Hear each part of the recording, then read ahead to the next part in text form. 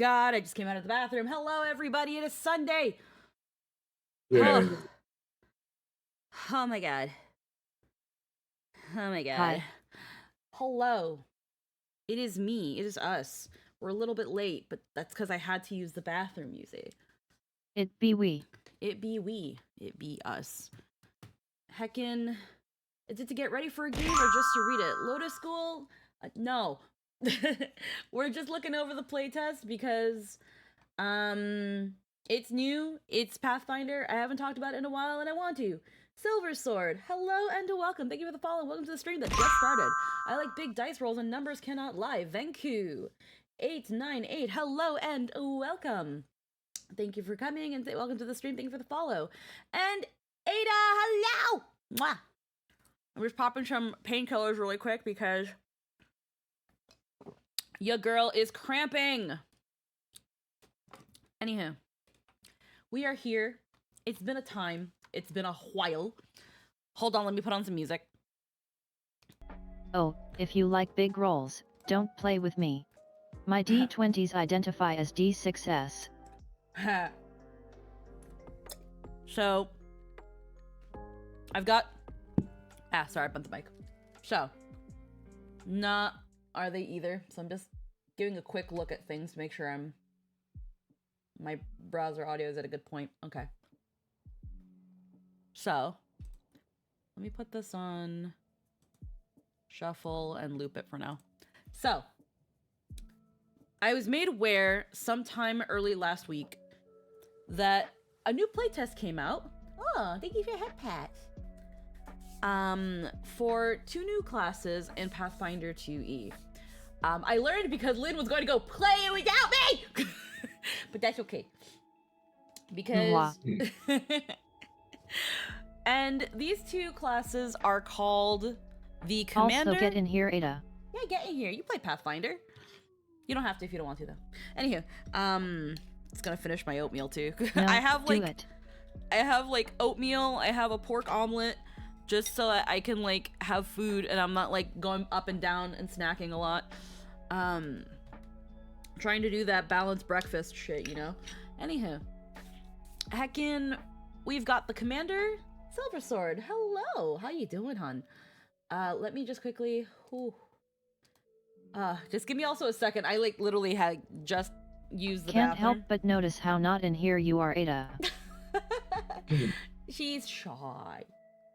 But heckin' we've got two things, the Commander and the Guardian. Let me actually go to the hold on. Let me really quickly go to the website because it gives a queef little summary. Wow.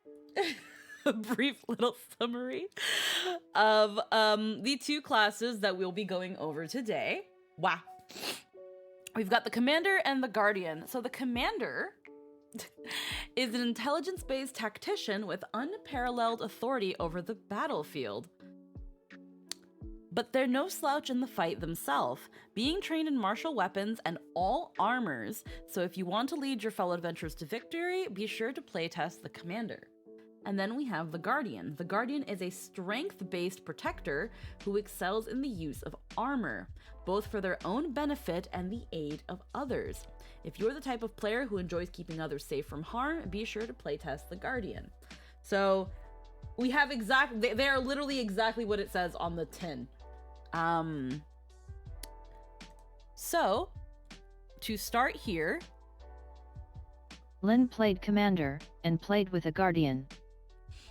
Yeah, so Lynn, because she's played test 1 and played with someone who's playing the other, she'll also be giving us a little bit of feedback on what she thinks. Most of her feedback will probably apply mostly to the Commander, because it is the one that she, built a kit and learned more into than the Guardian.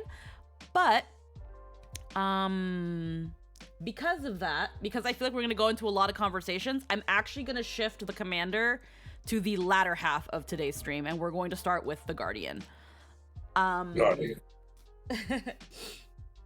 So, for the Guardian, you are the shield, the steel wall that holds back the tide of deadly force exhibited by enemies great and small. You are clad in armor that you wear like a second skin. You can angle your I can armor. even show my commander kit later if that's wanted. Oh, yeah, I made a whole custom spreadsheet for it. Oh yeah, definitely. We can give that a look too. Blah,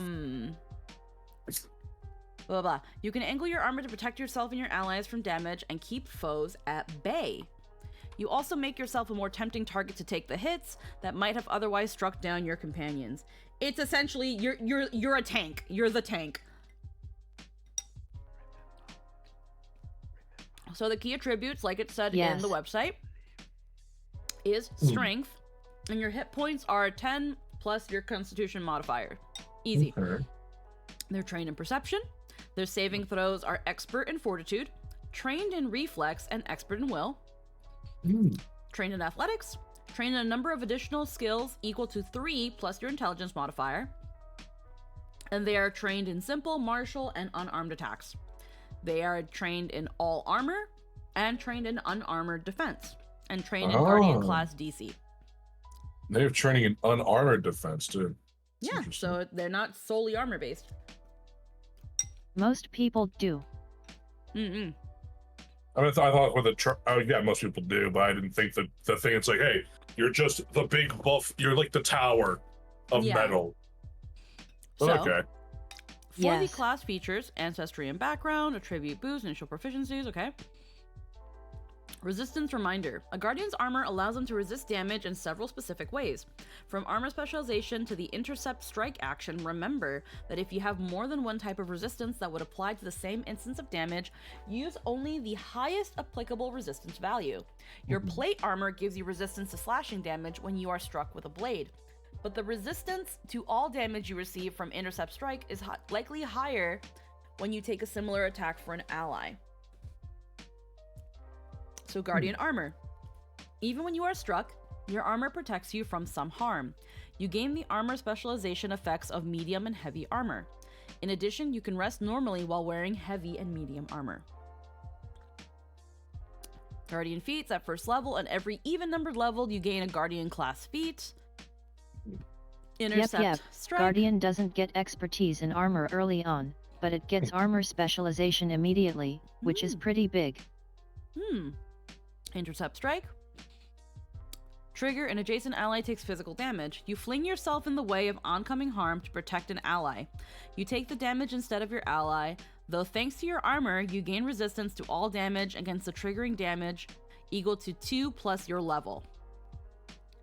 Shield block. You gain the shield block general feat from which you can find in player core 262.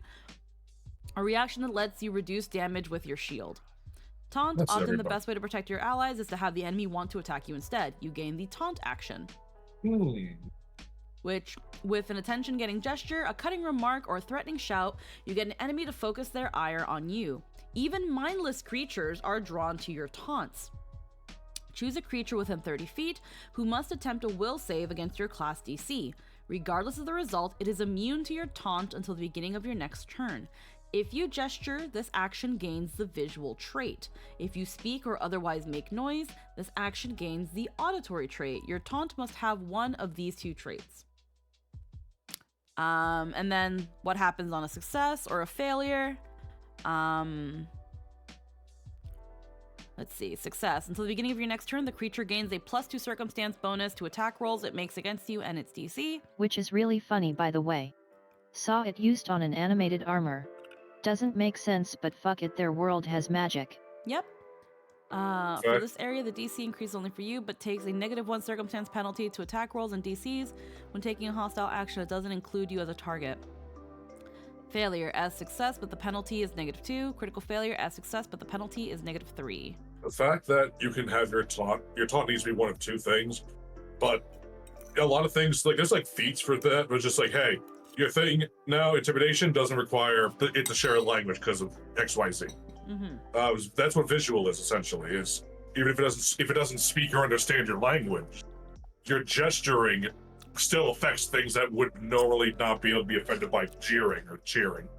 Alrighty. So I think that's Okay, so what's really funny to me about this one, which I saw happen in play.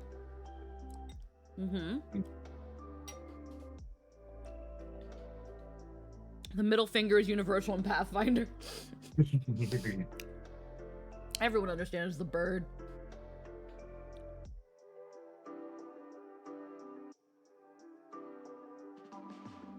If an enemy succeeds against your taunt, it's bad for you, but if they critically succeed, it's totally fine.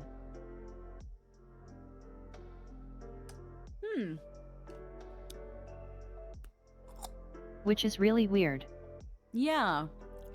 The creature's unaffected only at a critical success, but even at a success... Yeah.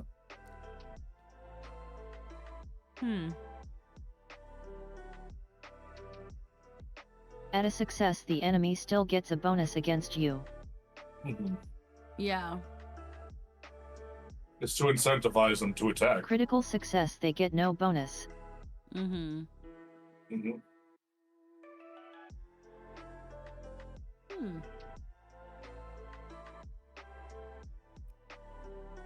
Interesting. Okay. Yeah, because I can never like truly understand these blurbs until after like a second or So third an read. enemy critically succeeding is actually better for the Guardian than just succeeding. It's because which is really weird. It makes sense because the Guardian is meant to be the tank to take hits. Yeah. They're trying Honestly, to redirect aggro. Yeah, in all honesty, this ability is just perfectly for the theme on paper here, right? For the homework assignment. This is, no matter what happens, it is a net benefit. Yes, you do on success, you are easier to hit. They get these bonuses against you. That's what you want. You want that, and it gives them negatives against your allies. And I assume, because shield block is like another reaction or action, you just add extra. You just raising shield usually just adds a 2 extra AC to your armor class anyway. So really, it's a net neutral if they succeed because you raise your shield as a part of your turn. They just lost their +2 bonus, but they still have the -1 against anyone else. So assuming you use 2 actions, yes. You can even it out in a bit. Yeah, you can.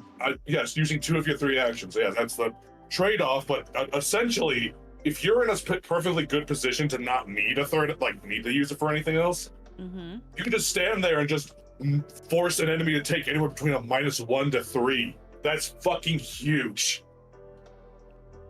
Yep. Yeah. That means a lot. A minus, because in Pathfinder, because if people who don't know here, a plus or -10 to a difficulty number to like a DC or AC dictates a critical success or failure. Plus, if your AC is 12, an enemy rolls a 22 to hit. That's a crit. But if they roll less, if it's a 12 and they roll a 2, that's a critical failure on a 2. By the way, ones on always guaranteed critical failures, and 20s are always guaranteed critical successes. People treat it that way most of the time, but that's neither here nor there. Technically, a nat 20 means they rolled a 32, but that's neither here nor there. Yeah. It's still a crit, but you'd be surprised in some monsters with their ACs. Sometimes that's not even a hit. Any case. VTech says, I only respect people who use at least 1 action to raise their shield. And Venku says, in a choke point, that would murder. In a choke? Listen, the thing about this class off the bat, we haven't even got into it. This thing screams to me hoplite formation.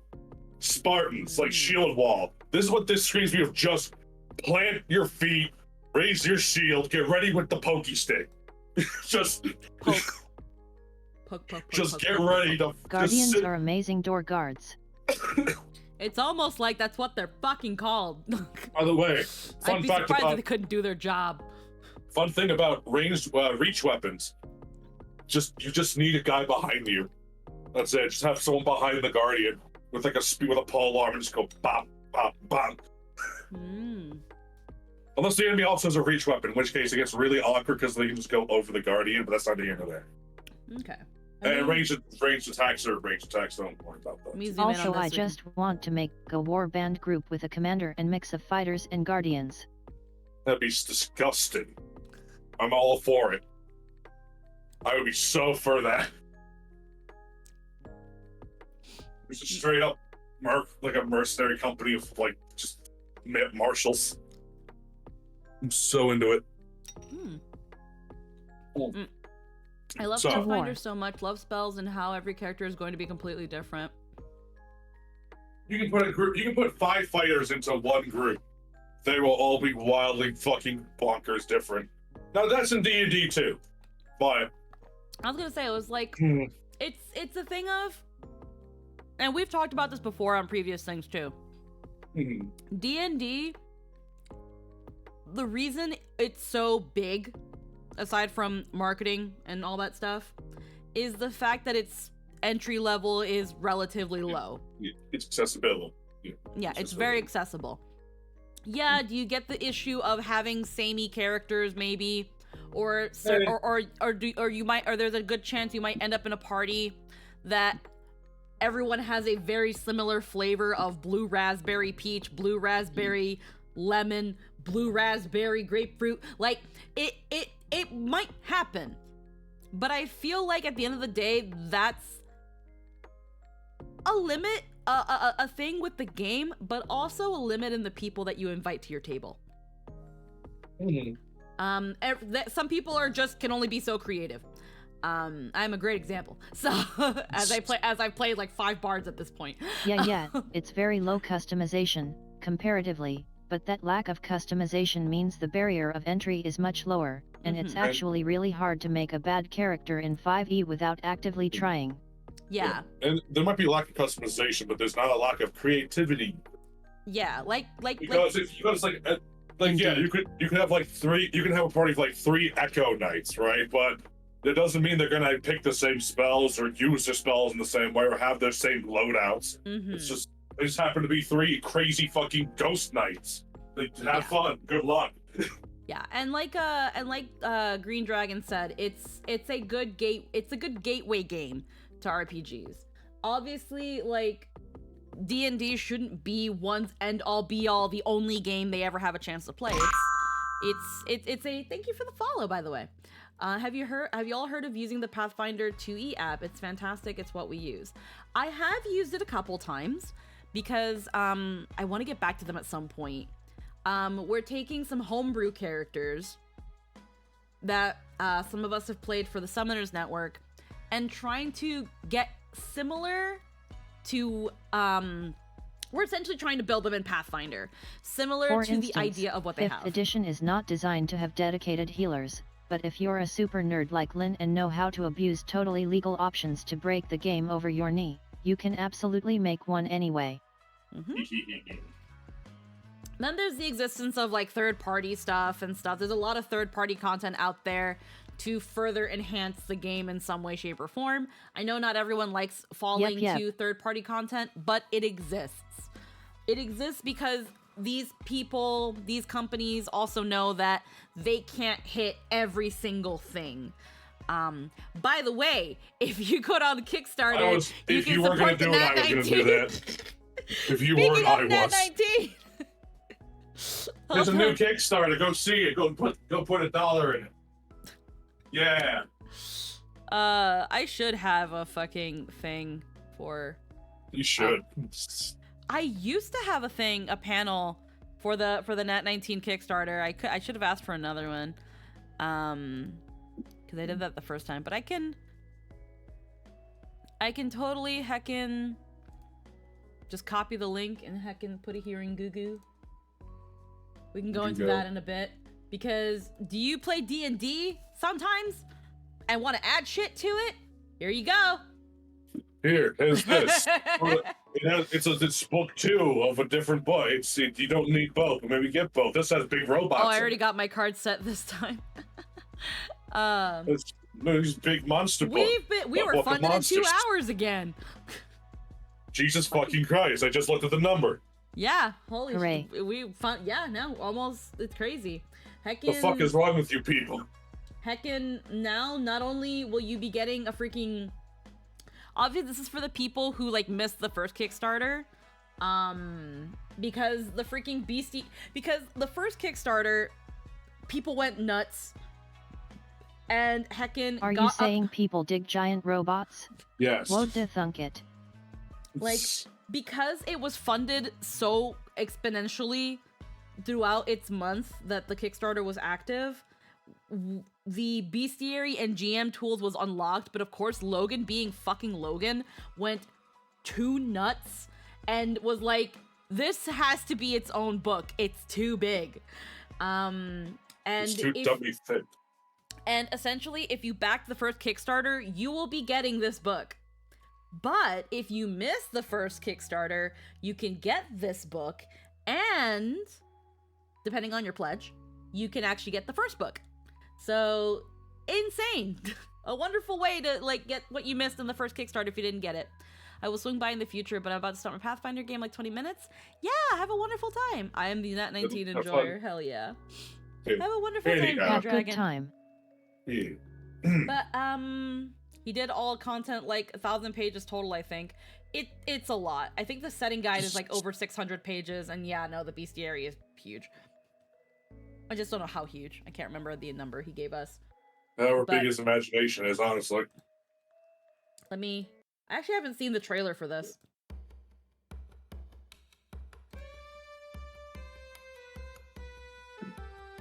Despite my best efforts to bind the tales and treasures of Somnus Domina into a single volume, the scope of the demand escaped me. I fear for the poor spine of my guide, and so a second volume is called for. Within this new tome, the beasts, deities, artifacts, and trials associated with all of them shall be written plainly. Of course, with a second guide in play, my publishers demand extra coin for ink and binding. Perhaps you'd like to lend a bard a hand? This guide to risk and reward can be yours. The mecha, beasts, artifacts, and stories in the making therein, along with a chance to purchase a copy of my first guide alongside it, if you missed it the first time. Over 800 pages together, sure to bring excitement to any adventurer's day. Lyra's Guide to Risk and Reward. Available now for a limited time. And then, yeah, more add-ons. You want more boob mouse pads? And oh man, stuff. dice. Hell yeah. But yeah. Oh yeah, no, they've added like more dice. Like there's well, I think these are also the dice from the other Kickstarter too. All the other stones. But yeah. B. Anyway, Anywho. back on track. Back that diversion is outside. Threat technique. Whether you stop your worst allies or strike them down after going after your allies, you know how to deal with the targets of your taunts. Choose Ferocious Vengeance or Mitigate Harm. Ferocious Vengeance. Enemies that ignore your taunts take the brunt of your anger. You deal 2 additional damage on strikes against foes affected by your taunt if they take a hostile action that doesn't include you as a target. This bonus lasts until the end of your turn. This additional damage increases by 2 at 9th level and 16th level. Okay, so 6. That's good. Mitigate Harm. You gain resistance to damage from critical hits made by a creature affected by your taunt. This resistance is equal to 2 plus half your level. This resistance increases by 2 at 5th level, 11th level, and 15th level. So 8, so max 8 plus half, so 18. Yeah. So At max. Mm-hmm. Alright. That's actually huge. That's actually huge, because giving them a bonus to hit you increases their chance of critting you. Mm-hmm. And then they waste that crit. Yeah, because you get... That's fucking wild. I love that. That's fantastic. Hi, Ray fan. How we doing?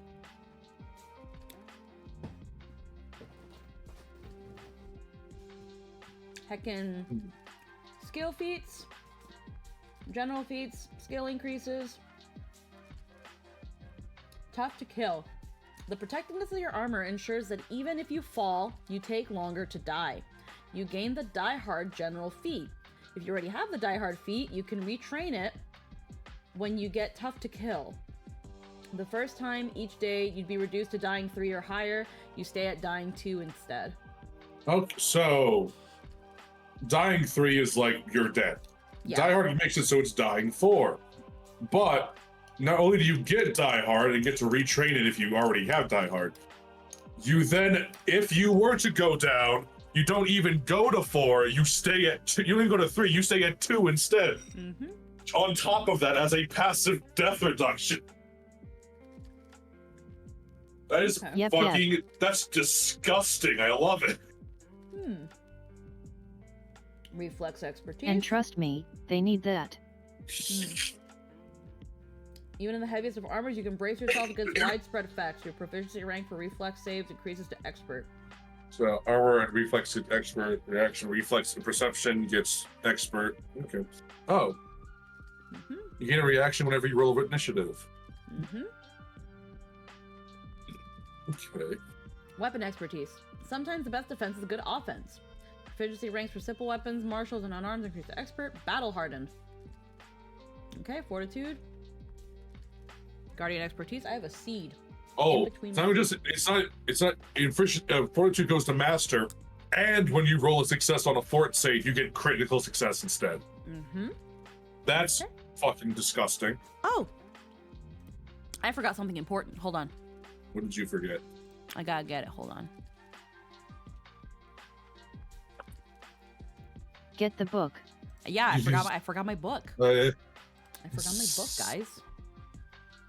What have you been reading off of this whole time? Apparently nothing, because I didn't have my book. I needed my book. Hold on. You gotta get it. Important. Okay, hold on.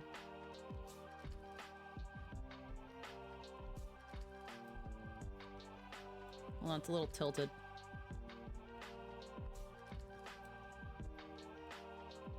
Yeah, I had to put it to my head for a second there so I could like fucking... Okay. There we go. Now we've got our book. Now we're fucking reading. Now we have literature. Alrighty, now we're doing this right. Okay. This... Weapon specialization, armor mastery. When clad in steel, you fend off most attacks. Your proficiency rank, Weapon specialization, greater armor specialization, legendary armor specialization, unyielding resolve, greater weapon specialization, weapon mastery. Key terms. You'll see the following key terms in many Guardian class features. Flourish. Flourish actions are actions that require too much exertion to perform a large number in a row. You can only use one action with the flourish trait per turn. That's from Swashbuckler. They have their panache. Stance. A stance is a couple things have flourish. Combat strategy that you enter by using an action with a stance trait. You can remain in for some time, and you remain in for some time. A stance lasts until you get knocked out, until its requirements, if any, are violated, until the encounter ends, or until you use a stance action again. Whichever comes first. After you take an action with a stance trait, you can take another one for 1 round. You can enter or be in a stance only in encounter mode. You can dismiss a stance. That's monks. Guardian Mastery. You are known for your suit of armor more than the person inside.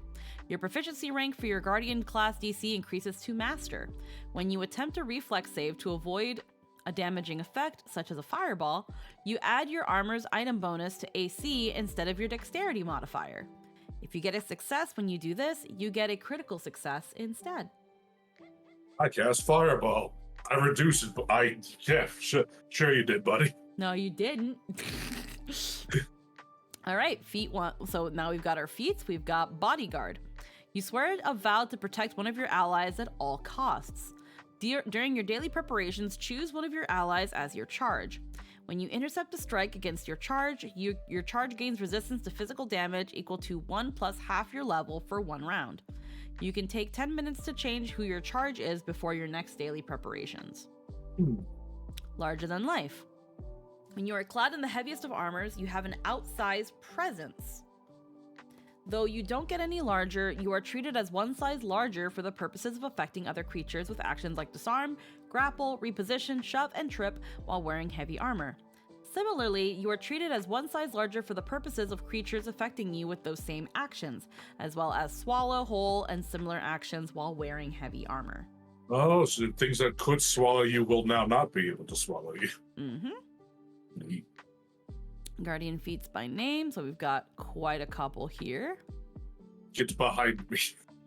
Is that there? It's right there. Get behind. Ha. Stand behind the bra. Does that mean they'll choke on you? Maybe. Yeah, I would definitely try and finagle that again with my GM. Like, listen, can I just clog its windpipe instead? I want to get in the dragon's mouth. He. That would be an interesting series of rolls. I want to choke out the dragon. How do you do this? I jump in its mouth. Okay. I am the choking hazard.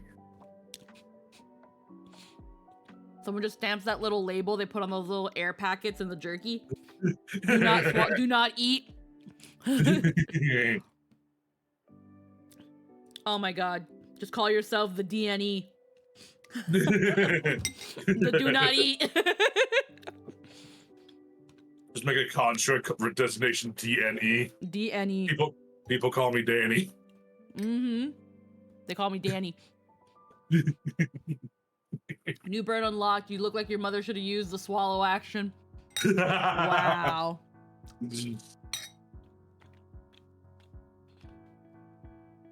Long distance taunt. You can draw the wrath of your foes even at a great distance. Hello, Emerald.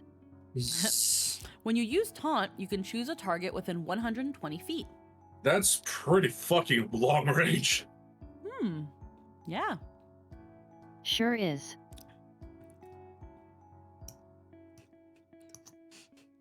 You may not see this taunt, but can you see why kids love Cinnamon Toast Crunch? No, I can't. Shut up. Go away. Reactive shield. An enemy hits you with a melee strike. Requirement: you are wielding a shield. You can snap your shield into place just as you would take a blow. Avoiding the hit at the last second, you immediately use the raise a shield action and gain your shield's bonus to AC. A circumstance bonus from the shield applies to your AC when you're determining the outcome of the triggering attack. Okay. Is Not Sweetie bad. eating Cinnamon Toast Crunch right now? No, I'm eating a pork omelet. Yes, she is. So yeah, this is a way to get that. I guess that's one way to get your And also, raise. I won't provide context, but we found the line. What? Anywho. Oh boy, I can see the taunt as a Pacific Islander Haka. Ha. Heckin' reactive shield is a good way to make sure that you can do raised shield without using an action. When Yeah. you just turn it into a reaction and just bam, done. Yep. Yeah. That's great, because then it was like, oh, it looks like they crit. Raise your shield, increase by 2.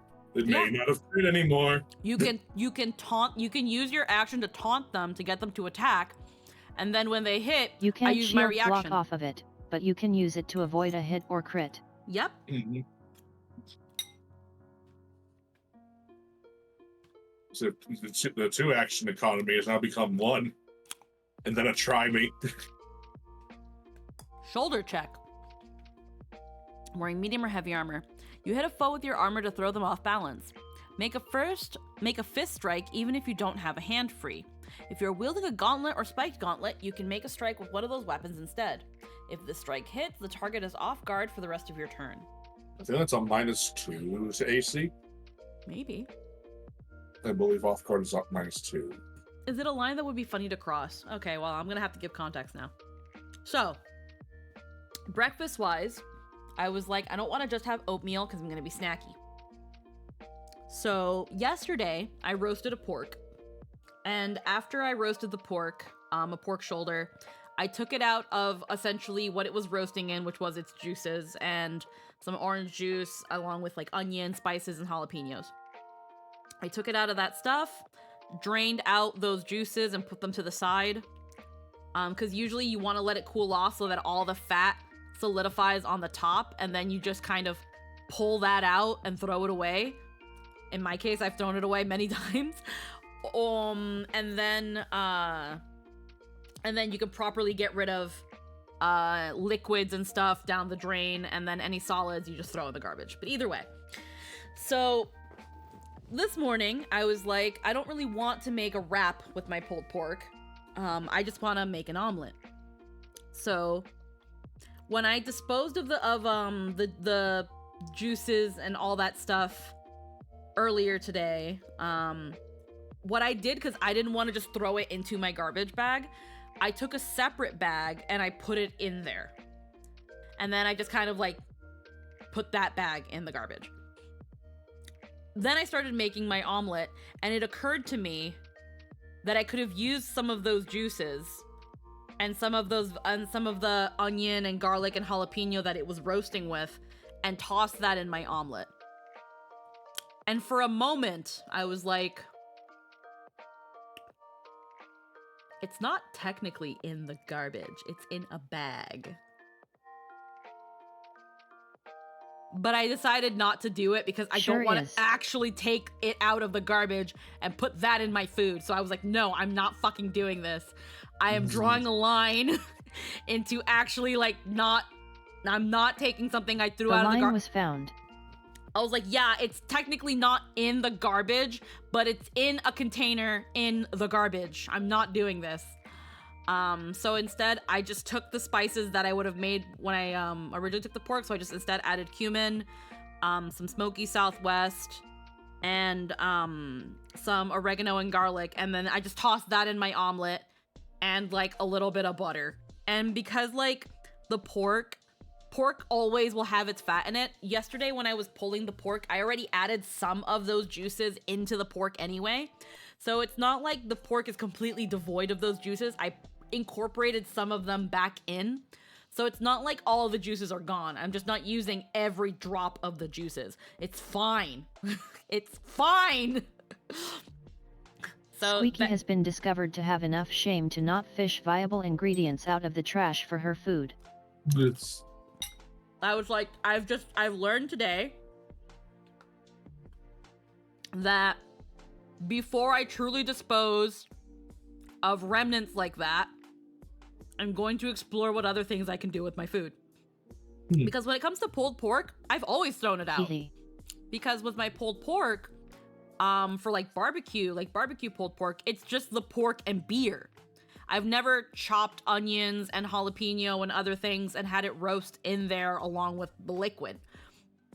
But in yesterday's case, I roasted the pork in orange juice and then chopped up jalapeno, onion, and garlic. Hello, Desire Slayer of Good Characters. Hello, how we doing? And in this case, it was like, I can just replicate the lost flavors by adding fresh spices. It's fine. It was essentially like, I was like, I'm lazy, but I'm not that fucking lazy. And my omelet's fine, so it's okay. Although, I could have probably tossed in like some fresh veggies. Like I still have some fresh jalapenos. Hello there, Slayer. Unfortunately for you, this party is neutral. I didn't want to make my omelet spicy. Either way. Back to dish. Unkind shove. When you push a foe away, you put the entire force of your armor formed into it. Yeah, I don't know, I couldn't read for a minute. When you successfully shove a creature, that creature takes an amount of bludgeoning damage equal to your strength modifier. Double that amount on a critical success. Okay. Armor break. Requirements. You're wearing medium or heavy armor that doesn't have a broken condition, and your current hit points are half of your maximum or lower. After taking a few hits, you flex your muscles to crack your armor, pushing the shards into your enemy alongside your weapon. Make a melee strike. If it hits, you deal an additional 2d6 piercing damage. This additional damage increases by 1d6 at 6th level and every 4 levels thereafter. This strike counts as 2 attacks for your multiple attack penalty. Your armor then gains the broken condition. While your armor is broken, you don't take its penalty to speed, and if your armor has the bulwark trait, you retain that bonus to reflex saves, though the bonus is decreased by 1. Huh. Just superhero flex out of your armor. Yeah. Hmm. Interesting. Covering stance. Just your presence on the field of battle protects nearby allies from harm. While you're in the stance, choose one ally adjacent to you at the end of your turn to gain the benefits of lesser cover Pro tip, if you're taking that, level crafting and get a repair kit. Oh yeah. Yeah. You'll need to repair your armor after that. End of the turn until gain the benefits of lesser cover until starting next turn. That ally loses this benefit if they move so that they are no longer adjacent to you. If you intercept a strike that would harm that ally while they are benefiting from your lesser cover, that ally can step as a free action. Also do that in general because the only thing getting more roughed up than your face is your shield. Yeah. It just kind of also hit me while I'm eating this omelet. I've pretty much... I wouldn't know because I'm not Mexican. I essentially made huevos rancheros. Neat. Anywho. That is a word. So, huevo ranchero.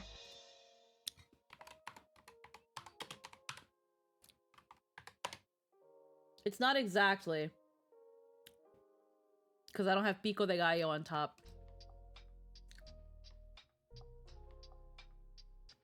Okay, maybe it's not. Never mind. Welcome to the second digression chat. It's essentially just an egg breakfast with like pico de gallo on top, which is tomatoes, cilantro, and like spices. You can have it with avocado. Yeah. Sometimes I've seen people add pork. Like you could take pulled pork if you have it and add it to huevos rancheros. But it's normally a vegetarian. Rancher's eggs, typical breakfast, featuring corn tortillas, fried eggs, topped with plenty of warmed salsa. Yeah, it's just eggs and salsa. But you can toss, like, pulled pork in it, and that gives it a lot, too. Yeah, you can make a very budget version of it. Just fry an egg and toss some salsa on it. Done. And then have it on a tortilla. Pico de gallo. That thing everyone should have made up and waiting in a gallon jar in your fridge. Honestly, when I think about it, Jerry the cat says meow, hell yeah. And if you don't, why not? Pico de gallo is really, really easy to make. And I would say Latinos Latinos eat pico de gallo like Koreans eat kimchi. That's our kimchi right there. And I have both in my fridge. Yeah, it's really easy to make. And it's obviously it's better eaten fresh. The fresher it is, the better. And yeah, no, we eat pico de gallo like freaking Koreans eat kimchi.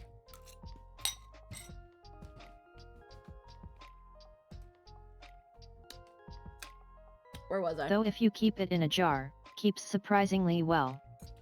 Oh yeah. Yeah, the acidities of it kind of keeps it going for a good bit. Then you get your vegetable juice. Okay. Hampering sweeps. You make it difficult for enemies to move away from you once they have gotten close. Until the beginning of your next turn, or until you move, whichever comes first, foes within reach of the weapon you are wielding or your unarmed attack can't use move actions to move outside of the reach of your weapon or unarmed attack. They can still move to other squares within reach of your weapon or unarmed attack. That one is extremely strong by the by. Yeah, they can't walk away from you. Yeah. They're always they're always in your zone. Let's see, I'm trying to make sure. Okay. It holds the fort, which is actually very hard to do in Pathfinder.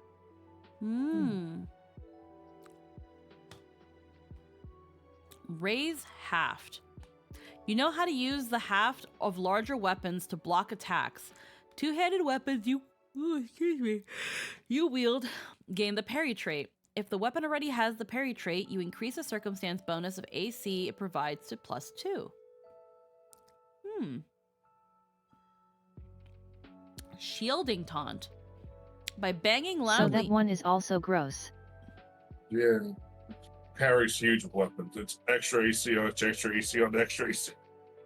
+2 is what you get from a shield.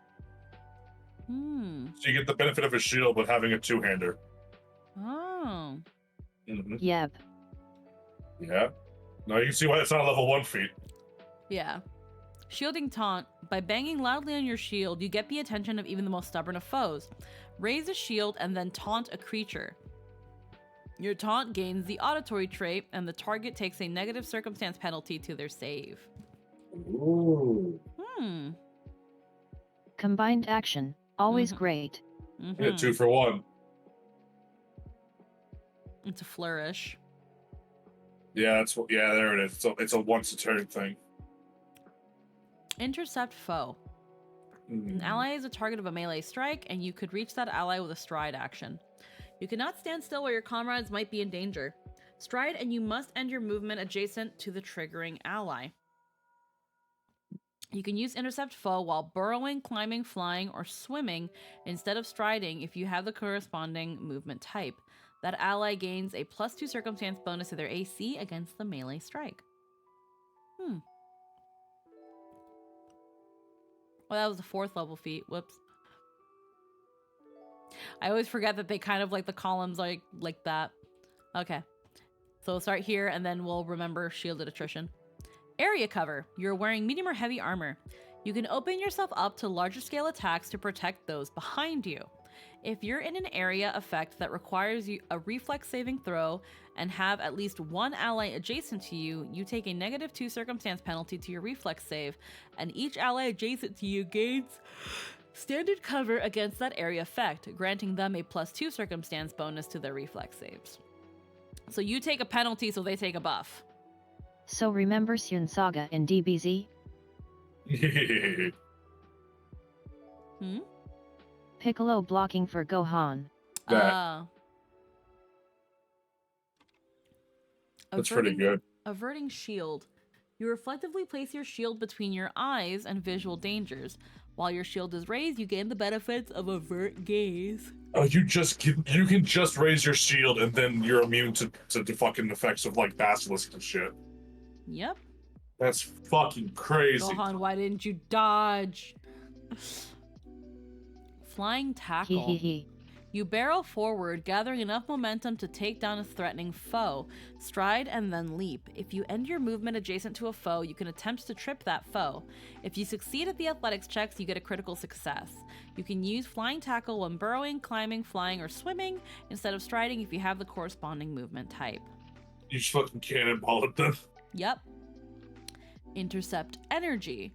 By tempering your armor with chemicals, you can use it to absorb energy alone. Your intercept strike also triggers when an adjacent ally would take acid, cold, fire, electricity, or sonic damage. Okay, that's pretty sick. Yeah. Okay. Raising your shield, you provoke attacks from foes that might otherwise stop your allies from moving. Raise your shield and then stride up to half your speed. Your movement triggers enemies' reactions as normal, but whether an enemy chooses to take that reaction or not, if they were able to react to your movement, they can't react to your allies' movements until the start of your next turn. Ooh. Go up a little more? Was there something else above that? We already read this. This is the intercept foe. Oh. Yeah. I mean, right. Brain blur. Yeah. The fact that even if the enemy doesn't take a reaction strike against you, they just can't do it at all. Uh-huh. Yep. That's great. So, just trying to be. Guardian is all about enemy control. Yeah. A lot it's of all this, about look at me. I'm the issue now. Yeah. It essentially seems to be mainly about diverting aggro away from the rest of the party. Aggro, damage, effects, all that shit. Mm-hmm. Okay. I'm gonna find my cursor here. Bleh. Disarming intercept. So this one is... It's also about getting absolutely clobbered into oblivion if they don't have a pocket healer. Yeah. It's a free action. The trigger. You intercept a melee strike made with a weapon and are adjacent to the creature that made the strike. When you catch a weapon in your armor, you can move your body to wrench it from your foe's grasp. I'm sorry, I'm like... I took the painkillers, but I'm still cramping, and I'm like losing myself because it's like that's where like the pang comes in. After intercepting the strike, attempt to disarm the weapon used for that attack. You don't need to have a free hand, and you gain an item bonus to the athletics check value equal to athletics check equal to the value of the armor's potency rune. So a potency rune means is it a +1, 2, 3, etc., etc., etc., etc. That's what potency runes are for. There's ones for weapons and ones for armors. Potency runes for armors are infinitely more expensive than weapon runes for some reason. I couldn't tell you how. Anyway. Energetic specialization. And also higher level. Yeah, that too. Energetic specialization. Your armor always protects you from certain types of damage. Choose acid, cold, fire, electricity, or sonic. Hi, Patrick. How we doing, hun? When wearing medium or heavy armor, you gain resistance to that type of damage equal to 1 plus the value of the armor's potency rune for medium armor, or 2 plus the value of the armor's potency rune for heavy armor. Man, I don't know what feat I should take for our adventure here in Adventures in the Firelands. I'll pick cold damage just in case. Yes. Doing Gucci, just watched a video of Tom Holland doing a lip sync dance to Umbrella by Rihanna, and it was the greatest thing I ever saw. I think I know exactly what video you're talking about. I think I know exactly which one. Of course you do. What do you mean? What the fuck's that supposed to mean? I don't know. I just said it. I didn't know Tom Holland could dance like that. Like, dang, he's got feet. Oh yeah, no, he's a wonderful dancer.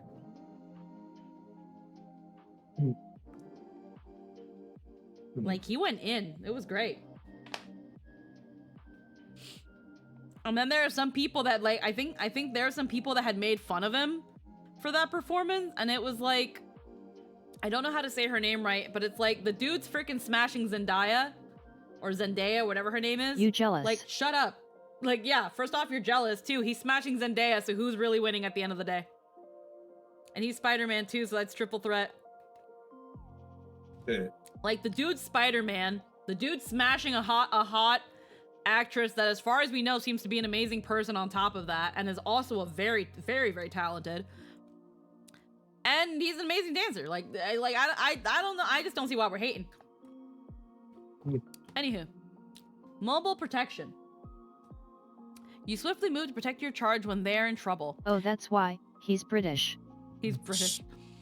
Yeah, Zendaya was actually watching in that video, and I was like, oh, she definitely fell in love with him there. You move swiftly to protect your charge when they're in trouble. Your intercept strike triggers when your charge is up to 10 feet away and takes damage. When intercept strike is triggered in this way, you can stride up to 10 feet before you take the damage, though you must end your movement adjacent to your charge, closer, or the same distance, to the source of the attack than your charge, and within range or reach the triggering attack. Okay. Makes sense. You need to have bodyguard for that. Yeah.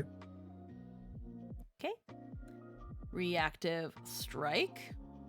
Expands the reach of your no hit me instead. Yeah. A creature within your reach uses a manipulate action or a move action, makes a ranged attack, or leaves a square during a move action it's using. You swat a foe that leaves an opening. Make a melee strike against the triggering creature. If your attack is a critical hit and the trigger was manipulate action, you disrupt that action. This strike doesn't count towards your multiple attack penalty, and your multiple attack penalty doesn't apply to this strike. It's really good if something's on the ground and they want to get up. Mm-hmm. Because if they get up, they trigger, and if they crawl away, they trigger, and if they try and do anything, they trigger. Get You just down, get to beat Mr. their ass. President. from Attack of 50 feet opportunity, away. extremely powerful in Pathfinder. Very few things get an ability to do that. Mm-hmm. Not everything you don't get attacks of opportunity by default. Alrighty. Reflective shield. You And can- most things that get it don't until level 6. Yeah. Mm-mm. Reflexive shield. Oh, reflexive shield. I'm sorry. My brain. That was the other one you said. The one before. Oh. You can use your shield to fend off explosions and the like. When you raise your shield, you gain your shield circumstance bonus to reflect saves. They were like, hey, what if we made raise your shield a class? Yes, because what the fuck else are you gonna do it for? Raise your shield, the class. Maybe now people will use that action more often. They got tired of paladins not raising their fucking shields, so they made a whole new class for it. I raised shields. Not enough, clearly. You have shields? I don't know, You're dude. smart. Marshall without a shield is either really cocky or done, or has some of the quirky game plan that involves taking damage unnecessarily. Hi. Dumb Yeah, like that. damage. Only you can prevent dumb damage. Dumbage. Stop on the ground.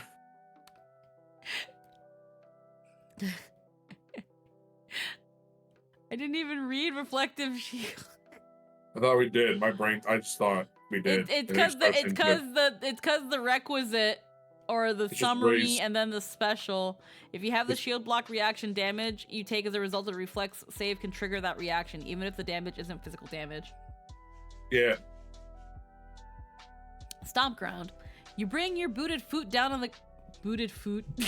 You put your foot boot down on the ground.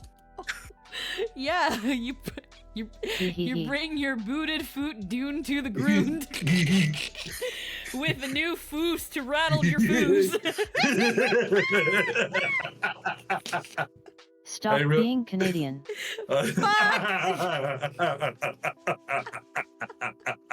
I've been assimilated. Resistance is futile. You bring your booted foot down to the ground with enough force to rattle your foes. Each creature with a 5-foot emanation must attempt a reflex saving throw against your class DC. Critical success, nothing happens. A success, the creature's off guard until the end of your turn. Failure, the creature's prone. At a crit fail, the creature is knocked prone and takes 1d6 bludgeoning damage from the fall, just to hurt its ego. 8th level, group taunt. Your taunt draws the attention of multiple enemies at once. When you use taunt, you can choose up to 3 targets within range. You can piss off Stan Twitter. Let's do it. Ha. I think BTS is mid. Group taunt! Anyhow, so you're saying if I don't wear boots, I can't use this feat? Nope, only you. Exactly. You must wear boots. You cannot. Or alternatively, you take a boot out of your inventory and throw it on the ground with immense force. Mm-hmm. Like, you know how you throw the gauntlet? You just throw a boot. In some way, shape, or form, you must be in possession of a boot. If you do not, I'm really sorry to tell you, you just cannot get this feat. It's hard to see, but right here in invisible ink, it says requires boot.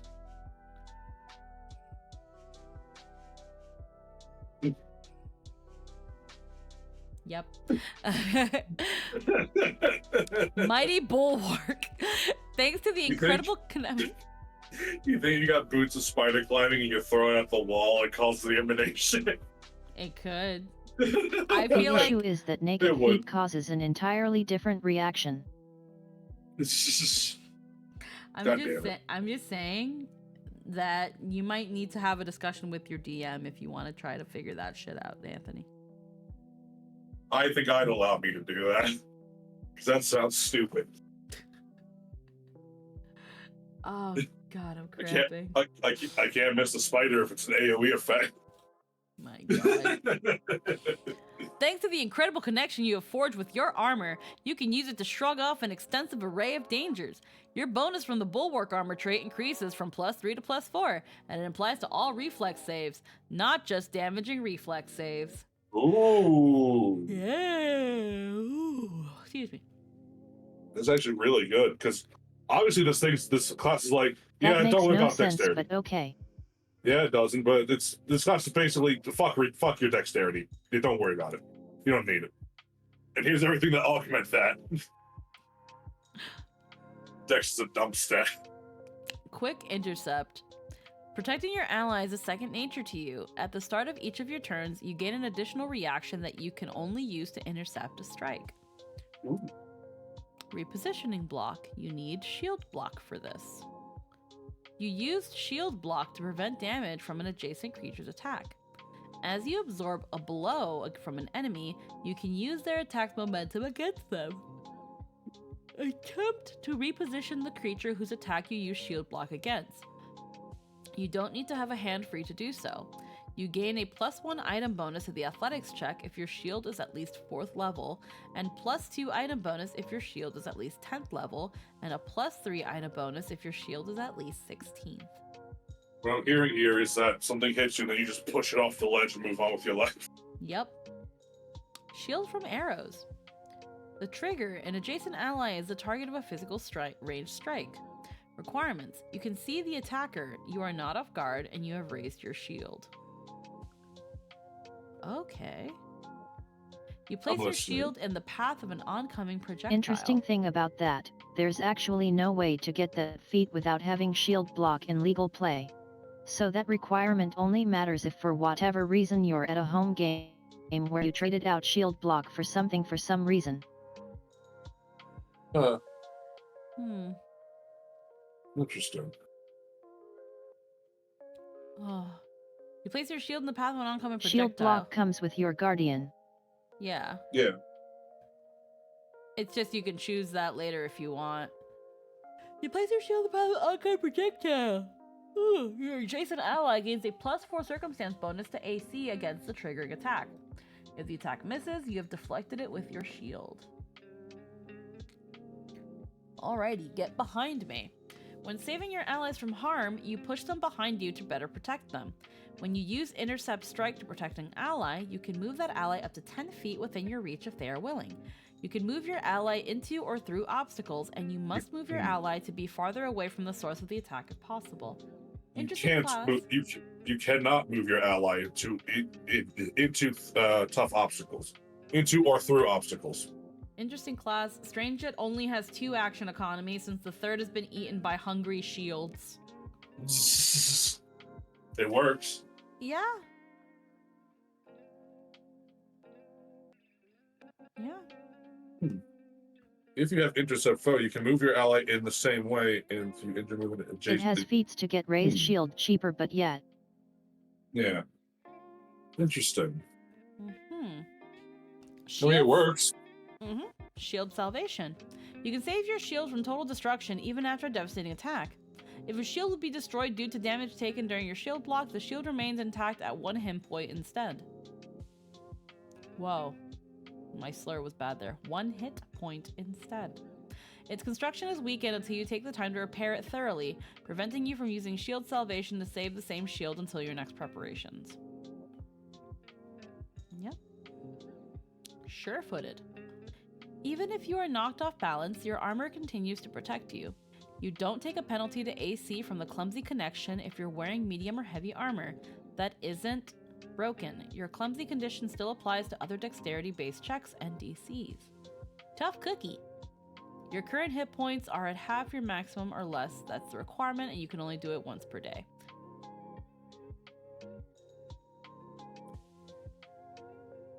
Okay. Fun name. Though you've taken a lot of punishment, you aren't easily brought down. You gain a number of temporary hit points equal to half your maximum HP point, 8 hit points that last for 1 minute. Okay. That one is really, really good. Yeah. It's like I'd like to activate my tough cookie feat. Can I have some free hit points for a minion? I'd like to activate Nuh-uh. I'd like to activate nuh-uh. I like to think of it's tough cookie because you just pull out like a stale cookie and eat it and get hit points because you ate food. Oh my god. Hold on, I just need to like sit back for a second. Oh my god. I am cramping. The cookie was too tough. No.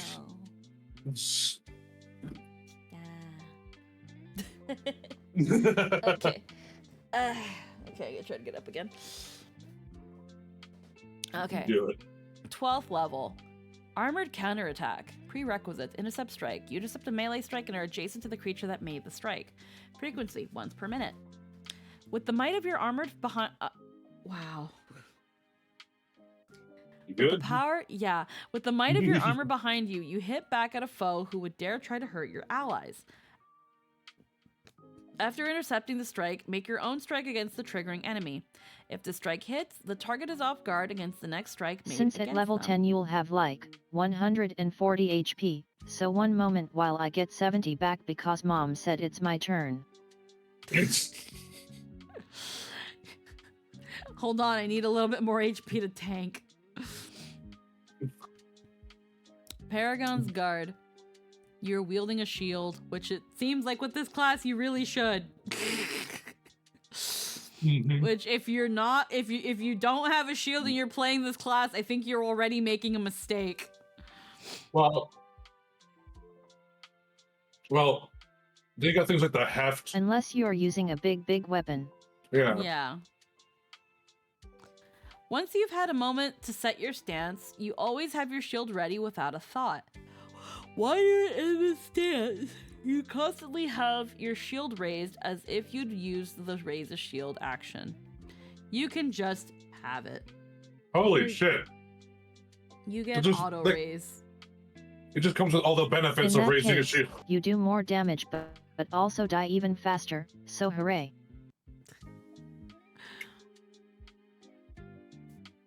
Right where you want them, you need to be a master in athletics.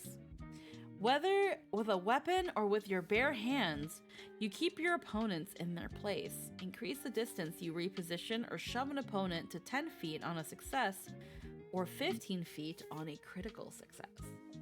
Huh. Whew. Blanket defense. You're wielding a shield. You become a bulwark against foes' attacks targeting you and your allies. Raise a shield. That's just the sentence. Raise a shield. Until the beginning of your next turn or until you no longer have your shield raised, each ally that ends their turn adjacent to you gains the benefits of your raised shield. You may shield block a hit targeting any adjacent ally, though unless you have multiple reactions, you can shield block only once. You are wielding a tower shield.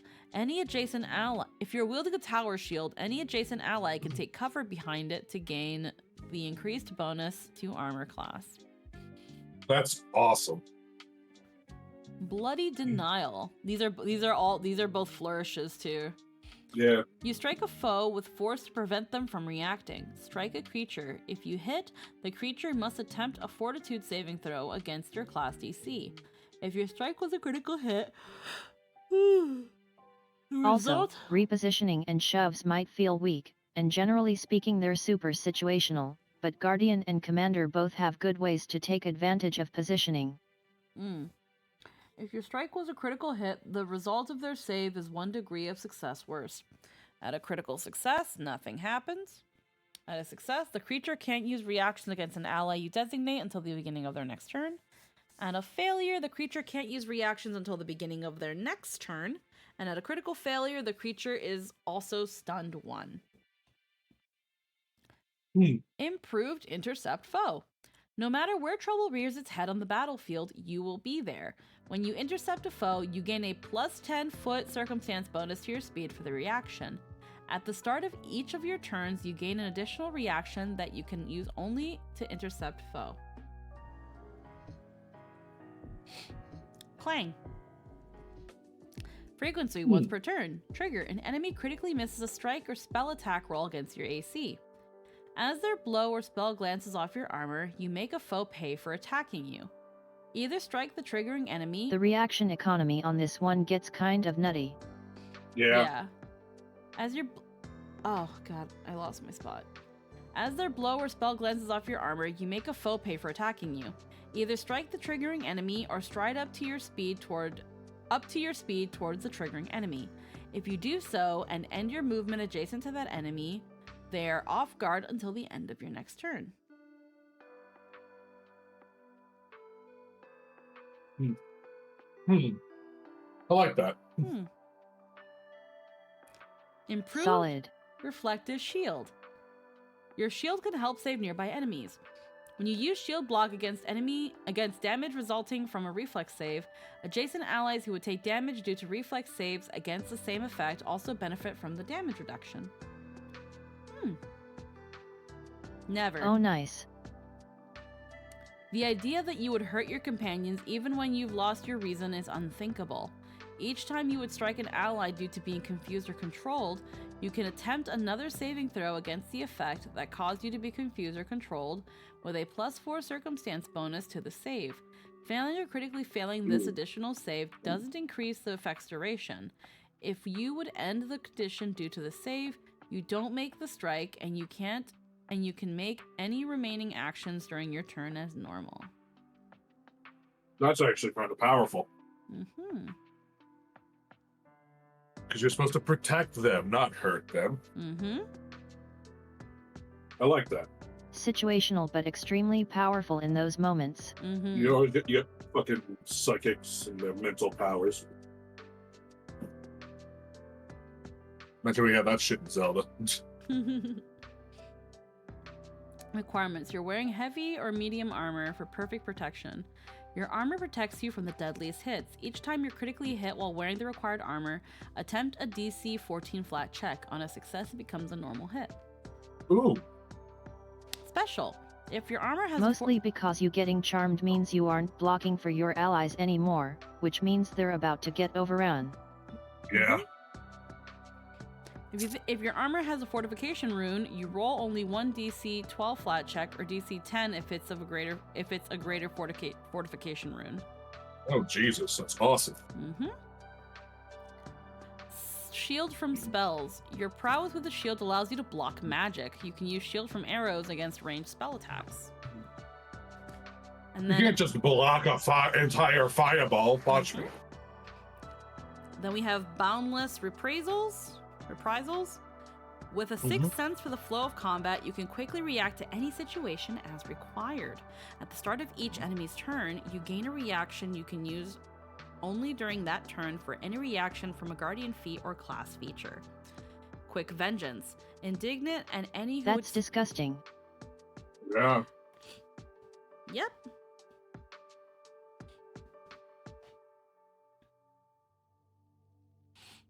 I mean, it's level 20, so it better be. Yep. But man. But damn. Quick Vengeance. Indignant and any who would strike you or your allies, you get your revenge. When you use Intercept Strike or Shield Block, you are quickened on your next turn.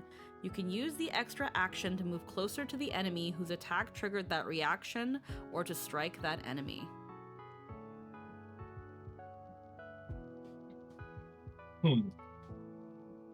Yep. Decent. It's not as good as Boundless Reprisals. Yet it's not. Boundless Reprisals. Wait, hold on. Whoa. They have fighter written there. You have to be a fighter. I'm sorry, this is a fighter feat. I'm sorry, this is a fighter feat. It's not a guardian feat. Guardians only get Quick Vengeance. I'm sorry. You don't get a choice. You're welcome. We are Paizo. So far, this just screams the meat shield, Yeah. metal shield. Yes.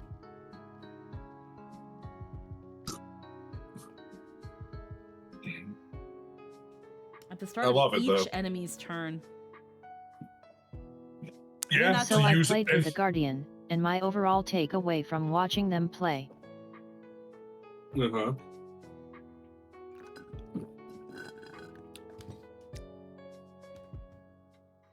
They are extremely good at battlefield management. It sounds it like really powerfully. But also they get absolutely brutalized. Yeah.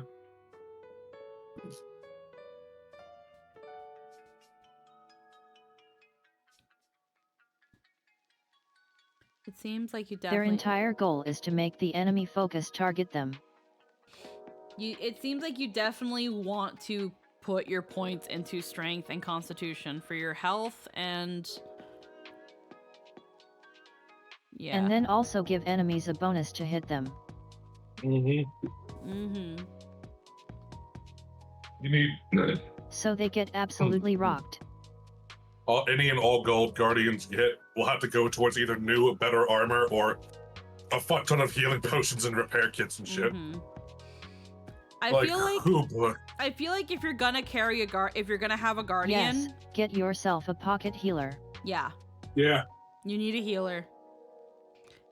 I feel And like first- and playing first a aid. party with a guardian and not having a healer or someone that can do some sort of healing is a big mistake. You're gonna lose your guardian really quickly. Yep.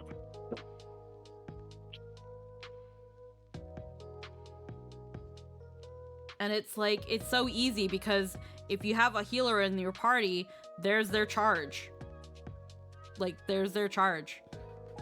Mhm. Which then also gives the charge boosts when they get targeted. So that they don't get hit. Oh my god, I'm cramping so bad. Painkillers do nothing. I hate this. But the amount of battlefield control they can exert in keeping the rest of your team free to go off is really good. Yeah.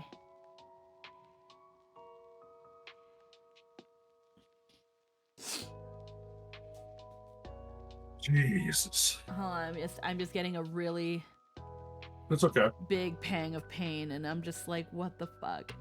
2 extra strength Tylenol do nothing. It hurts. I didn't take the Motrin along with it because I was like, it shouldn't be that bad, but it hurts. Anywho. So, again, very, very straight to the point, but that was the Guardian. Until they get beaten into oblivion when all 6 enemies use their entire turn to slap them through a blender. Oh, yeah. Yeah. Hi, Mithro. How are we doing Hi.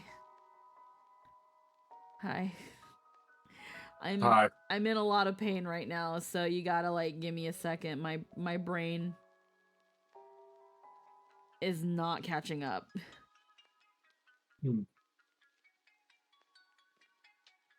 B. Alright.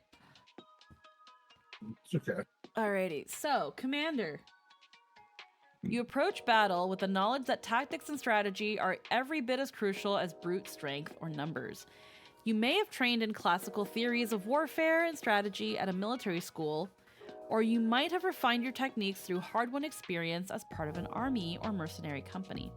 Regardless of how you came by Guardian your is really knowledge- banking on enemies missing them or being able to soak with armor specialization, so when that doesn't happen they go from full health to fuck get the healer in a round.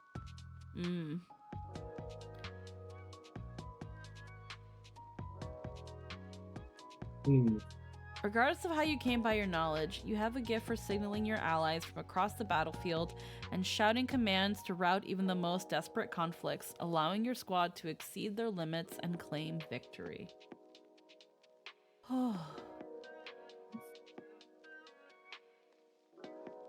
Alright. Your key attribute is your intelligence. At first level, your class gives you a boost in intelligence. And your hit points are 8 plus your constitution modifier. That's kind of pretty fair for everybody, honestly. expert in perception, trained in fortitude, expert in will and reflex, trained in society and warfare lore, trained in a number of additional skills equal to 2 plus your intelligence modifier, trained in simple martial and unarmed attacks, trained in all armors and unarmored defense, trained in commander class DC.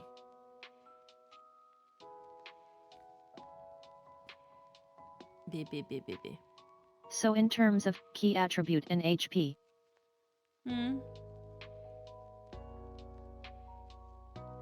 This is actually kind of meaningful. I'm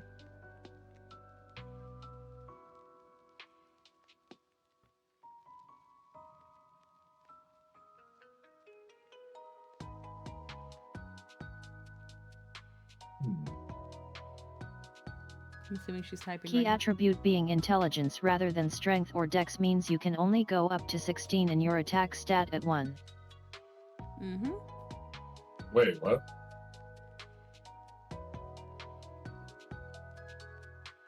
So you'll be behind other marshals until level 5.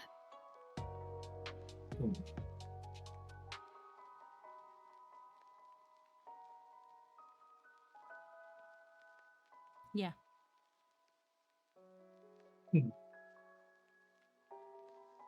Okay. Oh. Class features, we've got all that stuff there. And given commander often uses a melee weapon, 8 HP is also behind the other frontliners. I would probably play commander with like a ranged weapon more than anything. A commander's banner. A commander needs a battle standard so their allies can locate them on the field. You start play with a custom banner that you can use to signal allies when using tactics, see below, or to deploy specific abilities. Your banner can be affixed to a weapon or shield you are wielding, or held in one hand and attached to a simple pole. Feats and abilities with the banner trait require you to be holding your banner or wielding a weapon or shield it is attached to. As long as your banner is visible, such as by being affixed to your weapon or worn attached to a pole alongside your backpack, you and your allies in a 30-foot emanation gain a +1 stat bonus to will saves and DCs against fear effects. You pause or resume this effect as part of any action you would typically use to stow or retrieve your banner, such as interacting to stow it. If your banner is destroyed or stolen, allies within 30 feet become frightened 1. This effect has the aura, commander, emotion, mental, and visual traits. Some abilities allow you to place your banner in a specialized manner. As long as you have placed your banner in this way, any banner abilities originate from your banner space instead of your own. That's really bad. Super silly. Think about the banner.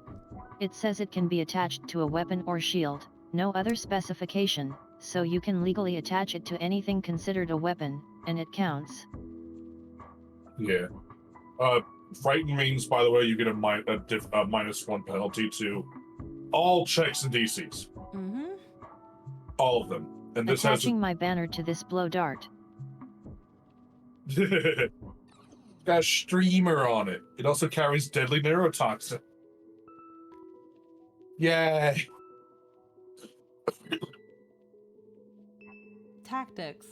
By studying and practicing the strategic arts of war, you can guide your allies to victory. You begin play with a folio containing 4 tactics from the list on pages 6 and 7. These are combat techniques and coordinated maneuvers you can instruct your allies in, enabling them to respond to your signals in combat. As you increase in level, you gain the ability to learn more potent tactics. When you gain the Expert Tactician class feature, you gain the ability to add expert tactics to your folio. When you gain the Master Tactician class feature, you can add Master Tactics to your folio. And when you gain the Legendary Tactician class feature, you can add Legendary Tactics to your folio. Preparing and changing tactics. Each day during your daily preparations, you prepare 2 tactics from your folio and drill in them alongside your allies, enabling you to use these tactics until your next daily preparations. When you drill, you can instruct a total number of allies equal to 2 plus your intelligence modifier, enabling these allies to respond to your tactics in combat. These allies are referred to as your squad mates. A squad mate always has the option not to respond to your tactical signal if they do not wish to.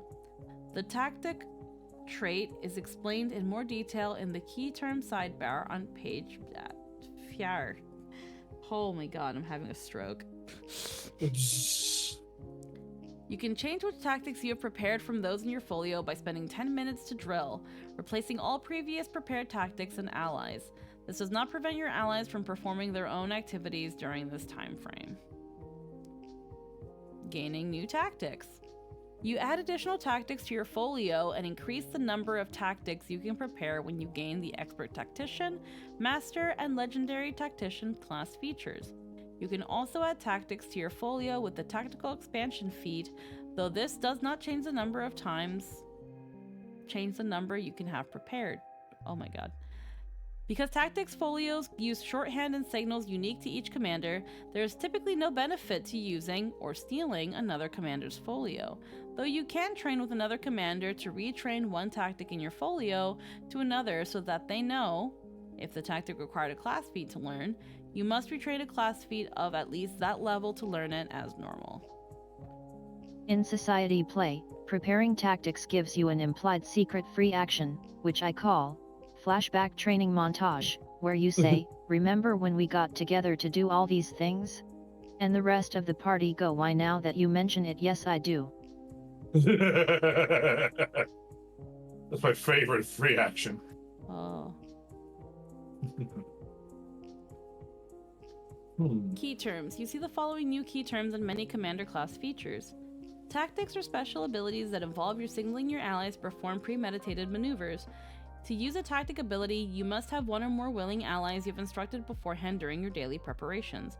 Your squad mates must also be able to perceive your signal, either when you speak or shout it, in which case a tactic action gains the auditory trait, or by physically signaling them, typically by waving your banner, in which case it gains the visual trait.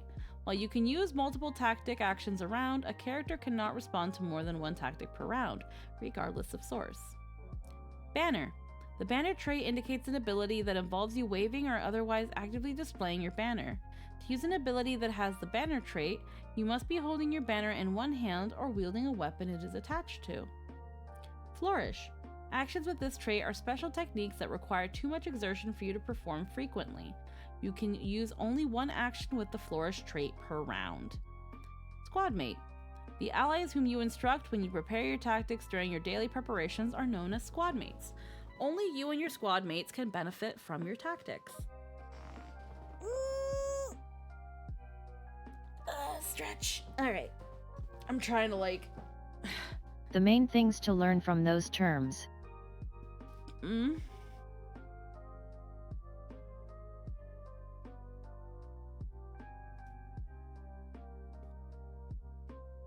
Each ally can only benefit from one tactic per round. Okay. And you do not count as a squad mate. Yeah, Okay. that's fair. Okay. Your time spent training with your allies allows them to respond quickly and instinctively to your commands. Once per round, when you use a tactic, you can grant one ally of your choice benefiting from that tactic an extra reaction. This reaction has to be used for that tactic and is lost if not used. Shield Block. You gain the Shield Block General feat, a reaction that lets you reduce damage with your shield. Yep. At one level and every even numbered, you gain a commander class feat. Okay. Military expertise, warfare expertise, expert tactician, weapon specialization, fortitude, armor, commanding will. You know that if you break, so too will those who follow you, and so you have cultivated a will that bends to no outside force. And that's will saves. And drilled reaction is incredibly necessary for any party with a fighter or guardian or champion or honestly lots of things. Commander would not function without it. Wow. Reflex saves, greater weapon.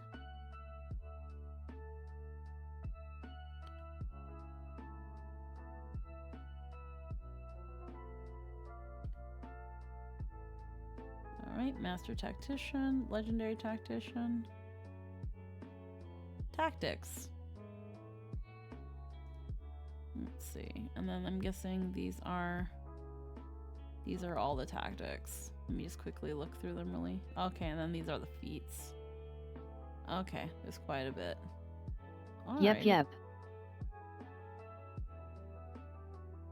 Alrighty. Before we get into the tactics, I actually want to take a quick break.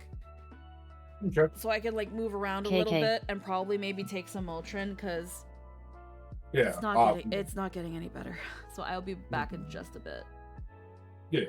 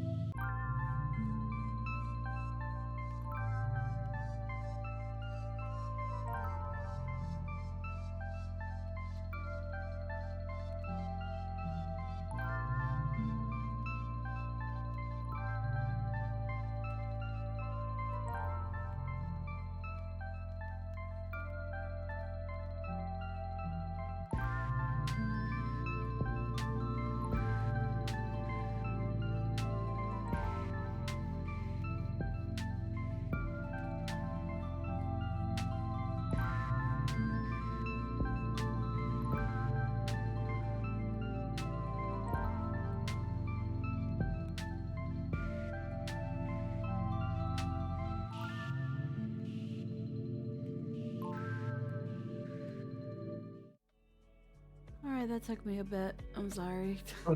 Welcome back. Oh my god. I'm definitely anemic right now. Well, back. Oh fuck, I dropped Moltron. I came back with 2 Moltron and I just fucking dropped one. Now I don't know where it went. It's Oh no. like I heard that bitch fall. I did too. I have no idea where. I don't see it. I don't want to get up and get another one. This is bullshit. Check immediately under your chair wheels. I literally have moved my chair just now. I don't see it.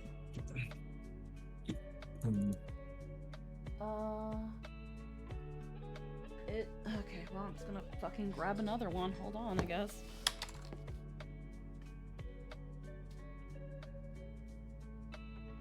Flashlight.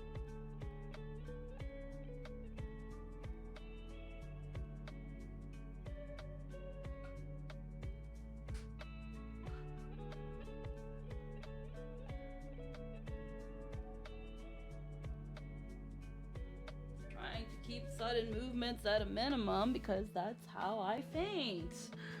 But nope, we don't get to proceed with caution. We just okay. Well, we're back. Either way. Okay. Oh my god, I'm in so much fucking pain right now. This is bullshit. Alright. Anywho. Everything aside, anemia aside, we had just gotten the tactics, so we hadn't started anything. Thank you for the cheek rubs. Oh, okay. So, we've got mobility tactics, and it seems like we also have offensive tactics. They're kind of... I'm trying to see here. How do they have this? I'm trying to see how they wrote this. They kind of... Just seems like a list of different things based on I'm just training. trying to see how I'm supposed to read this. Left column into right column standard. Yeah, I guess so. Okay. Okay, yeah, that's fair. Alright. Alrighty. Okay, perfect. Rebridger? Hello? Bridger of V's. Rebridger, okay, one sec.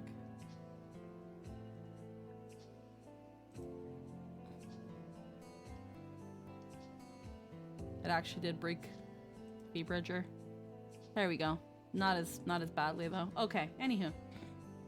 So, we've got mobility tactics. Tactics that enable your squad to move around the battlefield more efficiently. We've got defensive retreat. You call for a careful retreat, signal all squad mates who can hear or see your signal. Each can immediately step up to 3 times as a free action. Each step must take them further away from at least one hostile creature they are observing, and can only take them closer to a hostile creature if doing so is the only way for them to move towards safety, such as if they're surrounded.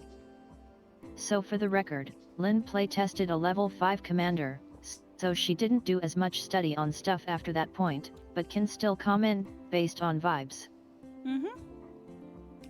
Form up. You signal your team to move into position together. Signal all squad mates affected by your commander's banner. Each can immediately stride as a reaction, though each must end their movement inside your banner's aura. And okay.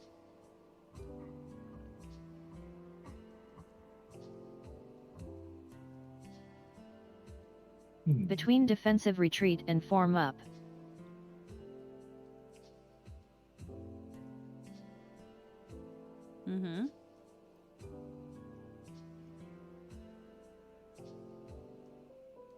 Honestly, in most cases, form up is going to be better.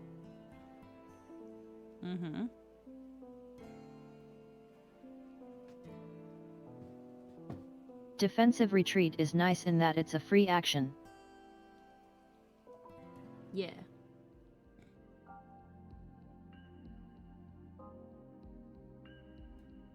But it's also very restrictive.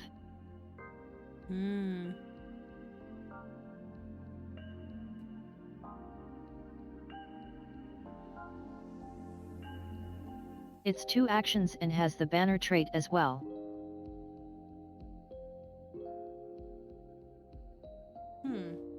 Which means it's a heavier investment to use it.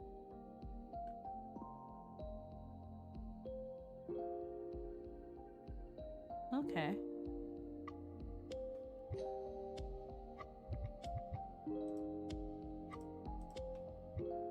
Oh, okay. Where form up is an incredible tactic for bolstering action economy.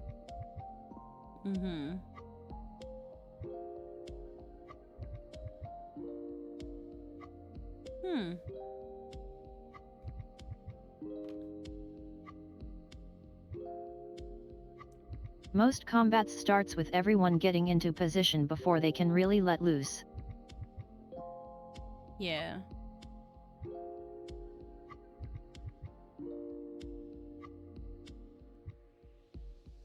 So if the commander builds for high initiative and takes form up,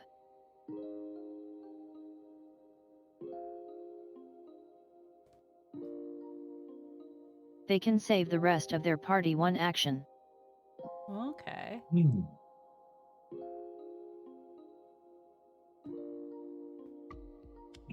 Giving you a pretty significant action advantage over the enemy. Okay.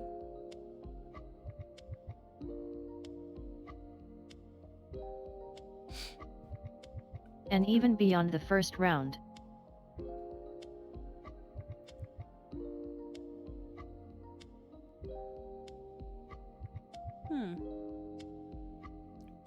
Strides can be very powerful round to round.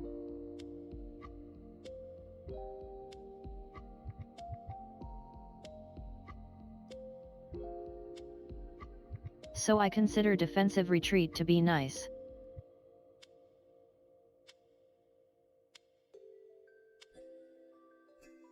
But form up is an incredibly strong option.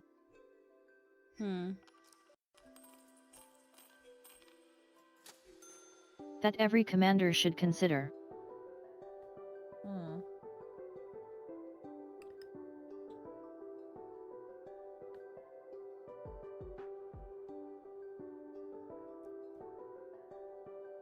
Pardon. No, it's okay.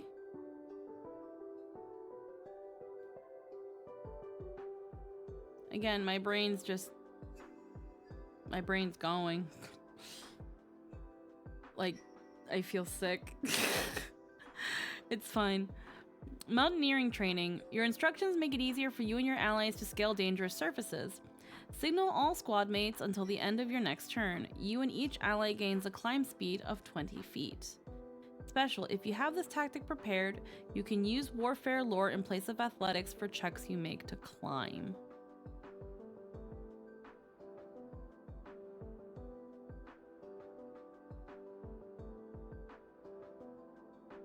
Yep. Naval training. Your instructions make it easier for you and your allies to swim through dangerous waters. Signal all squad mates until the end of your next turn. You and each ally gains a swim speed of 20 feet. If you have this tactic prepared, you can use warfare lore in place of athletics for checks you make to swim.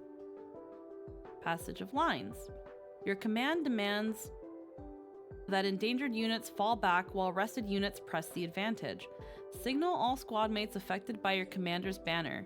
Each can swap positions with another willing ally adjacent to them as a free action that does not trigger reactions. An ally can't swap into a space it can't fit into, and if one of the allies occupies more squares than the other, the smaller ally can move into any part of the larger ally's space, as long as the two remain adjacent after the swap. Huh. The 2 training tactics are similar in how they operate, also worthy of note that they also apply to you, unlike most tactics, and giving your entire party a climb or swim speed can be incredible.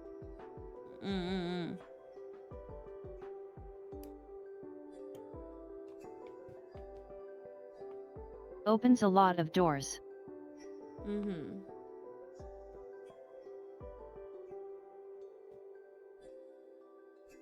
Going to bed? Yeah, have a good night, no worries. Sleep well.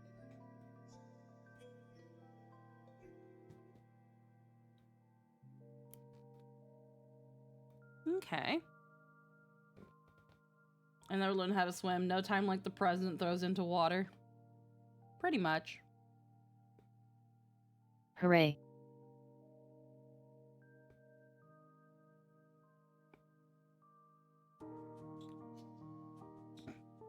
So climb speed, swim speed.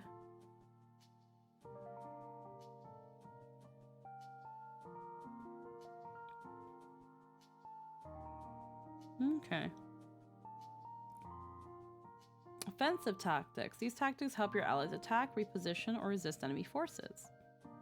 Coordinating maneuvers. Your team works to slip enemies into a disadvantageous position. Signal one squad mate currently affected by your commander's banner. That ally can immediately step as a free action. If they end this movement next to an opponent, they can attempt to reposition that target as a reaction.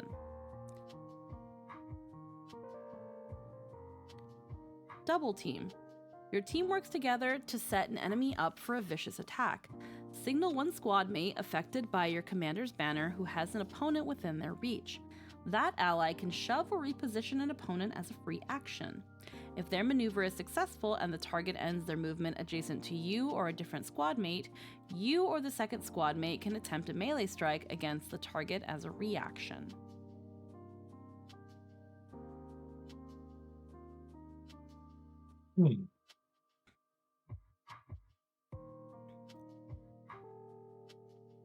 Okay. Double team is a great one if you're paired with a guardian. Mm-hmm. Alrighty. You and your allies currently outnumber enemies on the battlefield, and you or a otherwise have a dedicated flanking buddy. Actually reminds me of the John Wayne movie, where John Wayne's character taught a child how to swim by throwing him into a river. Huh. Yeah. You and your allies currently outnumber enemies on the battlefield, and you or your squad mate have reduced an enemy to 0 hit points since the start of the last turn. At your proclamation that victory is already at hand, your allies... your allies march forward with an authoritative stomp, scattering your enemies in terror. Signal all squad mates affected by your commander's banner. You and each ally can step directly toward a hostile creature they are observing as a free action.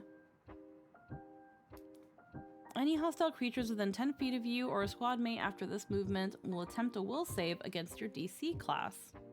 Your class DC. On a failure, they become fleeing for 1 round, and on a critical failure, they become fleeing for 1 round and frightened 2. This is an emotion, fear, and mental effect.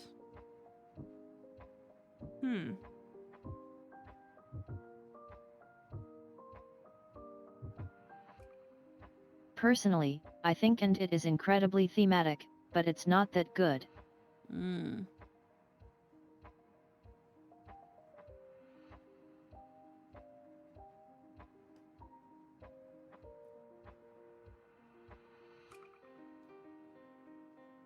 It's a 2-action tactic that makes it so you win slightly harder when you're already winning. Yeah. I guess it's that thing of... As opposed to helping you win. Yeah, it's like you're already winning. This is just kind of like making it flashy.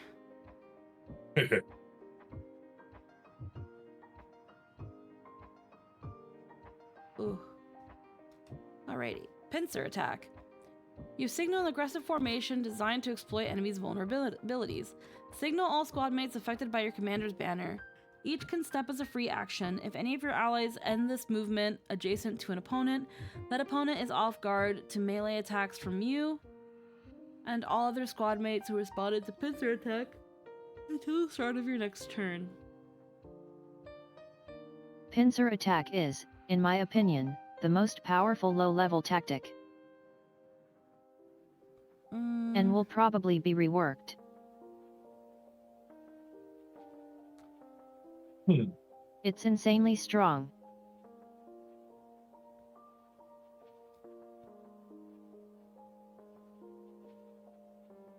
I like it.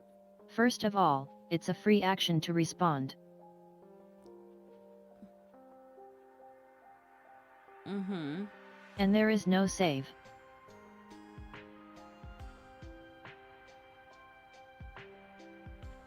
Yeah, and if you're... Everything adjacent to any ally is off guard. Mm-hmm. To Yeah. everyone who responded.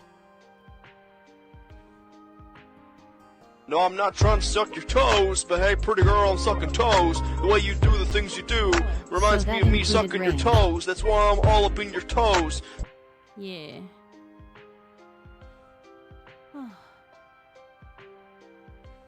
Okay. It's essentially you're pinching the enemy and catching them off. And even if you aren't getting off guard, it's a free off-turn step. Mm-hmm. Hi Nox, how you doing today? Which does defensive retreat's job. Mm-hmm. But better.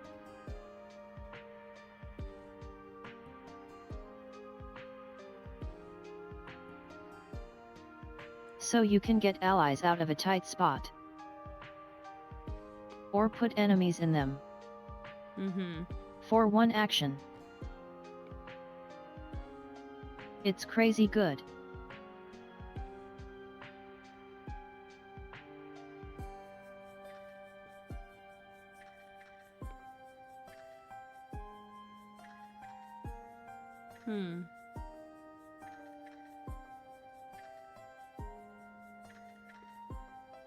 And I'd argue it might be too powerful for a level 1 tactic. Maybe it's a little bit. But it was really strong and fun to use.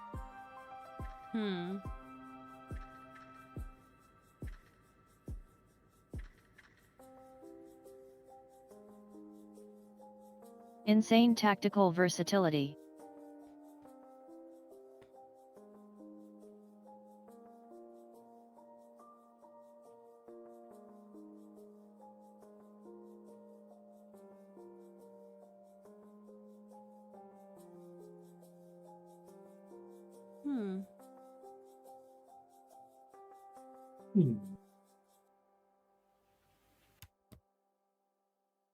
Offensive, defensive, and mobile at the same time.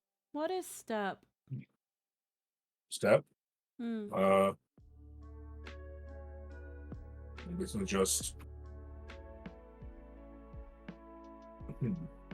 Step is a 5-foot movement that you can't respond to. Okay. Well, those So fun if an things. enemy has a way to hurt you for moving, step lets you disengage. Okay. I've been kind of going this whole way not knowing what the fuck step is. All good. So I've kind of been like, I know what you mean now that you explained it. I didn't It's basically a disengage action. Yeah.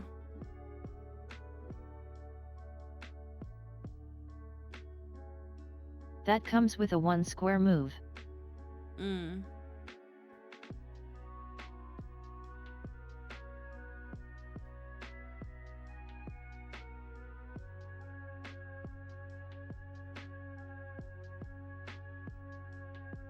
I think the biggest thing that makes this, I guess, broken, without knowing what it means, is the off-guard thing. Yep. Just about. I feel like if they want to nerf this and not I feel like if they want to keep it the way it is, they have to move it to a later feat, or they nerf it by making the enemy DC where if they fail the DC, then they're off guard. Off guard means enemies get -2 armor class and also worse reflex saves. Yeah. Like that should be a roll.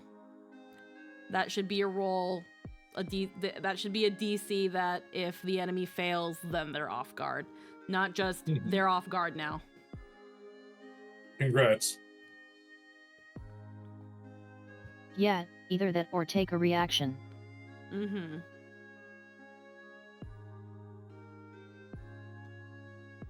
Reload. Your drill instruction kicks in and your allies rapidly reload their weapons to prepare for the next volley. Signal all squad mates affected by your commander's banner. Each can immediately interact to reload as a reaction. When loading a siege weapon... Or make it so it's only off guard to allies that threaten them, as opposed to all allies. When leading a siege weapon crew, you can use this tactic to command your squad mates to load a siege weapon instead.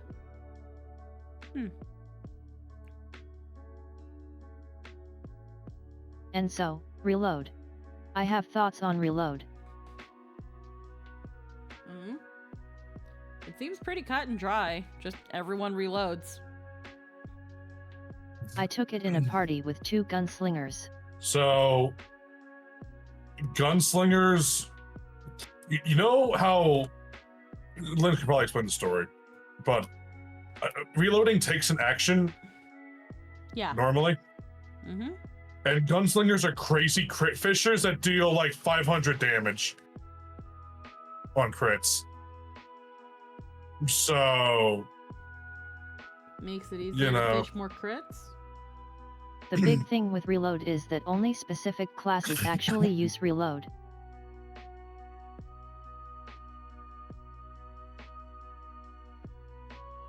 So you could just end up taking that and it being a waste. Or you could end up taking that and being the fucking volley man. And reload lets gunslingers save actions to do more attacks. However,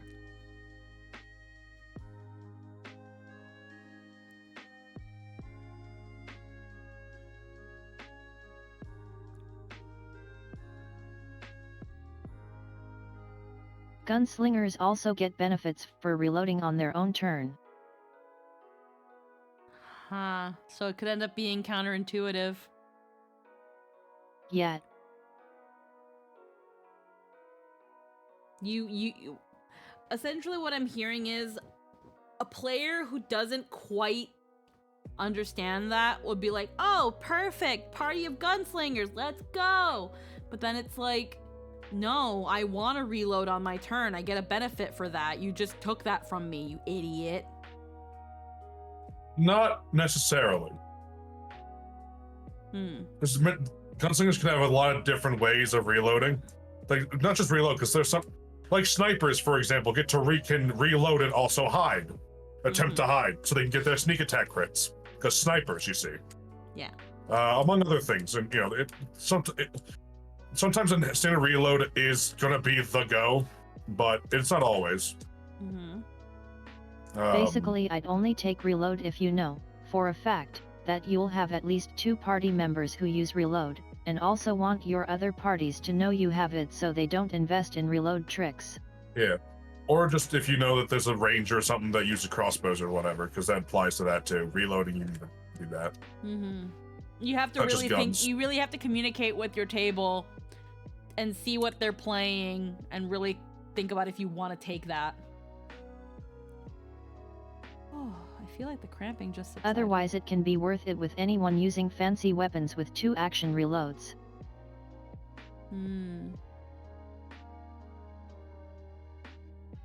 So you can just nope on that.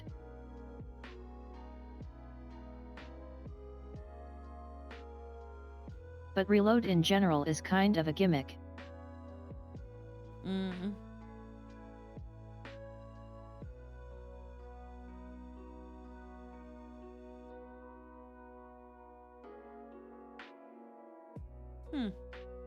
And while it can be super powerful, it's extremely party dependent.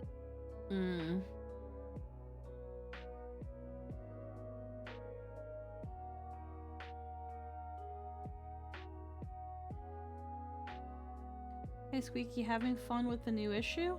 Well, I haven't played this because I can't. So, but Lynn played commander, so she's got a little bit of experience on this. Shields up. You signal your allies. And commander almost never wants to do anything that trades one of their actions for only one action from another ally. Mm-hmm.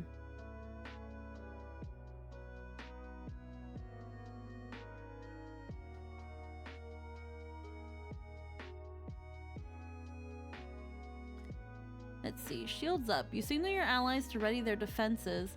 Signal all squad mates affected by your commander's banner.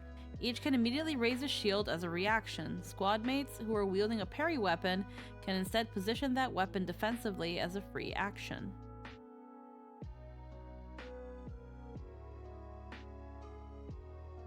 Incredible in a warband.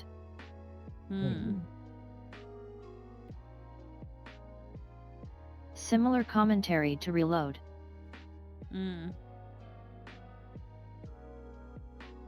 Strike hard. You command an ally to attack. Choose a squad mate who can hear or see your signal. That ally immediately attempts a strike as a reaction.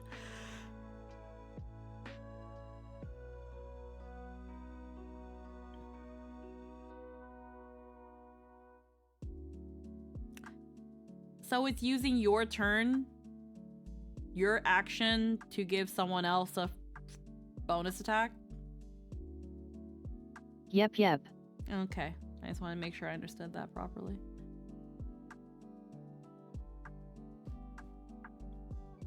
Alrighty. Expert tactics. You can choose from among these tactics when you add a new tactic. Which is basically the one exception to action economy for commander. You can choose. That's trading 2 actions for 2. Yeah. 2 for 1, sorry. 2 for 1. But that action from the ally is at full bonus.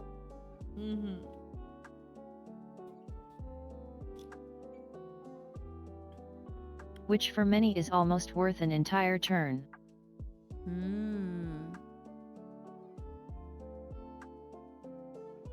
I see. Okay. And if you kill an enemy with that attack,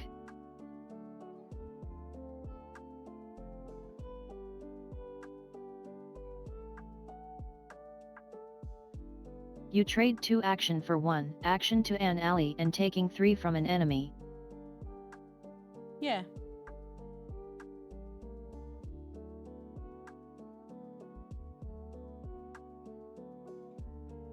Yeah.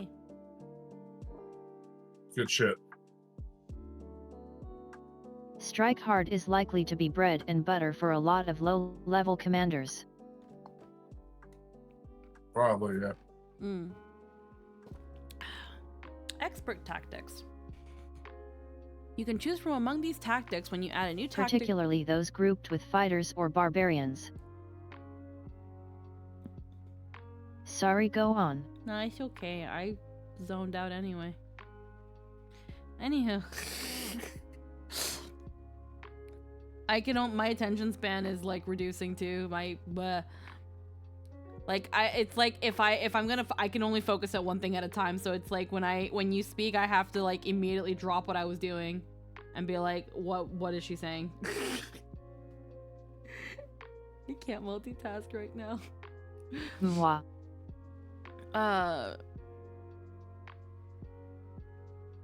Expert tactics. Piranha assault.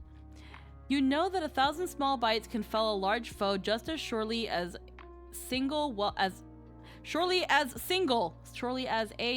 well-placed hit, you fucking idiots. Use proper. The emphasis is on the wrong syllable.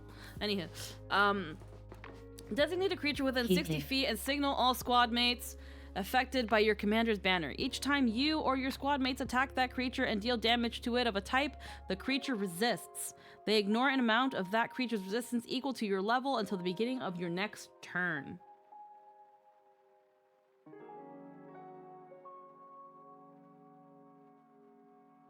Yet it's whatever.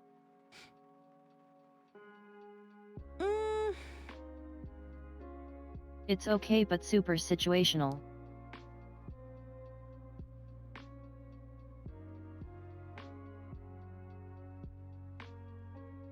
Okay. It kind of half bypasses resistances.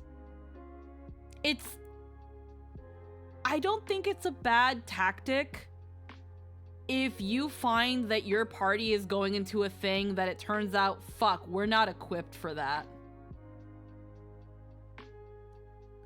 Oh man, we're going to the tundra, we only do ice damage. It's basically only good if you're going against an enemy that has resistance to something you're not prepared for. Exactly. It's that way it doesn't feel like Which you're usually says more about your party. Yeah.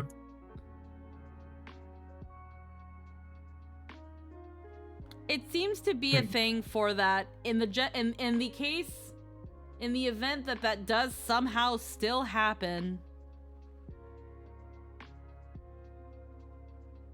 Battle is It's not often you'll be fighting something without having some idea of what you'll need for it. I want to say while it does say something about the party, it can also tell a little bit about the DM. If the DM doesn't inform the party what they're going up against, how are they supposed to know? It absolutely can happen still yet. Yeah. Like, yeah, no, the party can completely just not be listening that day, or they forgot at some point, depending on how long ago they were told, that, you know, the giant scorpion enemy has poison resistance and you shouldn't bring poison inflicting weapons. But maybe they forgot. Or they were never told at any point that it was a giant scorpion. They were just told it's a creepy crawly of some sort, and maybe they thought it was like a prime mantis. So they were like, let's make sure we don't bring slashing. Let's bring poison, and then it's a scorpion. It's just a very niche tactic that competes with much better general use ones. Yeah, why would I prepare this over strike hard, pincer attack, or form up? Yeah, this is this is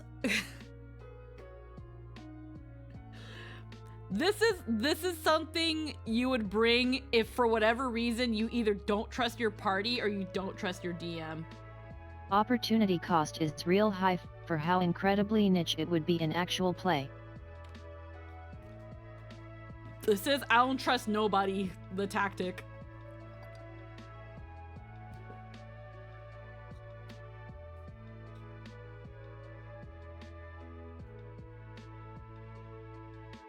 I don't trust none of y'all. Yep. I feel like it's supposed to be in the case of if things just really go wrong.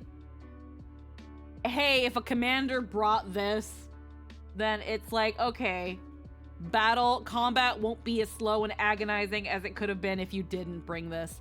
Like you said, it's very, very situational. Trust issue, the tactic. Yeah. This is the overly cautious hero, the tactic. Yeah. This is, but what if nothing we have works on the enemy, the tactic.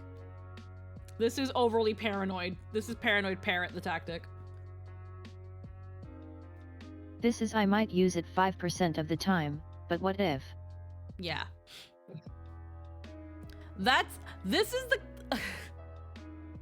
I feel like you have to be in a very situational, like, this is, I feel like it's easy to disagree with the point that I'm gonna say, but if you're ever in a situation where, despite maybe having good synergy and trust with your party, and listening to NPCs and figuring out what's gonna happen, let's just say for a moment, because there's maybe one situation where you can bring this in, and then this one thing happens and the enemy's and then suddenly you're a fucking god.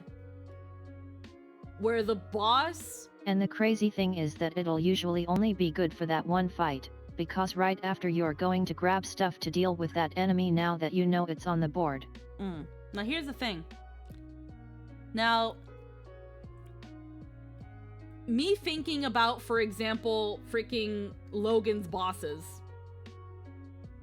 and how bullshit the legendary actions can be sometimes. like, let's say, for example, and again, this really, it's such a situational niche thing, it still doesn't make it a viable option. If you're ever in a position where a fucking enemy is like, I use my legendary action to cast this, and I am now resistant to all forms of damage for a turn.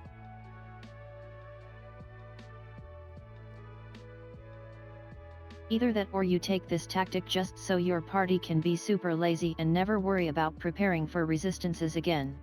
Yeah. Like, worst case scenario, the party is lazy and doesn't care and just wants to bring whatever they want to bring for whatever reason and don't want to... Honestly, this tactic is, why the fuck are you playing a commander? The tactic. Why are you even playing commander? The whole point of a commander, the idea of a commander is that you're leading... And yet it would be good in a Logan game because he really likes to drop resistance to Spencer, specifically fuck off. Like, the point of a commander... The point of the commander seems to be, you know, again, like leading your allies, leading and organizing your allies into battle. This tactic completely ignores that purpose. We don't care. We're a bunch of kids playing pretend. Yeah. I want to go in there with a stick. I want to go in there with a fucking hacky sack. This is perfect for Earthbound. Yo, Earthbound game. Jesus. Why specifically me? Jokes aside, it definitely seems to be, it seems like the idea they were thinking of when they made this tactic is, you never know, just in case, you can never be too prepared. But it comes off as... Yeah, it lets you skip over preparation and just use as a commander action tax if your party doesn't care. Yeah, but it comes off as, why are you even playing this class? And it allows your party to be lazy. It allows you to not have to prepare. And at best, that's at worst. At best, if you're ever in a situation where an enemy or any sort of encounter, the boss makes it so that I can't be hit. Like, this thing nothing can hurt me for a turn or two. Guess what? You pull out Piranha Assault and now you can resume battle. When an enemy has a stall phase, this will come in clutch. But that's it. Ugh. That's at best. And we all hate that. We all hate when an enemy has a stall phase, because you know exactly why. It's wasting your time. I mostly see it as the tactic for if your squad is a bunch of dumb fucks or your DM drops counters you the monster on you out of nowhere. Again, like, that's the thing. That's at the worst. That's at worst. But let's say in something that's maybe a little bit better written, well planned, and we're giving benefit of the doubt and good faith, I can tell that I'm actually coming back and my cramps are going because now I feel so much more coherent. Holy shit. Okay. So, imagine in a better to best case scenario, you're going around with your party and you hear about how freaking BBG has a power where, you know, they have a thing where they can suddenly reach a brief stint of immortality, and that's where they've come in clutch and defeated any party that has come before you and your team. And you just decide to grab this with you that day. Now, I'm not saying it's a fucking Uranaya bringing calm emotions moment, but I personally think it's kind of close. Yeah. It's like, why would you, it's like, we're going to fight the fucking big bad. Why would you bring Piranha Assault? And it's like, no, guys, trust me. I got this. Because maybe I don't have the MacGuffin, but I don't need it.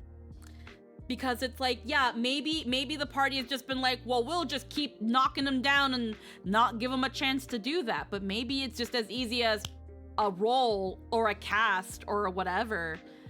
And now you're stuck in, you have 2 turns where you can't hit the enemy. And they're doing shit to stall or restore themselves or anything. Or those 2 turns to just fuck your party over. With Piranha Assault, you still have a chance to maybe knock out that last bit of health, that chance to get some damage in, because some damage is still better than no damage. It's just too situational. And aside from that best case scenario, it will only mostly be used in the worst case scenario, and the worst case scenario is already a game I don't want to be in. It would be great in a Logan game, just because of how Logan do. Yeah. That's why I looked at it when you were like, no, this isn't that great.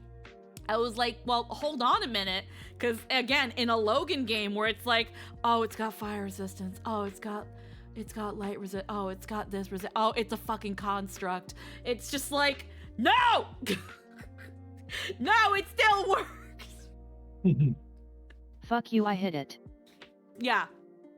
So that's where I'm like, no, I don't think it's that bad. It's just super niche.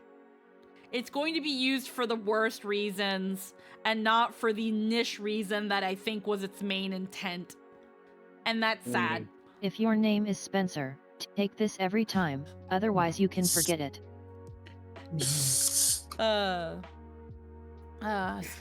Stupefying Raid. Your team dashes out in a series of maneuvers that leave the enemy befuddled. Signal up to 2 squad mates affected by your commander's banner. These allies can stride up to their speed as a reaction. Each enemy they are adjacent to at any point during this movement must attempt a will save against your class DC or become stupefied 1 for 1 round. Stupefied 2 on a critical failure. This is an emotion, fear, and mental effect.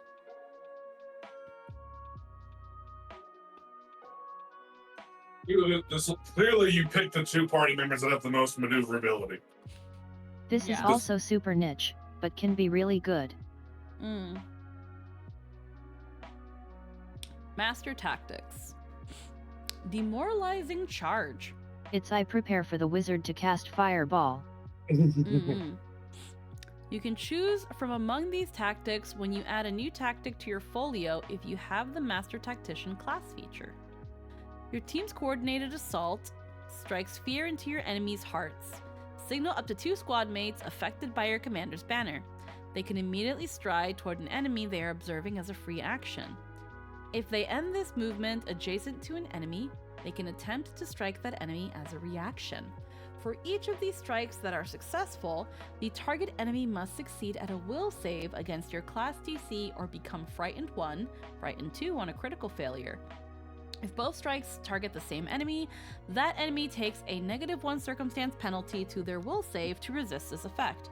This penalty increases to 2 if either strike is a critical hit. Okay. Insanely strong, going to outright replace Strike Hard, lose its number, and erase its call history. I want chocolate. I want chocolate. You get chocolate. I don't have any! I said go get some. No, I'm streaming. I can't just go get chocolate. Quick, put some chocolate on your throat and have someone deliver it to you within 3 to 5 business days. That's not good enough.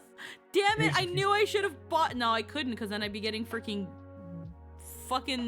ascending on stream if I bought a fucking... I was so tempted to buy weed chocolate. When I went and freaking... When I refreshed my little edible... Call your AM and tell her to get you chocolate. It will be just as relevant as half the times she calls you. Lesson learned, always have emergency chocolate.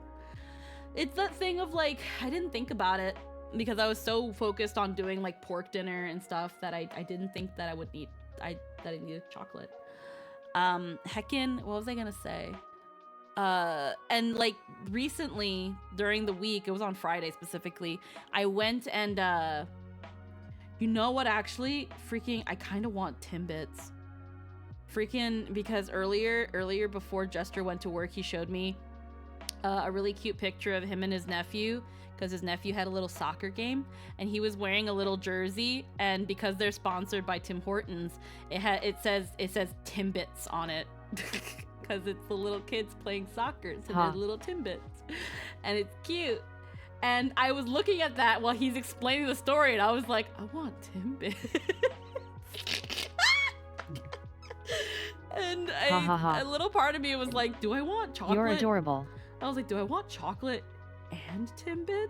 Like chocolate Timbits? Because I don't really like donuts, but when I crave donuts, I know something is wrong. The team is sponsored by Tim Hortons. Yeah, they tend to sponsor like these little local events and stuff, and just in general, Tim Hortons sponsors a lot. Is Tim Hortons some kind of restaurant? Tim Hortons is essentially Canadian Dunkin' Donuts. That's all you need to know. Yeah, basically. But yeah, I the reason I looked at this too is because as I was about to tell my story about me refilling my my little stack of edibles, because I didn't just want to have like a bunch of edibles just on display in the apartment. So a while back, Tim Hortons had a thing where if you it was during Halloween, so if you bought a specific amount of Timbits, you got a free little trick-or-treat bucket that you could put your Timbits in. So clearly my inner child was like, I want Timbits because I want that bucket. I don't even care about Halloween. I was like, I want a little bucket. I want a cute little it's a free bucket. It's a free. Are they better than Dunkin' Donuts? I really don't go to this place. And I work at a coffee shop, so I never need to go to get like fast food coffee or anything. Their donuts are okay. But Dunkin' Donuts has a very unique flavor that if you've had Dunkin' Donuts and then any other donut, you will understand what I mean when I say that. But either way, they're okay. They're good. I like Boston cream donuts. That's as far as it goes. But whenever I have weird, like almost pregnancy craving levels for donuts, I'll eat anything that isn't just plain and glazed. Either way, I wanted the bucket. So when I restocked on my edibles, I was like, I don't want them just flat out on display. And inside that Timbits bucket, I have this little plush dog that's dressed as a pumpkin, because I don't have a lot of seasonal decorations. I literally have one does. I only have one Christmas stuffed puppy and then one Halloween stuffed puppy. They were both imports from Japan. That I got when I used to be a part of a subscription monthly crate thingy. They would send holiday stuff. So I put that puppy in the bucket. And now that I bought all these edibles, I was like, I can't display them just out there. So I put the edibles in the trick-or-treat bucket. And then I put the puppy back in the bucket. I see. That's it. That's it. Speaking of weird cravings, been craving sugar so hard this week. I mean, I wouldn't call sugar in general a weird craving. The body we naturally crave sugars. It's just probably your sugar levels might be low. Or if you've been ingesting a lot of artificial sweeteners like stevias and Splendas and things like that, that's not sugar. So your body's like, I want actual sugar. And that puppy is really touching grass. Based edibles streamer. Yeah, I weirdly wanted donuts the other day. Didn't get them, but wanted them. Doesn't happen often, but anywho. Yeah, I don't really care for donuts. And if I do want donuts, like if someone like casually offered me a donut, I'd be like, I'll take a Boston cream or a jelly, and that's it. But when I get that pregnancy level craving where I'm like, donuts, I'll eat just about anything. I just will not eat a glazed donut or a plain donut. They are the worst donuts. I don't like them. They're stupid. Give me a powdered, give me a chocolate, give me a strawberry. Like, I'll take anything but a plain and a glazed donut. They are the most boring. Yet I usually go for the chocolate donut, but I hate glazed. Yeah. I like all kinds of donuts. I don't know. I just... I'll take plain over glazed. Yeah, that's fair. I would probably pick plain over glazed because glazed leaves my hands messy and I don't like my hands being messy when I'm eating food. Right? Yeah, so I would probably take plain just to spare me having to be all like washing my hands or licking my fingers because I don't like doing that. So, yeah, all that. You heard it here. We don't like washing hands.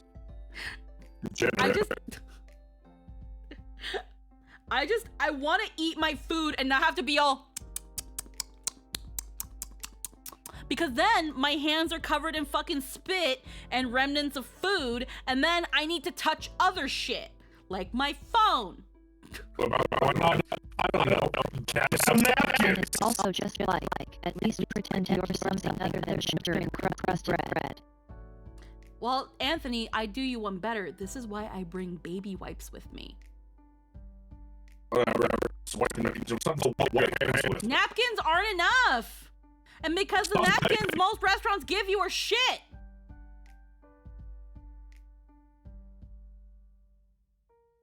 That part are true.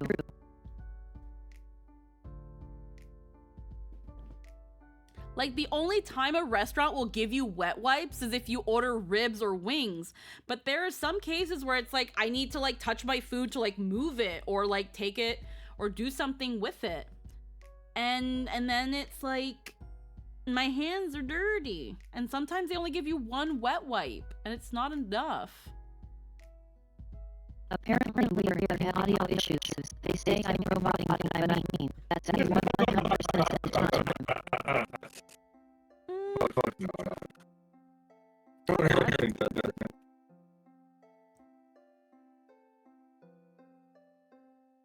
I was gonna say, they weren't, nobody. The guy. Don't you want to be the guy? We made a whole game about that. Sure did. Oh no, hold on. Let me see. Is it just you, or is it all of us? Oh, wow. Jesus. Oh, you sound better now. That's good, but fucking still.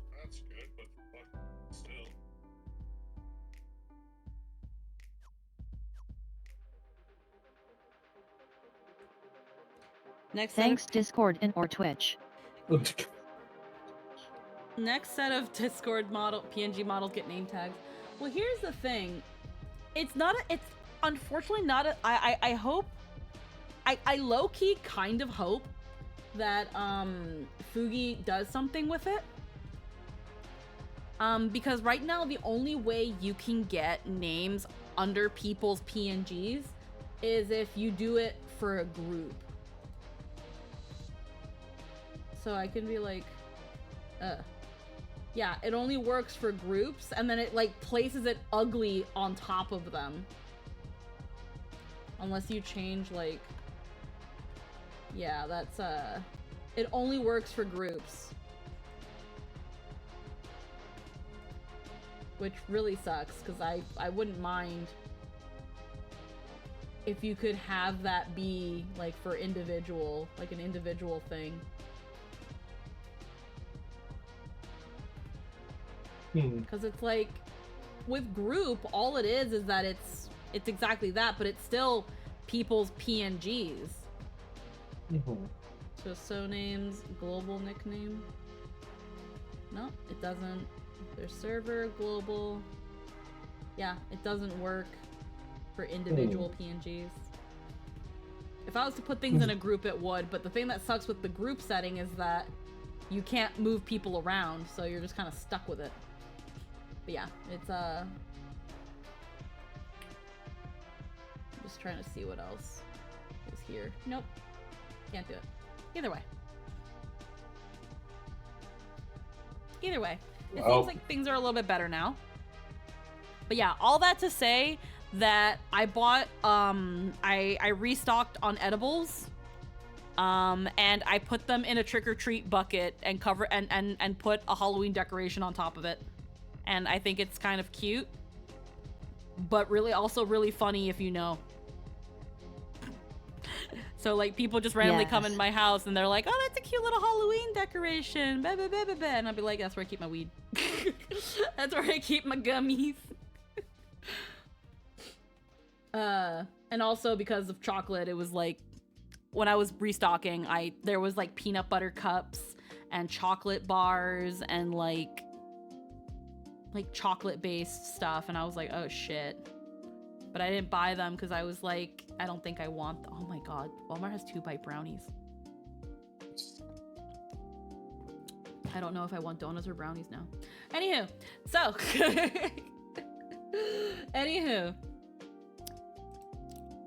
Master Tactics. That was another freaking sidestep for a bit. We already did Demoralizing Charge. All right, Ready, Aim, Fire. You signal a volley of ranged attacks from your allies. Signal all squad mates affected by your commander's banner. They can interact to swap to a ranged weapon as a free action. Interact to reload as a free action, and then attempt a ranged strike against an enemy that both you and they are observing as a reaction.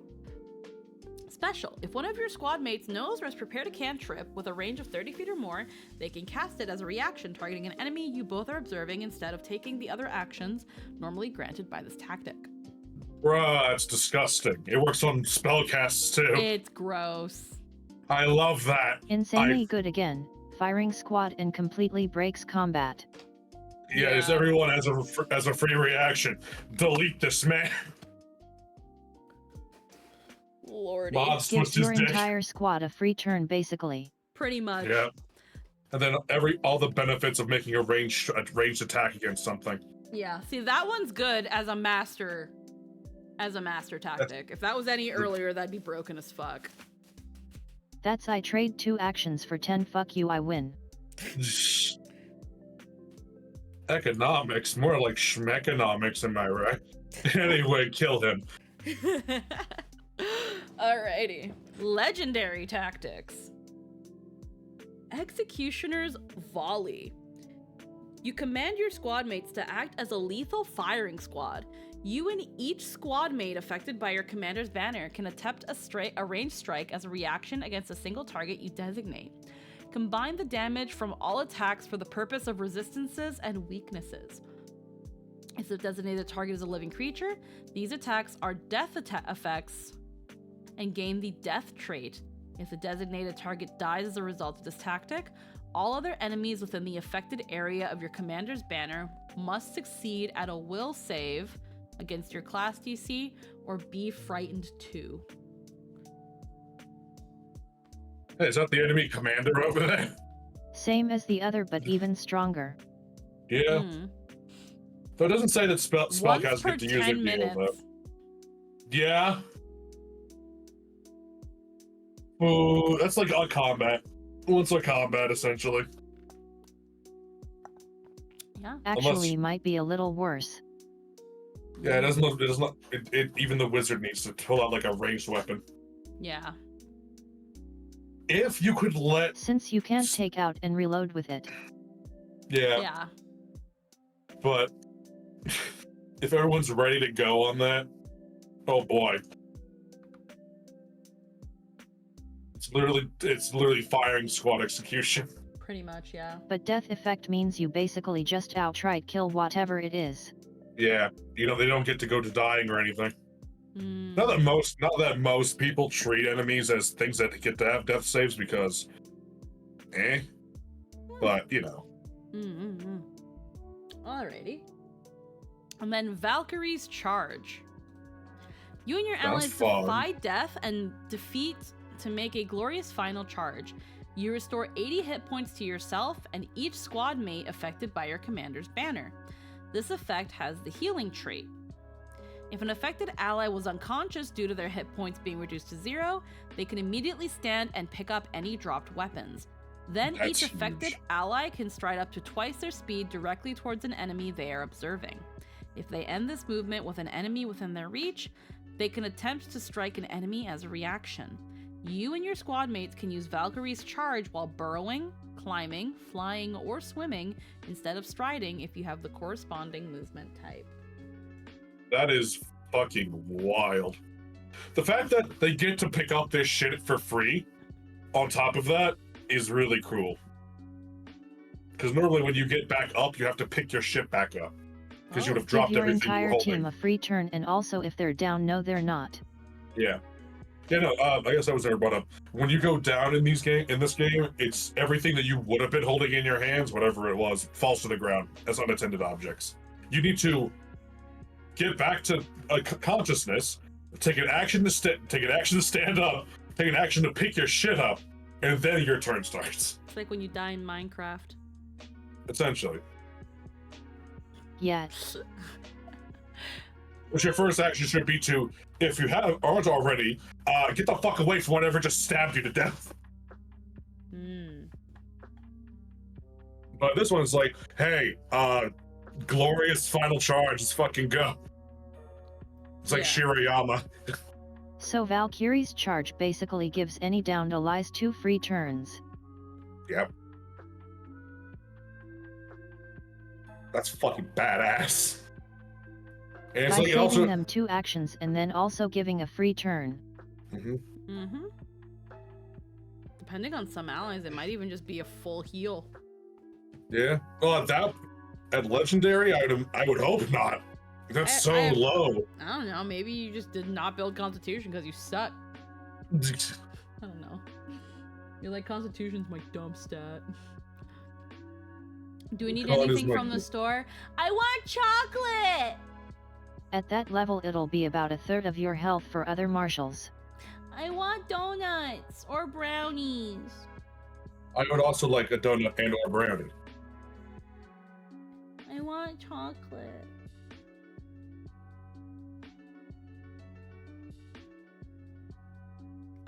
I want. She really wants chocolate.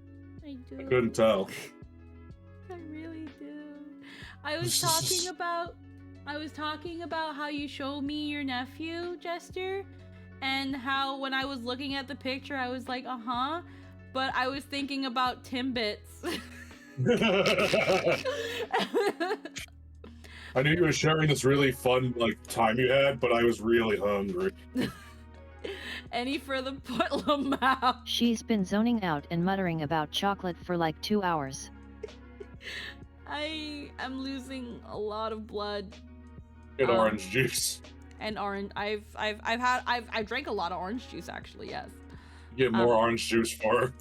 I think the Motrin has finally kicked in because my cramping is not as bad. Like, again, I can tell that it's subsided or definitely not as bad because I'm definitely more coherent. Early on, I was like fading. I was fucking fading. But that was like the early pangs of it. So yeah, I don't know if you want to get like 2-bite brownies or Timbits or chocolate or all of them, but I just want chocolate. I want chocolate so bad right now. It's bad. But like, again, I was thinking about Timbits and it's like, oh my god, like Timbits or just overall donut.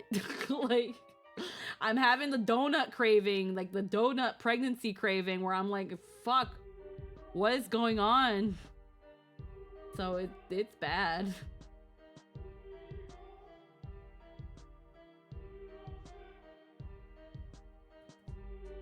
The freaking Final Fantasy lo-fi. I'm like, oh shit. Yes. Alrighty. But that was none of the feats. That's just stuff you get. Now to the Yeah. feats. What I'm hearing is grab donuts and come home. Yeah. Chocolate donuts.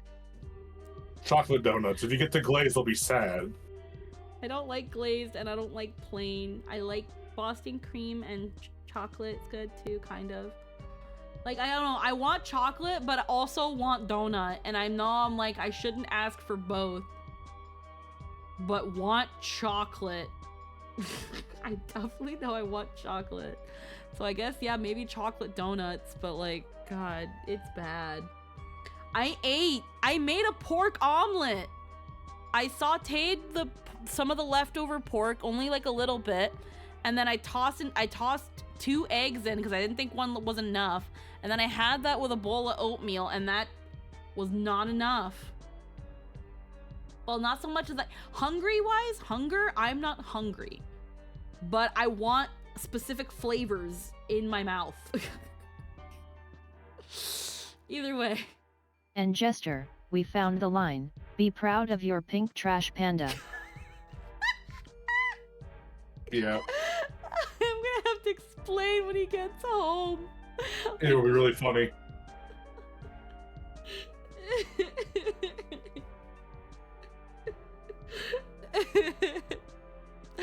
Commander feats. Oh my god. Hooray. Okay. So, first level commander feats. We've got Armored Regiment Training. I wish I could, like, hide the pages thing, but it won't really let me. It's fine, I guess. Actually, what's this? Fit to page? No. Okay. Yeah. You've trained for grueling marches in full battle kit. Oof. You treat heavy armor as being 1 bulk lighter than it actually is. So a suit of full plate would be 3 bulk for you instead of 4. And you can rest normally while wearing armor of any type. In exploration mode, you and your allies use your normal speeds without including your armor's speed penalties to determine your travel speed.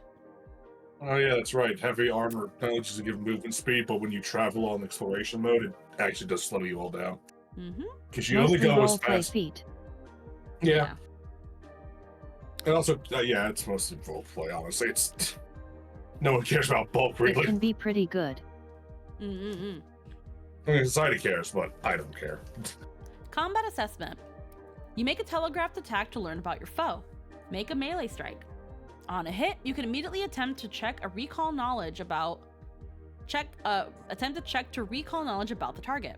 On a critical hit, you But gain you'd want it to let it reduce your movement speed penalty rather than just the bulk to be good. Oh yeah, that, but, you know. On a critical hit, you gain a +2 circumstance bonus to the check to recall knowledge. The target is temporarily immune to combat assessment for 1 day. That's really good because that just means if you get a good roll on that, you can just look at the monster stat block. Yep. It's great. Combat medic. You can prepare at least 2 Yeah, tactics. action merging. Yeah. You're trained in Battlefield. Hi Cerberus, how we doing? You're trained in Battlefield Triage, and Wound Treatment. You are trained in Medicine and can use your Intelligence modifier in place of your Wisdom modifier for medicine checks. You gain the Battle Medicine feat. Commander Steed. You gain the service of a young animal companion as a mount. Okay, combat medic I have a couple thoughts on. Oh, okay. Let's go. Go on. Actually have thoughts on the next 4. Well, let's go. Let's go over combat medic first.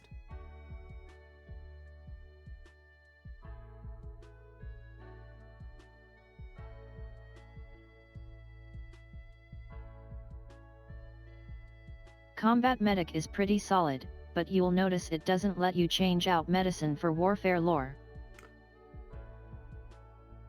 Well, you're already trained in warfare lore. I know. Yeah.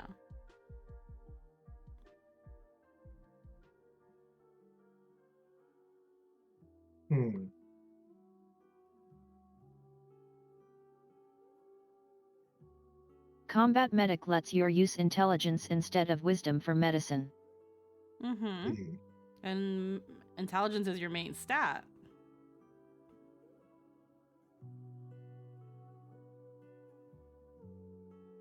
Other features let you use warfare lore instead of the other skill for it. I like that.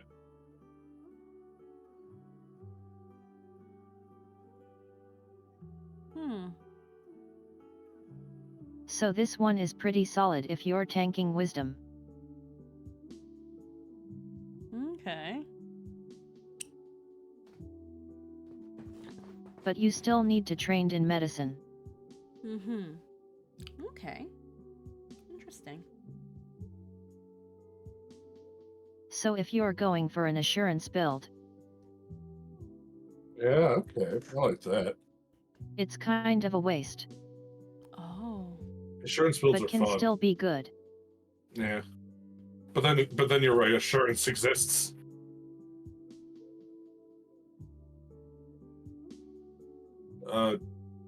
Assurance is Mostly you use combat medic if you have a high int but a low wisdom. mhm. But that shouldn't be the case. Intelligence is your main stat. Yeah. But it doesn't mean that it's used for the checks normally. Yeah, high int, Mm-hmm. Huh. but low wisdom. Yep. Okay. So if you ignore wisdom Yeah. and aren't going assurance, combat medic is good. Okay. On the other hand, just take assurance. It's not a class feat. It's just a general feat. Okay, I was gonna say I haven't seen assurance I think yet. any commander should pick up battle medicine. Mm-hmm. Hmm. Assurance is you pick one of the skills on the skill list that are on the character sheets. You can roll that with assurance. You roll that with a plus 10. It's just like, just assume it's a 10 plus your skill level. So it's like if your skill's an 8, you have assurance. You just say I use assurance on this skill. It's an 18 Okay. or 15, 17, yada yada yada. But combat medic isn't as good as it looks. Mostly trades a class feat for a skill feat. Mm-hmm. Hold Which, on. in my opinion, is not a worthy trade. I'm just thinking because I think Jester asked earlier if there was anything else he needed for the pork. I don't really want to ask him to get cilantro. No, it's fine. It's fine. Why get soap? Well, I was thinking, I was like, oh, if I want to have pork, like a pork wrap later, I could put cilantro and lime. But I don't wanna make him get a whole grocery list while he just got out of work. It was fine. Anywho. Yeah. Beep, beep, beep. Let me see. Okay, so Commander Steed. You gain the service of a young animal companion as a mount. See Animal Companions. You can affix your banner to your mount's saddle or barding. Determining the effects of your commander's banner and other abilities. Determining the effects of your commander's banner and other abilities that use your banner from your mount's space, even if you are not currently riding your mount. Typically, the steed is an animal companion with the mount ability, such as a horse. So all the banner. Yeah, combat medic is solid. Just get battle medicine somewhere else though. Yeah. But that's basically saying, hey, attach your banner, that 30-foot aura now can move around the battlefield. Yeah. Because, also, look at this cute little animal that's your companion. Yes, Can it be Commander Steed is actually really good. Can it be a bear? If it has a mount, Yes. if it has the mount, yeah. Can I have Major Wojciech? Probably. Sure. Honestly, this works with any kind of race because everyone knows that pixies It ride can on literally corgis. be a corgi. Yeah, pixies and sprites ride on corgis. That's their mount would be a corgi. You play a gnome on a fat corgi. A gnome commander on a corgi. I think gnomes usually ride golden retrievers, actually. I'm gonna get a corgi. But Commander Steed is a very strong feat. I want my steed to be a little fucking Tonka tank. I'll be a tank commander. It gives you a mount which has a bunch of benefits. Corgis have an AC of 100 and all plus 100 to all saves. Okay. And I'm sure, like, that last thing, typically the steed is an animal companion with a mount ability. I'm sure just talk to the DM. And you don't need to pick up ride to ride it because it's an animal companion. Yeah. Yeah. I And feel yes. like, yeah, I feel like the reason they say that, because it's like, at the end of the day, just talk to your DM. If Yeah. you want something and it doesn't have the mount ability, talk to your DM. So what mount do you want to be your mount? I want this giant crab. I just want this big hermit crab. I want to ride a crab into battle. See this big coconut crab? It's my mount. When Pooley finally grows up, I want to ride Pooley into battle. Zzz. Except cockatiels really don't get that big, so it's not happening. He's a cockatiel griffin, we'll see. But Yeah. even if you aren't riding the mount, just being able to put your banner on it and move it around autonomous of you is very strong. Yeah. Yeah. All you gotta do then is just worry that people don't automatically start targeting your fucking animal. Make that animal something that's not with targeting, like a bear, or a dragon, or a big crab. Mm-hmm. Yeah. Or a corgi. Or a corgi. Deceptive tactics. Your training has taught you that the art of war is the art of deception. You can use your warfare lore modifier in place of your deception modifier for... I was like, wow, that was suddenly just a burst of music. Sax says hi. Yeah, holy shit. And now the strings. It's like the little preview of like this one. It's the coffee music and relaxed chill. Anywho. I like that art. Yeah. Anywho.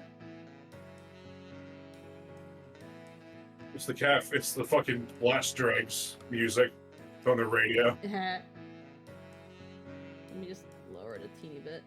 That was a cute art. Anywho. There we go. Anywho. Deceptive tactics. Ba ba ba ba ba. You can use your warfare lore modifier in place of your deception modifier for deception checks to create a diversion or feint, and can use your proficiency rank in warfare lore instead of your proficiency rank in deception to meet the prerequisites of feats that modify the create a diversion or feint attack actions, such as lengthy diversion. You gain the lengthy diversion feat. That's really fucking So crazy. deceptive tactics. I took this, and I took methods to amplify it even further to maximize its effectiveness. How'd it go? So thing is, yet it kind of sucks. Okay. Oh. I was gonna say Create it's... diversion is awful. Oh. Why? Yeah, why?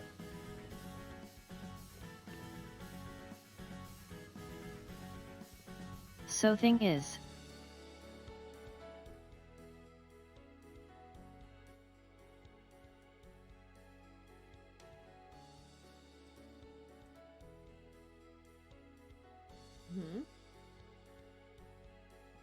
Even if an enemy rolls really bad on the diversion, it just makes you, specifically you, hidden to them.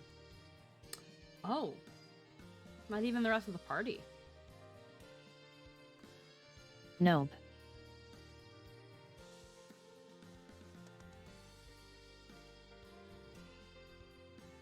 So it's mostly for out of combat stuff. Okay. Interesting.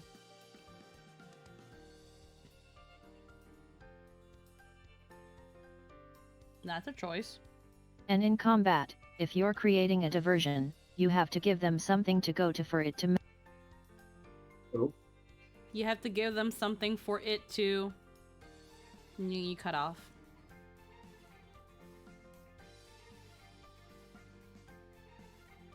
want to check out or move to. Yeah, you gotta think about that.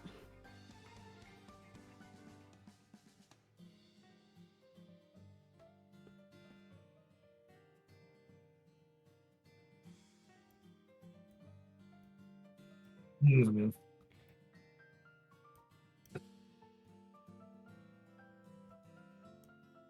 Otherwise it's going to be like, wait, what was that noise? Anyway, so there's these armed enemies here, I'm going to go to them anyway. It must have been the Hwanged. I feel like if you were able to combine that with something, like maybe like,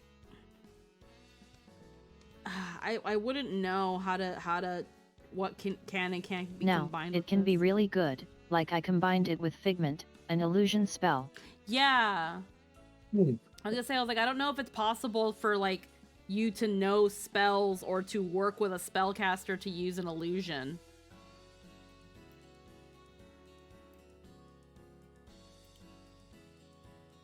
Because the issue is again, the diversion has to be good enough to convince the enemy that instead of going after potentially you and the party or discovering you and the party, to go a different direction. And an illusion is a really good way to do that, as averse to just a noise. And that under optimal situations allowed me to use Figment to pull the attention of 4 enemies.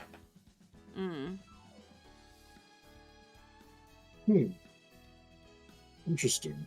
But that's you combining it with something else. That's not something Deceptive Tactics has out of the box. But that's Deceptive Tactics and a dedication in another feat. Yeah, exactly. That's not Deceptive Tactics fresh from the box, and that's the problem, because then you... And it wasn't even that impactful. Oh.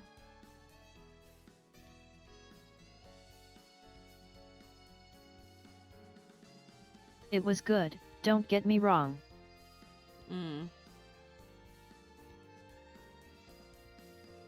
Taking 4 actions from the enemies is great. But again, if you didn't have Disillusion... But that was under optimal circumstance. Yeah, if you decided that you hadn't taken that other thing, Deceptive Tactics probably wouldn't have worked out.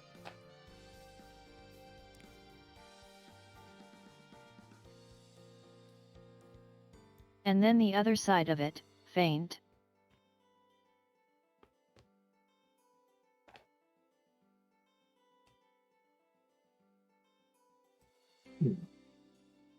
So technically it doesn't say you can use deception-trained actions.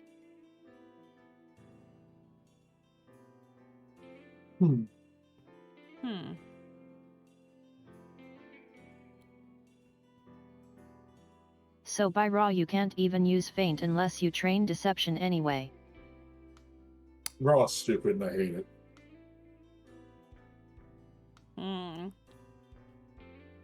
And if you do have access to Feint,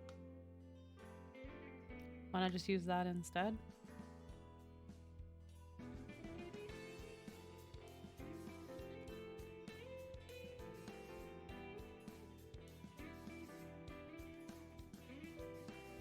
in what world would you ever use Feint over pincer attack or a tactic to get flanking?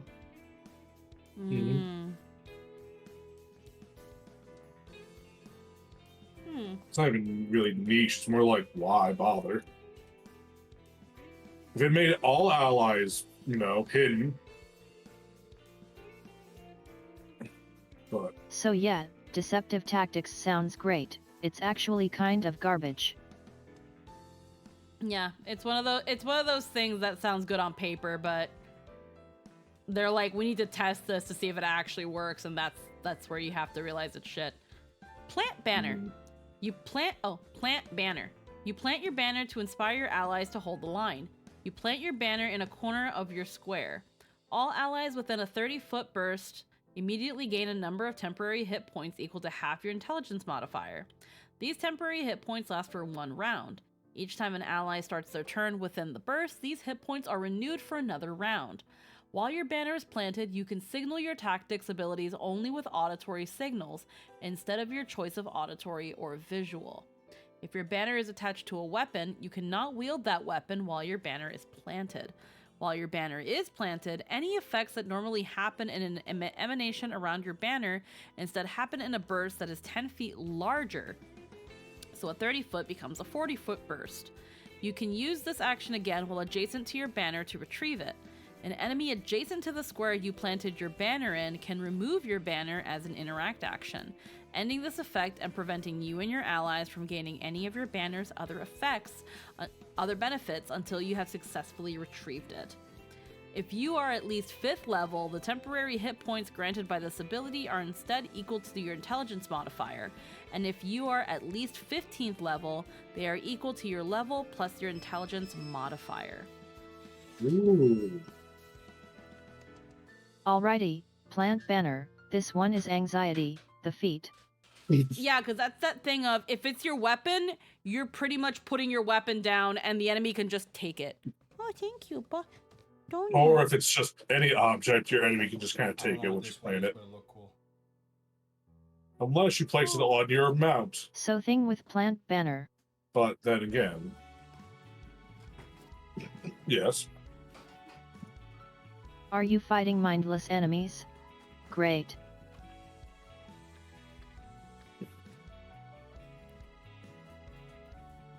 Are you fighting really stupid enemies? Great.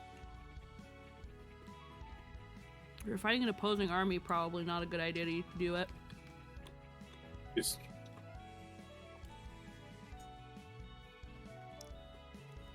Are you fighting intelligent enemies? Anxiety.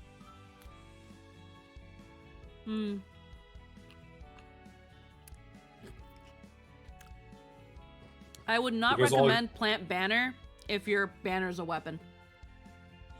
I really wouldn't.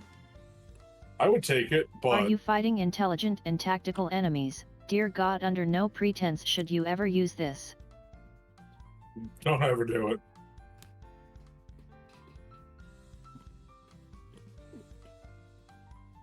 So thing with plant banner.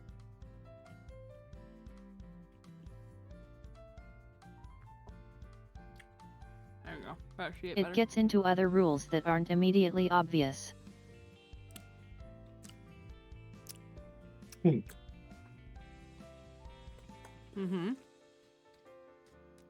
you for donut.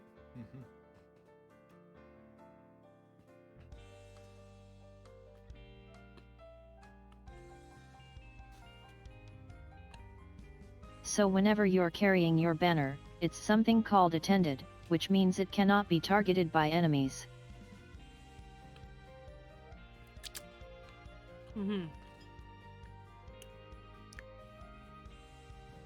When your steed has it, it is also attended.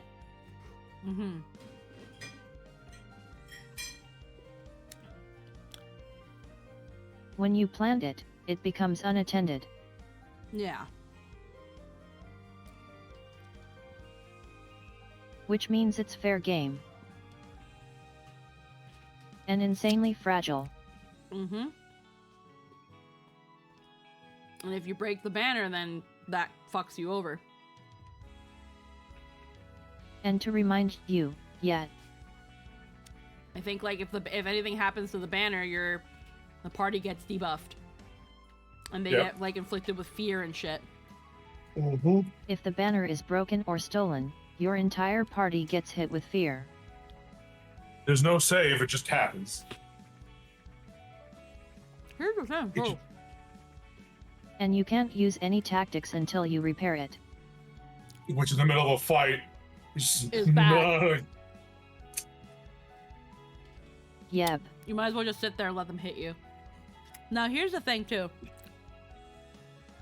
Because I feel like certain DMs can make even like a little gaggle of mindless goblins something anxiety inducing.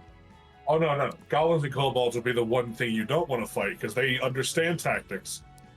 Okay. They will I forgot that they're break your actually shit. raised. Okay, I need something mindless and stupid then. What's something Zombies. So if you plant banner against tactical enemies, it only takes one arrow to break your banner. Zombies, skeletons, most undead. Sure.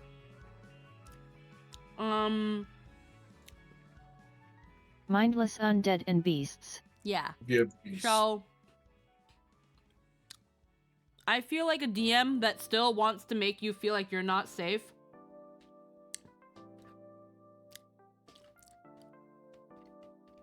What's wrong with this? What? No, I'm leaving part of it to you because that was the only one I bought. But it's just a Boston cream with stuff on it. Yeah. Okay. Anywho, Yay. I feel Boston like a cream. way that they could still incite some sort of anxiety is if, like, after an enemy turn, you have to roll luck. If they're at least a couple spaces away from the banner, you have to roll luck. And it's like, what's the luck roll? It determines if they do something with the banner. If they just happen to run into it, if in flailing violently they knock down the banner, if they have just the slightest moment of intelligence where it's like, stick, and they take your banner. But I'm not a DM, so I have no idea. I could just be I talking would probably do about my something ass. like that. I could try something like that. There are a lot of ways to make it work. But If your DM is too much of a bitch to punish you for planting your banner the way intelligent enemies would, plant banner is alright. If your DM isn't a bitch, planting your banner is basically looking your DM in the eye and challenging them for minimal benefit.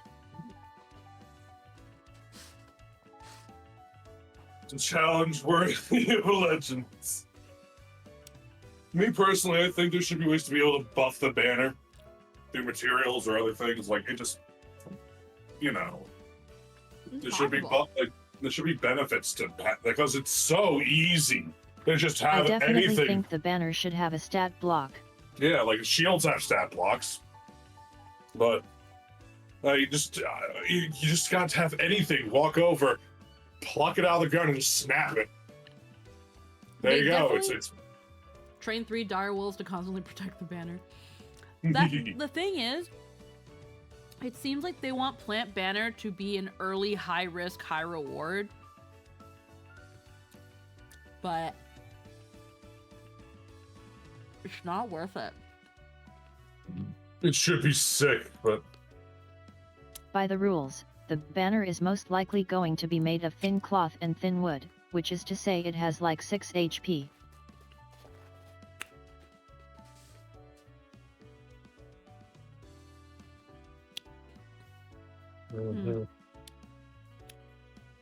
Any stray spell will destroy it. That's another thing too. Also, let's say you're fighting. I'm just gonna make up a fucking enemy. Let's say you're freaking fighting a little swarm of fucking fire-breathing little fireball shooting chickens. And you plant your fucking banner, and these fireball shooting chickens have the aim of fucking stormtroopers. Oh yeah, they're not hitting you, but roll luck. But you're a dumbass who planted their banner. Now roll luck. And the heaviest material you can realistically make it is thin leather and thin steel, which even then is congratulations, you have 12 HP. Yeah. yeah.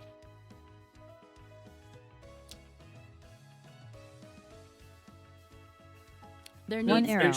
It should be the hypest stuff. One action. Yeah. No, this plant banner should be the hypest thing, but it's kind of like there needs to be It's- something to allow you And to it fortify technically your. can't even miss because it's against an unattended object. yeah, it's just a guaranteed I break it now. Maybe there will be things later to buff the banner. They should have.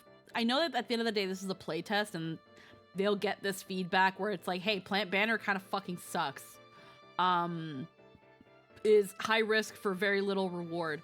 Maybe they'll consider being like, "Hey, at later levels, you can choose to buff your banner. You can choose to buff your banner with a roll, or when you place it, some bullshit flavor, it adds a buff to your banner."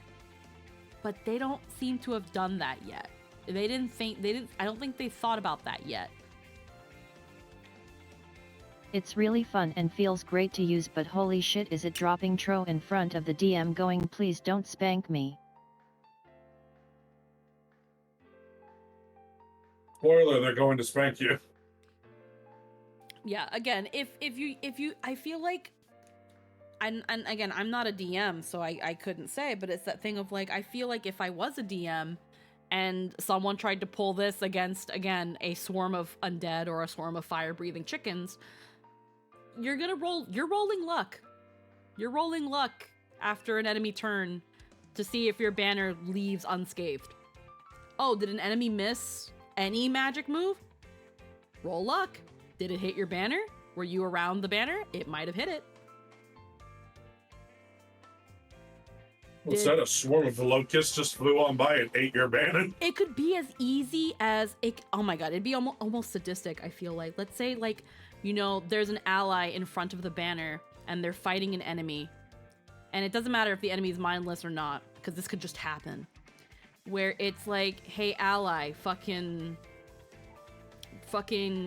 enemy rolls to hit and they flub it, and it's like, yeah, you fucking duck, person.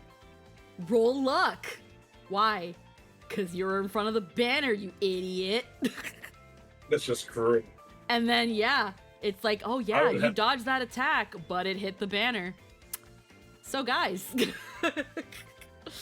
I think this is why there aren't luck rolls in the game. But here's the thing, Cerberus, there is nothing stopping the DM from doing this. And it's not, and again, for the DM to do, like, the DM choosing to do this doesn't make them a bad DM. It makes them potentially a cruel one, potentially a sadistic DM. It keeps the players... against a DM, they might be merciful and try really hard to say no, it's fine, I wouldn't be that mean. If it was in a game with a cold and unfeeling system like Baldur's Gate, yeah, the enemy is going to shoot an arrow because the enemy wants to win. Mm-hmm. It's gonna be that thing of, depending on, because there is no rule saying that the DM can't put luck rolls in random places or little things like that, because there is no rule saying the DM can't do that, the DM could.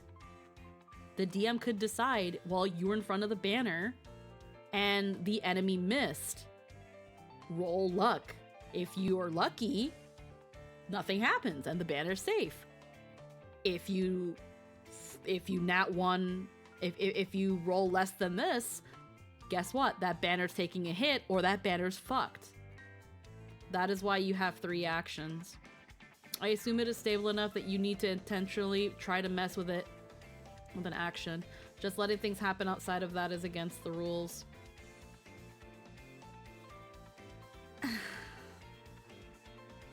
It's that so thing. Yes and no. Yeah, yes and no. Like, again, it's not written that these roles can't be put into the game. And again, the banner doesn't have a stat block. The banner, at most, depending on the best materials it can be made with, has 12 HP. An arrow can take it down. Basically, you wouldn't be rolling luck against spells. Technically, the luck roll would be DM Mercy. That's it. It's just it's not that the luck roll is attached to an attack or anything. It's just something additional the DM is throwing into the... It's essentially... It's just that. Otherwise, if the spell hit it, it hit it. Yeah. Like again, it's the silly luck roll is the DM trying to, in this hypothetical situation, throw in random Give chance. you an out. Yeah. It's throwing in random chance and fortunate and unfortunate events. Again, freaking someone fires a fireball and it whiffed past you, but you're close to the banner. Guess what? Roll luck. It's not that the spell was aimed at the banner or that you're trying to make the banner go away from a stray fireball. No, you're just adding another factor of anxiety into the game. Because honestly, in certain fictional settings, this could be a thing that happens. I can see something like that happening in like a written media where it's like, you know, person puts down the banner and a stray fireball hits it. Sometimes shit happens. That's why you leave it to a random luck roll, a flat D20. Not that they have to do that, but I wouldn't be surprised if certain DMs did do that as an essential risk factor to you putting down that fucking banner. And yet, with Plant Banner, an enemy can walk up and take your banner with a stride interact, though destroying it from ranged will often be easier and cheaper. Yeah, it can be as stupid as you're fighting wild dogs and you put down your banner and the dog just takes it and runs. Free stick. It's free stick. Free stick. Let's We've go. seen dogs actually just do that. We've Mhm. seen people put something in the ground and a dog just takes it and runs off. They're dogs. Sometimes not even dogs. Sometimes things just take stuff. Yeah. Again, it can just happen. And again, it can be a little hee-hee moment, or it can be, now we're fucked with a dice roll. It can be something silly where, like, you know... Just have to clip it with an AoE and it's probably broke. Yeah. Like, again, this can be something really silly where it's like there's a bar brawl going somewhere, or like you freaking... There's so many silly, funny moments that you can also do with this, in like a gag game. Like, again, like everybody's fighting, you put the banner down and a stray dog wanders into the battlefield, takes the banner and runs off. Like, that's funny. In a silly gag fight, that's hilarious. But like in an actual like big situation, that can make or break the party's chances. But it all depends on if the DM does it. Is it a good idea? Is it a bad idea? No, but you know, again, it's already high risk, high reward. Let's make it worse. Like, I don't fucking know. Like, again, earlier when I mentioned it, Anthony said that was probably something he could see himself putting into the game, into one of his games. Yeah. It's mostly that it's really, really hard to protect an unattended object, and making the entire core of your class a vulnerable target is just, wow. Yeah, that's that thing where, what makes this bad is the fact that losing your banner fucks you so hard. But that's a problem with the class at the moment. You're so reliant on this thing. And it's so easy to lose it after using it yet. Yeah. The fact that the fact that this banner is the core of the class, and yet there's nothing you can do to fortify it, to protect it, that if you put it on the ground for a mediocre buff, someone can just take it or whiff an arrow and it's gone and you're fucked. Plant Flag makes you insanely vulnerable while giving your team a marginal boost. It's that thing of, like, unless you know your DM is going to be generally really nice and not let anyone touch your pretty little flag when you put it down, this is a horrible feat. But it does feel cool to use. I want it to be better because I like using it. Yeah. Yeah, like again, it feels like it should be the hypest thing, but it's super not. Yeah, it's that thing of, in the right circumstances and with some tweaking, it can be a wonderful maneuver. It can be a very good strategic maneuver. But right now, you're pretty much just setting yourself up for suicide. And for what? To be hype. Yeah. It's really hype. And man, do I don't give a shit about hype. I do. It's super cool. It's so cool, but it's so bad. It's hype. Yeah, against mindless enemies, it's quite good. Mm-hmm. This is a thing or where... if you know the enemy can't shoot it. Yeah. If you know that the enemy can't get to it, it's worth doing. But that being said... Yeah. If you can assure that your banner will be safe, by all means, it's worth it. Lynn has pretty much kind of said that.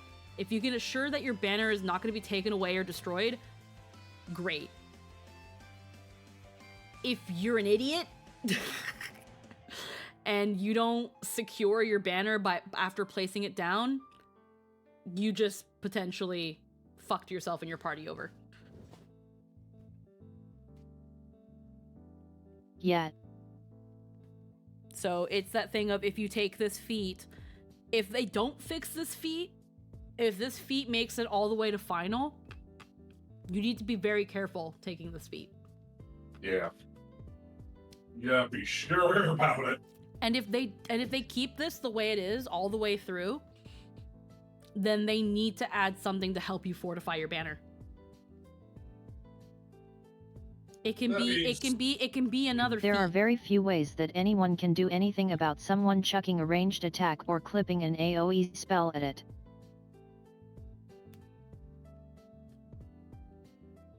Yeah. There is... It kind of just happens and you're fucked. Yeah. Yeah. Now, that being said, if you want to take it and you think it'll work, but it doesn't, retraining's a thing. You can always get switched. Retraining's always a thing with any class. You can just Yeah. switch out feats. Yeah. As always, talk to your DM.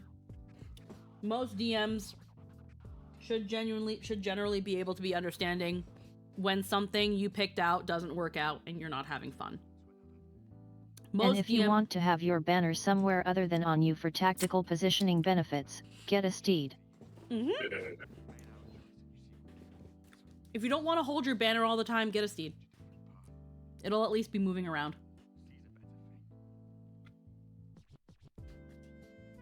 Anywho.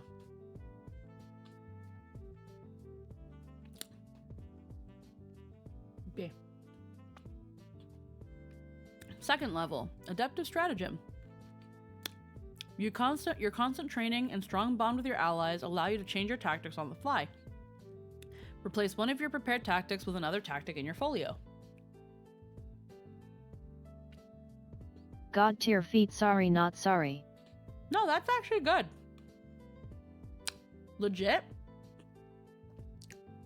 If you brought some tactics that you thought were going to work out, and then you suddenly learn that one does not, no, you didn't.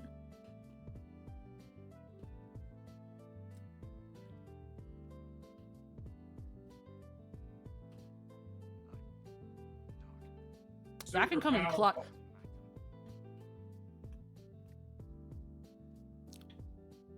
Very simple but insanely strong, basically like being on a prepared spellcaster and just getting to go. Actually no, I did prepare calm emotions for this fight. Ha. You little shit. Hehe. No, it's really good.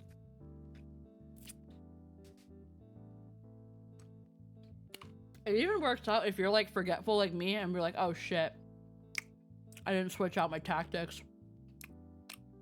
Getting to change your prepared tools after knowing what you're up against is crazy.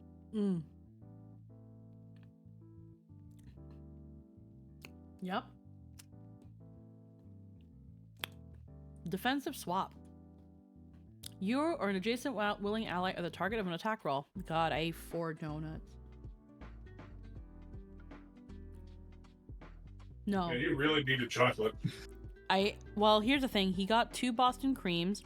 He got a maple, like a Boston cream where instead of chocolate, it was maple. And then he got a random kind of cream-filled donut. And then a chocolate glazed chocolate donut. I ate a Boston cream, I ate a maple, and I ate a chocolate. So I ate 3 donuts. So the one that's left here is his Boston cream. So I'm gonna close this. I ate 3 donuts. Oh right, you basically didn't eat yesterday. Hungry. Yeah, I only had one. Jester made me a pork wrap yesterday, and that was literally all I had yesterday. Because when I worked, I only worked for 5 hours, so I didn't get a break. And because I came straight home to do laundry, which we could actually put the comforter to wash if we wanted to. I was gonna do that before streaming that I didn't, but I was so preoccupied with putting the bedding to wash and preparing the pork that I never ate. I never ate. Until we were streaming, and then I got hungry. But I only had that one pork wrap. But yeah. Either way. You and your allies work together selflessly to protect each other from harm. You and the required ally immediately swap positions with each other, and whichever of you was not the target of the triggering attack becomes the target instead. That's neat. That if you don't have a guardian on the party, but you still have someone just as tanky, hell, it could probably still work with a guardian if their freaking shit fails somehow. You can do this Yep. instead.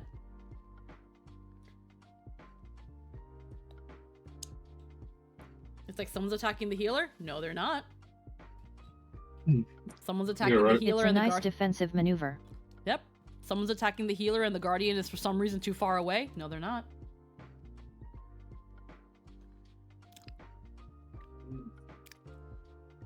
But it's with you and your allies. You and the required ally immediately swap positions with each other. Yep. So it's with you. It's to protect yourself or an ally. Yeah. Oh, then yeah. If you aren't the charge, swap yourself with the guardian. Yep. Guiding shot. Your range attack helps you guide your allies into striking your enemy's weak point. Attempt to strike with a required weapon. If the strike hits, the next creature other than you to attack the same target before the start of your next turn gains a +1 circumstance bonus to their roll, or a +2 circumstance bonus to if your strike was a critical hit. Ooh.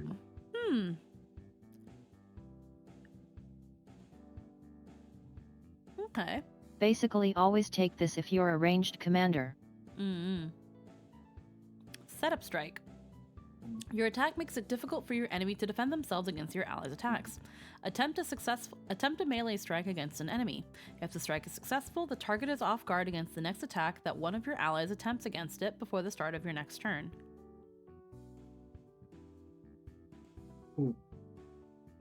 Decent.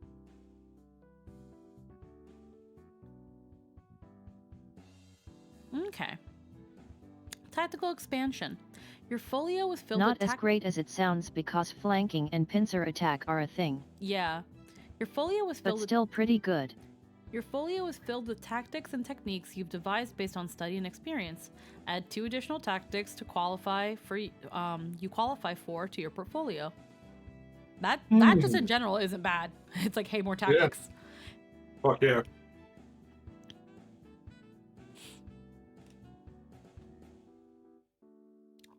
Special. You can take this feat multiple times, adding 2 new tactics to your folio each time.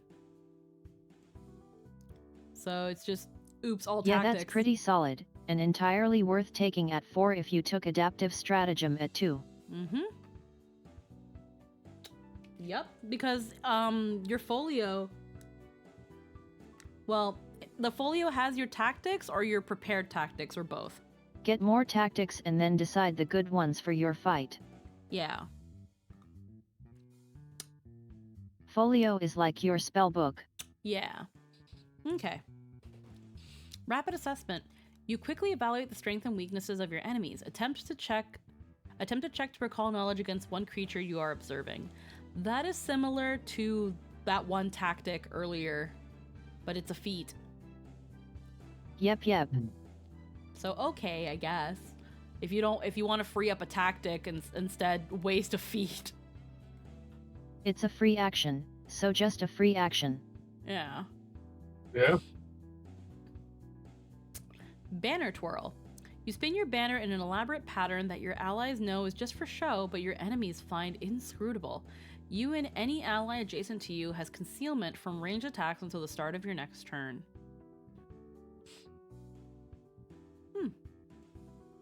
Observational analysis. You are able to rapidly discern relevant details about your opponents in the heat of battle.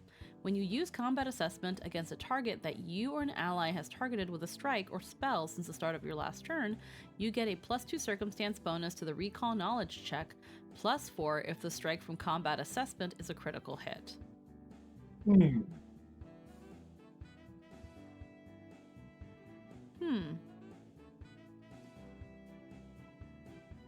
Okay. Basically just the level 1 feat but slightly better. Yeah. Shielded recovery. If you have combat medic, You can bandage wounds even when holding your shield. You can use the same hand you're using to wield a shield to treat wounds or use battle medicine, and you are considered to have a free hand for other uses of medicine as long as the only thing you're holding or wielding in that hand is a shield. When you use battle medicine on an ally while wielding a shield, they gain a +1 bonus to AC and reflex saves that last until the start of your next turn or until they are no longer adjacent to you, whichever comes first.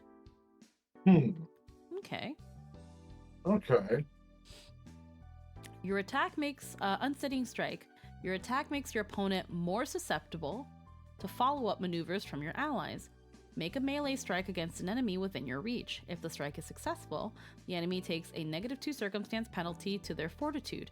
DC to resist being grappled, repositioned, or shoved, and a -2 circumstance penalty to their reflex DC to resist being disarmed.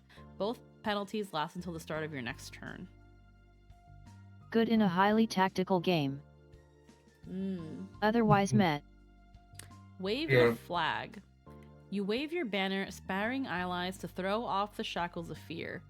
Each ally currently benefiting from your commander's banner reduces their frightened condition by 1 and can immediately attempt a new saving throw against any one mental effect currently affecting them.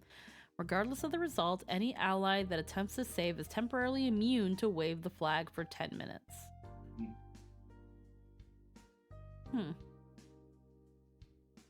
Banner, commander, emotion, flourish, mental, visual. Battle-tested warhorse. The funny part is that wave the flag would be best after your banner got stolen or destroyed by plant flag going wrong, but oh wait, you don't have a banner. Yeah, I was gonna say, you wave your banner, except, like, if you don't lose your banner, aside, depending on the enemy you're fighting,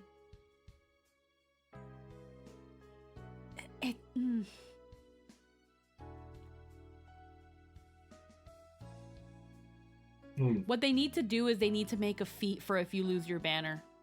It'd be very situational, but it would at least make wave plant banner a viable thing to take. Because then you get... That's good against big boss enemies that can hit multiple people with fear, like dragons. Yeah.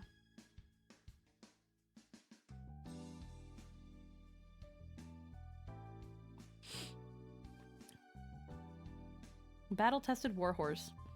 Your mount is a tried and tested ally of unshakable reliability.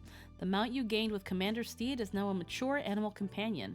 In addition, your mount never attacks you, even if it is magically compelled to do so. Okay. Efficient preparation. You've developed techniques for drilling your allies on multiple tactics in a sufficient and efficient manner. Increase the number of tactics you can have prepared by 1. Ooh. That one's good. Also god tier feat. No, that one's good. You can have more prepared tactics and then mix it with the other feat that allows you to switch on the fly should you need to. Bam. That's good. Reactive strike. Trigger. A creature within your reach uses a manipulate action or a move action, makes a ranged attack or leaves a square during a move using action it's using. You lash out at a foe that leaves an opening. Make a melee strike against the triggering creature. If your attack is a critical hit and the trigger was a manipulate action, you disrupt that action. This strike doesn't count towards your multiple attack penalty, and your multiple attack penalty doesn't apply to this strike. Honestly, efficient preparation is worth considering over reactive strike, which tells you all you need to know about how good it is. Yeah. Shield Warden. When you have a shield raised, you can use your shield block reaction when an attack is made against an ally adjacent to you. If you do, the shield prevents that ally from taking damage instead of preventing you from taking damage, following the normal rules for shield block. Cool. Defiant Banner. You vigorously wave your banner to remind yourself and your allies that you can and must endure. You and all allies affected by your commander's banner, when you use this action, gain resistance to bludgeoning, piercing, and slashing damage equal to your intelligence modifier until the start of your next turn. At 14th level, the value of this resistance increases to your intelligence modifier plus half your level. God. That's not bad.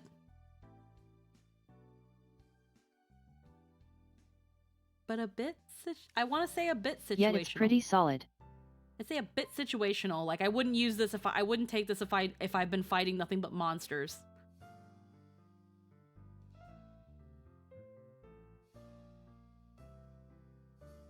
It has some drawbacks.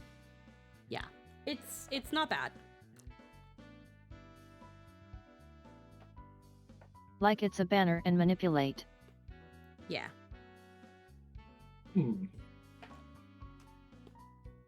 Okay. Officer's education. At a level where things can hit you for using manipulates near them. Yeah. Officer's education. A broad knowledge But the benefits are pretty good. A broad knowledge base is crucial for competent commanders.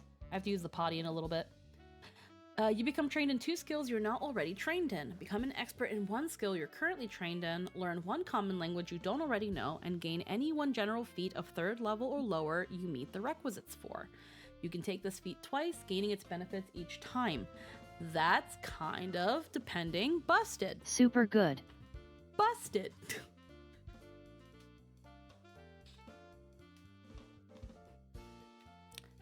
Rallying banner. Once every 10 minutes. Your banner waves high, reminding your allies that the fight can still be won. Roll 4d6. You restore that many hit points. Depending on your build, it's absolutely broken yet. You restore that many hit points to each ally affected by your commander's banner. This healing increases by an additional 1d6 at 10th and every 2 levels thereafter. This effect draws upon your allies' morale and adrenaline and has no effect when used outside of combat. So this is about once per battle then. And yeah, no, that one's pretty good. It doesn't require you having any sort of healer experience or anything, and while it's kind of late in the game, like, well, not late in the game, but like pretty up there in the game, it allows you to, even if for a very situational for a very specific situation, be a little bit of a healer. Yeah, it's a 1 action decent heal. Unrivaled analysis. Your experience allows you to derive even more information about your opponents from a mere glance. When you use rapid assessment, you can attempt up to 4 checks to recall knowledge about creatures you are observing. Okay, that's not too bad. Yeah.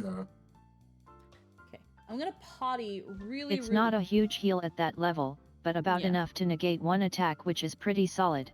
It could help someone from being just close enough to death from a hit. Yep. It could save somebody. I'm gonna do 1 more quick potty break, and then we should be able to finish this up and then wrap up. But I got potty, so be right back. Yeah.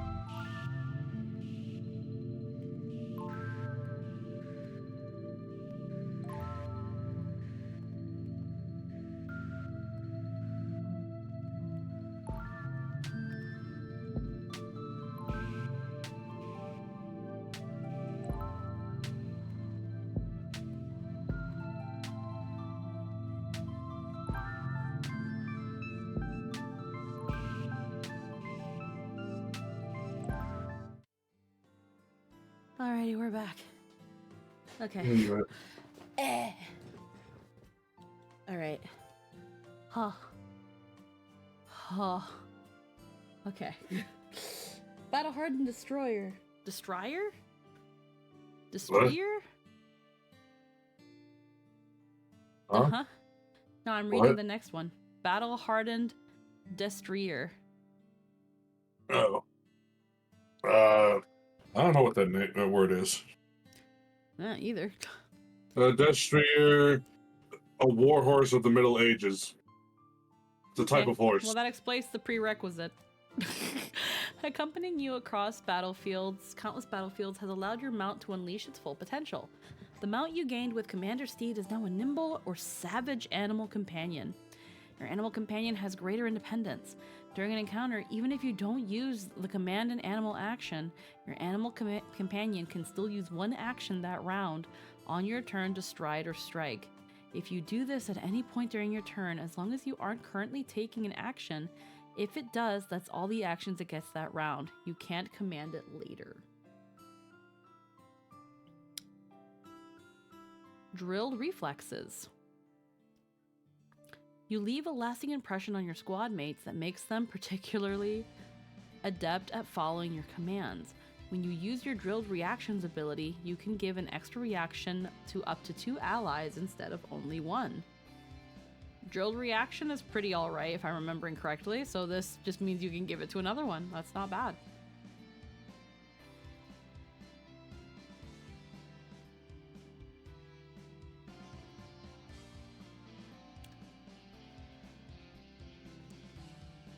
Standard Bearer's Sacrifice. The trigger, an opponent targets an ally with a ranged attack. You are observing both of them, and you are also in range of the attack. Requirements: you are holding or wielding your banner. Seeing an enemy take aim at your ally, you bravely flourish your banner to redirect their attention to you. The triggering opponent must attempt a will save against your class DC with the following results. Success: the opponent completes its attack against your ally. Failure: the opponent targets you with the triggering attack instead. Critical failure: as failure, but you gain a +2 circumstance bonus to your AC against the triggering attack. Targeting strike. Your guiding shot creates a deadly opening for your allies.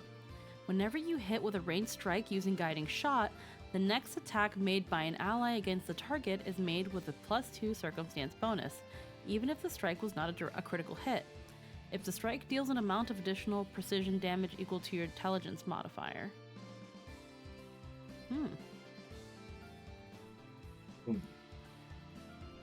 Fortunate Blow. You set an enemy up for a devastating follow-through from your allies. Attempt to strike against an opponent. If the strike hits, the next creature other than you to attack the same target before the start of your next turn rolls twice on their attack roll and takes the higher result. This is a fortune effect. Okay, so essentially, gives advantage. If the strike hits, the next creature other than you to attack the same target rolls, yeah. So when you hit something, the next person to hit it gets advantage. Perfected evaluations. That's always fun. You instantly assess the strengths and weaknesses of the enemy forces.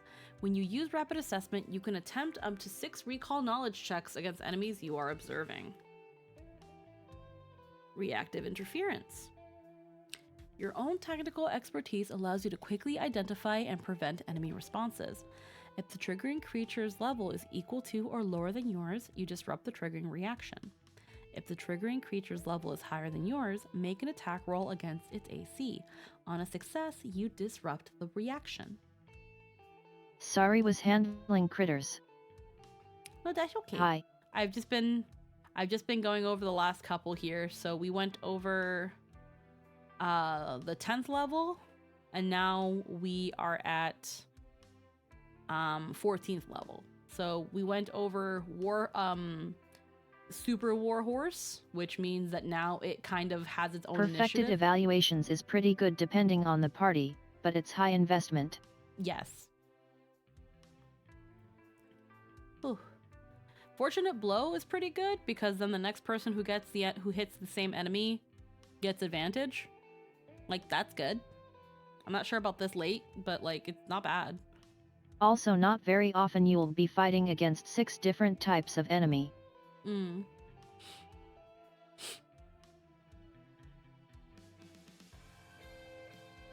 And yeah.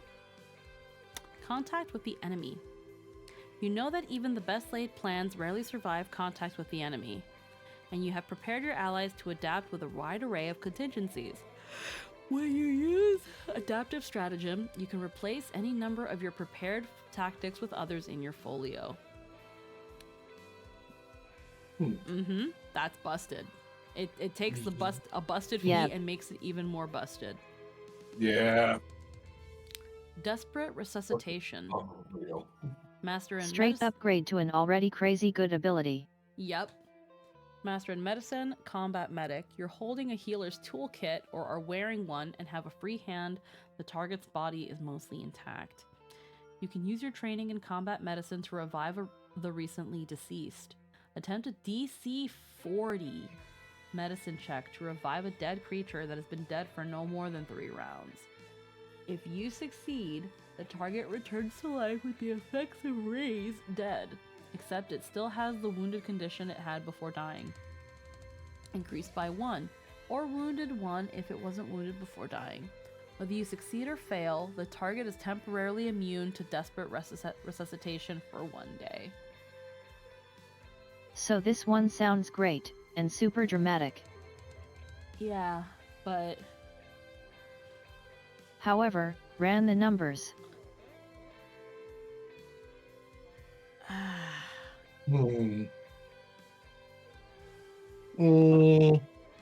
Best case scenario, you'll have a 25% chance of this actually working. Yeah, is the DC just too high? DC 40 is crazy high. I knew that DC was gonna fuck it up. That DC is too high, and it takes 3 actions.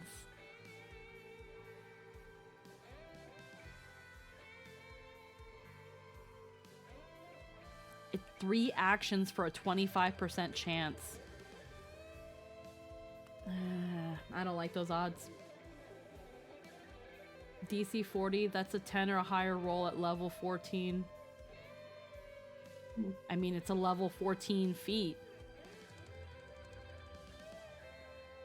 So if you're a master in medicine with 20 intelligence and combat medic at level 14, you'll have a plus 25.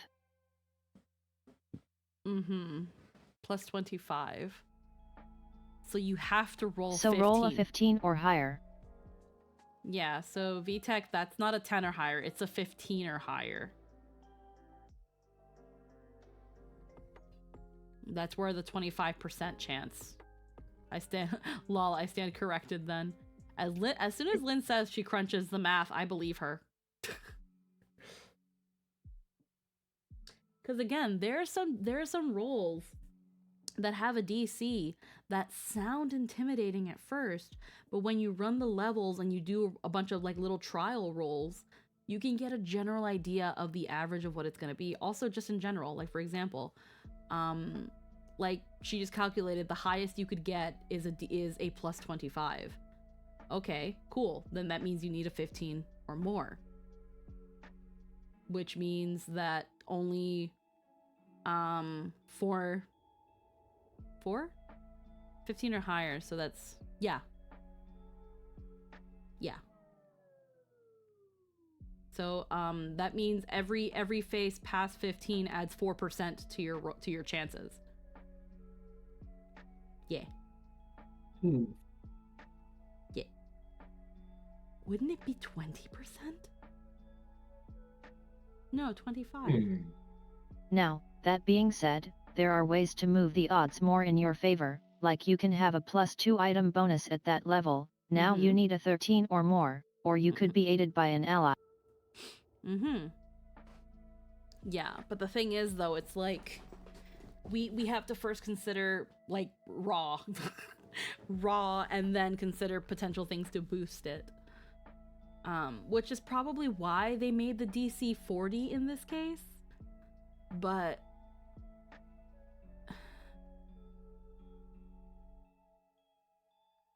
Yeah, it's still 25% because it's 15. But that's 16, assuming 17, you 18. started the game with an 18 intelligence and then boosted it twice at 5 and 10, which you didn't. Yeah.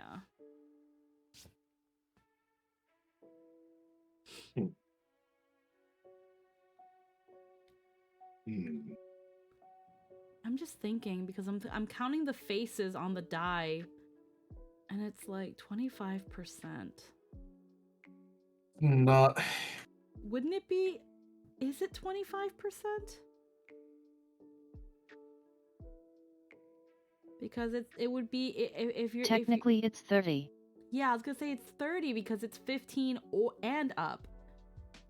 Not higher Because than 15 is enough. Yeah, so it's gotta be it can be 15, 16, 17, 18, 19, or 20. So it's 30%, which is 5 more percent than 25, but still a low chance. You could use a healing scroll. Yeah. Or a wand of healing, or have someone that come prepared with spells. Or you can just buy a scroll. Yeah, or a potion. Honestly, buy a wand, they recharge every day. They're worth more in the long run. But it's a low level fucking wand. Ding, ding, there you go. The feat is exactly what it says on the tin. It's desperate. But I don't know if I'd ever be desperate enough to be like, yeah, I'll take this feat. Yeah, that's the thing. It's like if you've already lived to level 14, you shouldn't be that desperate.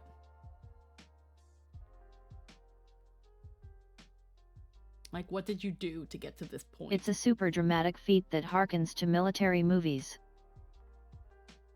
Don't you die on me. Yeah. The movie's called Saving Private Ryan. Anyway. Not morning. Quickening banner. Your banner flutters desperately, urging your allies to strike now. Each ally affected by your commander's banner is quickened for 1 round. But in actual practice, it's a high-level feat for a 3-action crapshoot. Yeah, no, it's not worth it. They can use this extra action to strike or stride. They have to... I would hate to say they have to lower that DC. They'd have to lower that DC, and it's like, oh, but that makes it too easy. Do you want me to take it or not? Like, I don't know. They can lower it at least to a 30 or a 35. That way there's still a little bit of a risk. But like healing kits are fine. Non-magical healing is fine. I make use of it with my druid, but I also bought a healing one. By the time you're level 20, it's pretty reliable. But then also you're 20. Yeah. Literally, get a wand. Just get a wand. It'd be crazy stat maxing. Yeah. Yeah, just get a wand, wear it on your belt, pull it out with it. Instead of using 3 actions to fucking do that, take 3 actions to pull out your wand and use a 2-action fucking heal at range. The greater wand of healing. Pretty much. Okay. Quickening banner doesn't sound bad. Once every 10 minutes, everyone gets quickened for a round, and they can use the extra action to strike or stride. Yeah, quickening banner is I cast haste on my team. Yeah. 60th It's level. really good. Confusing commands. You shout out bewildering but authoritative commands while imitating the voices, language, and speech patterns of your opponents. Each enemy within the area affected by your commander's banner must succeed at a will save against your class DC or become confused for 1 round. 2 rounds on a critical failure. Targets who succeed at their saving throw are temporarily immune to confusing commands for 1 day. Sounds good on paper. It sounds good on paper. Not awful, but you have to take deceptive tactics for it. Yeah, and we've already explained why deceptive tactics sucks. Undaunted Disciple. Your turn ends as is the trigger. You're affected by a mental effect. Discipline. Yeah. Oh, Discipline. Discipline. Discipline. Emphasis is on the wrong syllable. You can find you can find a loophole in a mental effect to temporarily overcome it. Until the end of your next turn, you ignore a single mental effect. You can suppress a particular effect using Undaunted Discipline only once. You can't use Undaunted Discipline to suppress an effect you choose to have affect you. Special, you can use this reaction even if the mental effect is preventing you from using reactions. I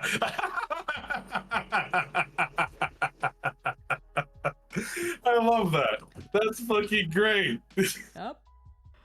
It's like, you can't use reactions. Actually, I can.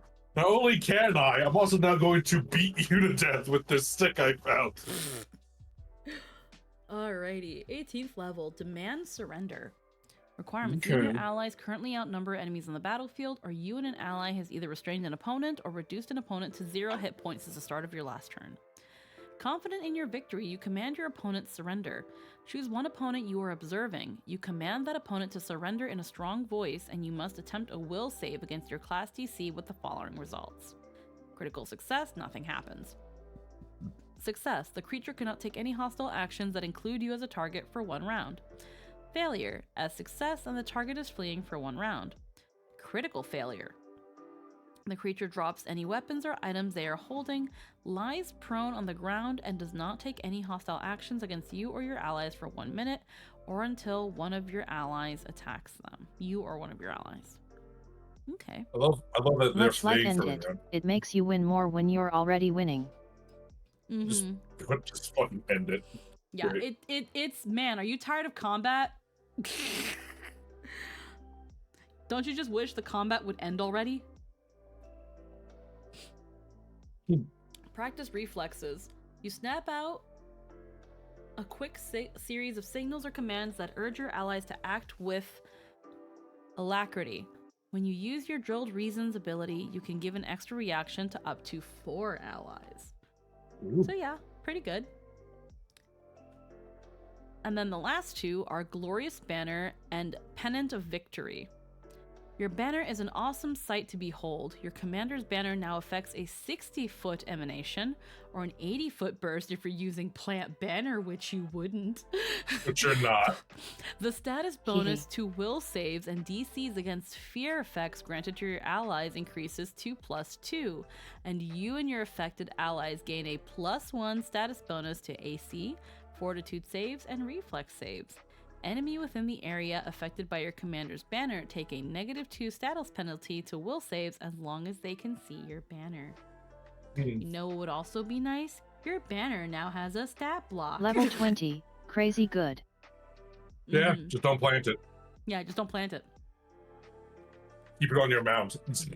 Your indestructible, unwavering mount. Keep it to your indestructible, unwavering mount that now has a turn. That will now fucking kill for you. Pennant of Victory. You wave your banner in right victory, signaling to your allies that the fight is won. You and your all allies affected by your commander's banner gain a At +4. level 20 you could make your banner out of dragon leather and adamantine, so you might be able to plant it. How much does that give it? It doesn't matter because DM can just say, no, you can't do that, it's gonna break now. Because they're a shitty DM. You and If it's made out of dragon leather and adamantine, though, it's base. It's super. You would be better off just plucking it and running away with it than you are trying to break it at that point.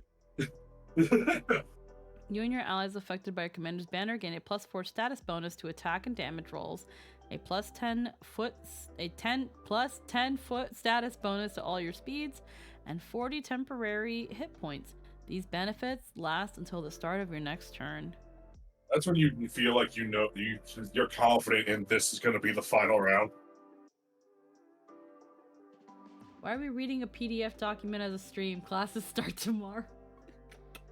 Don't worry about that part. Hi, right away. We were looking over Pathfinder, and now we finished.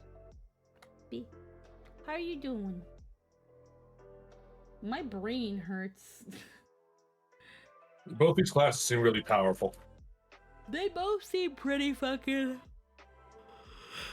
Excuse me. It's definitely during the latter half where they start seeming very, very busted, because that's kind of how level like 15 and up work. The nice thing about Pennant of Victory is that it actually helps you win, since you don't need to be in a situation where you're already winning to use it. Yeah. Yeah.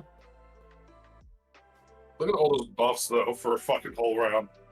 Or a The full old- turn. The Yeah. old doctor just finished grading 90 exams and 120 assignments. 15 and up in Pathfinder is just redonk. It's my favorite part. That's the levels you start getting into the really big threats. Yeah. It feels like it's preparing you for those big threats that are gonna come out of the shadows and rip you in half. Yeah. Again, to me the biggest irony when it comes to Commander is that the worst thing you can do is plant your banner. one of the things that make playing a flag bearer marshal really cool is the dumbest idea. At the moment with the playtest is the dumbest idea.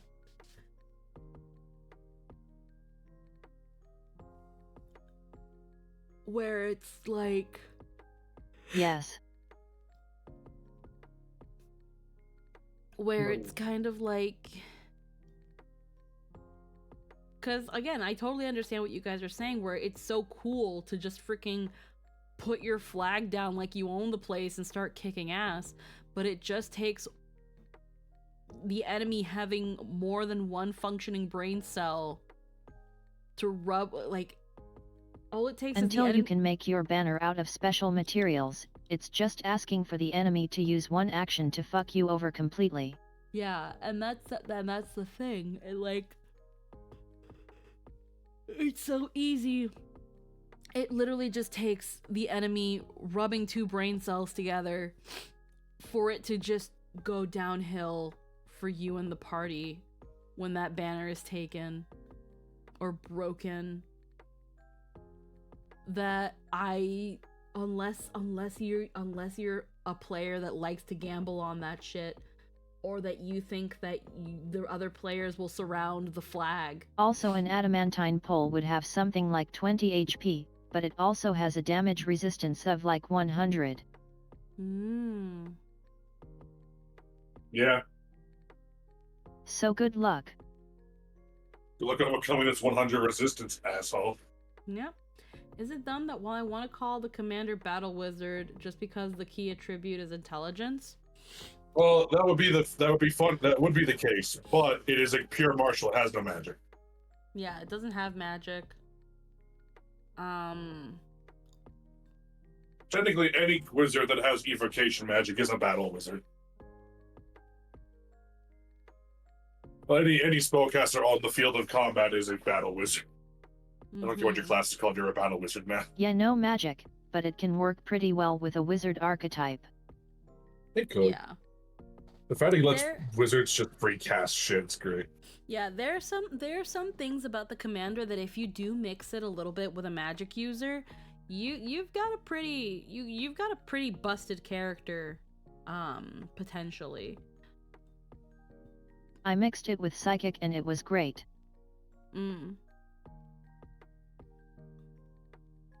Actually, right. I can show my build. Yeah, we don't have a lot of time to super duper look it over, but we can definitely look at the build. So I'm pretty sure you shared it the other day, so 1 second, let me just grab it. I cleaned it up. Oh, okay.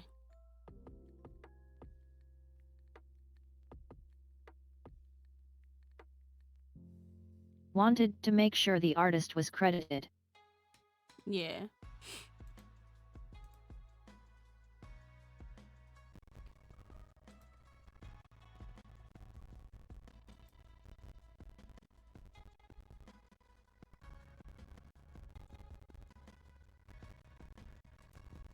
One moment. Yep, no worries. I'm also just keeping an eye on the time.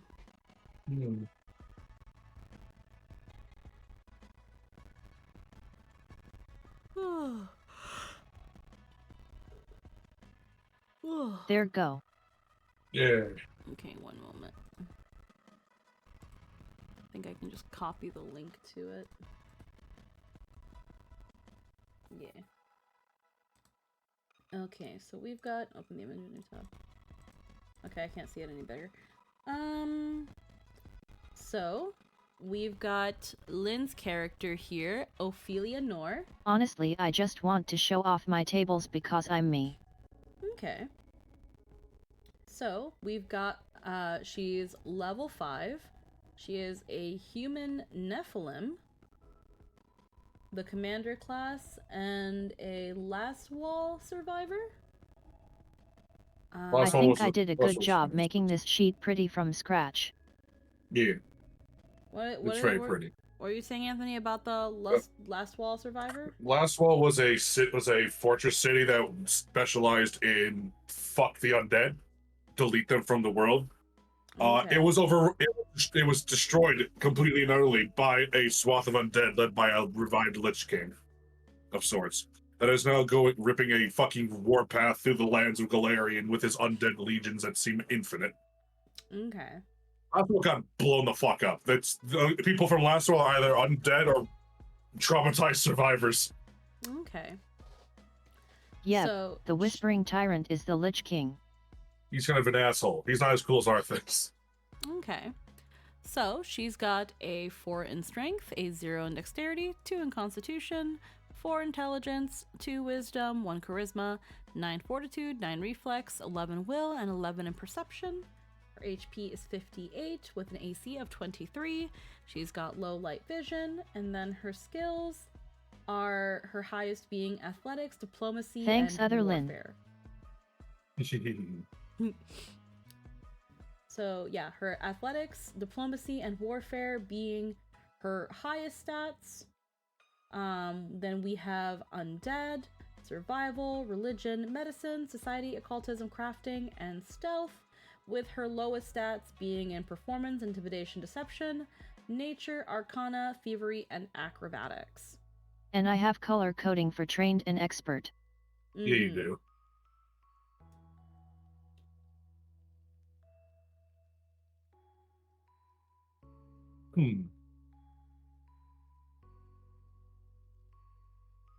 All right. Let's see. They got deadly okay, they got a +1 foe. Okay. +1 two-hander with a sweet deadly D8. A deadly D8 means if you crit, the damage die goes to that number. Okay. It's usually high. At least it's usually a step up from what the normal damage die is, so it'd probably be a D6. If you crit, it becomes a D8. That's why gunslingers are really powerful, by the way. They all come with deadly. Among other things, because, crits, they have crit specs, and it's crazy. Crits are scary. If you crit spec with any weapon, it gets really scary really fast. Ranged or otherwise. +1 Earthbreaker. Okay, with a +1. Okay, Earthbreaker's another weapon. Has raising, shove, two-hand D10, and versatile. Okay. So yes, they got a +1 but mostly striking. I took the Fauchard so I'd have a reach weapon, a slashing weapon to handle zombies, and a trip weapon I could use at reach range. It's very powerful. Mm-hmm. And the it's what my Earthbreaker. banner is on. Cute. Nice. The big spear. Shove, two-handed D10, versatile, piercing. Okay, that's another. Oh, there's a keyword, bulwark. And Earthbreaker is because fuck skeletons and also your shields. Yes. It's really good at breaking stuff like that. Full plate. Okay. Got a scroll of first level helpful steps. A runic weapon. Okay. You got cantrip deck. So a cantrip deck is a deck of playing cards with magic in them. It's like Twisted Fate. Yeah. Or Gambit. Runic weapon gives weapon buff damage. It doesn't scale. It doesn't stack with anything. It makes basically a +1, I believe. And helpful steps is +1 striking. yeah, because +1 striking rune. Helpful steps is just movement, difficult terrain. Tinderbox is it's a match 6. Oh, we're being rated by Summoners Network. Hello, everybody. Hello. We just finished going over the Pathfinder playtest for the Commander and the Guardian. And because Lynn playtested the other day, we're just kind of looking over the character she used to playtest the Commander. Versatile Tinderbox lets you make colored fires for tactical signal fires. Wait, that you can make colored fires with a tinderbox? That's sick. Yes. I want that just because I like seeing the colors dance. That sounds fun. It's a 20 gold magical tinderbox. Jesus Christ. That replenishes. Ooh, never mind. It's suddenly amazing Yu-Gi-Oh! again. Fan art? Is that what that is? Lol. Is it? The bread is here!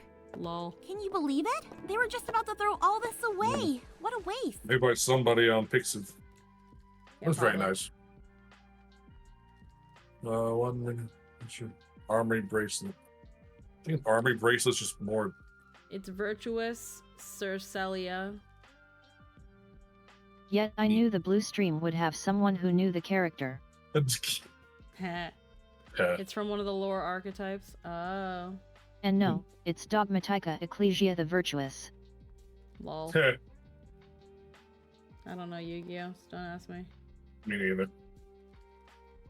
Okay. They got the battle medicine, they got the platform. Okay. So looking at this, you're a human, so you took natural ambition, which is you take plant flag. Extra plant, not very human. You're a Nephilim, I mean human. So yeah, plant flag from natural ambition. Supplication for bless. That's fucking sick for an innate spell. Innate spells are spells you just always Sure have, is. but you have a set amount of charges per day of it. If it's a level up spell, if it's an cantrip, it's as often as you want, because it's a cantrip, right? So you need a cantrip you always have. Like, my fucking Knoll Druid has ghost sound as an innate cantrip. So you can distance and sound with it whenever you want. Robo Paladin? Oh. Why is it roboting him again? It really shouldn't. And it shouldn't be my computer because it's probably Discord, honestly. There's no reason for it to be my computer. Or I don't know if people are talking about... Are you saying Robo Paladin because Anthony's voice is roboting, or is it something unrelated? I kind of need to know. The guy's become roboted again. Okay. Alright, one sec.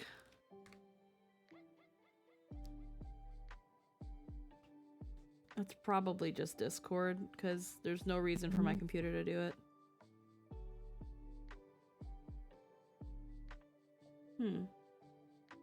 And I took Deceptive Tactics and Plant Flag because I thought they weren't very good, but I wanted to use them in actual play to get a feel for how they operate under optimized circumstances, like how I have Figment from Psychic for much better diversions.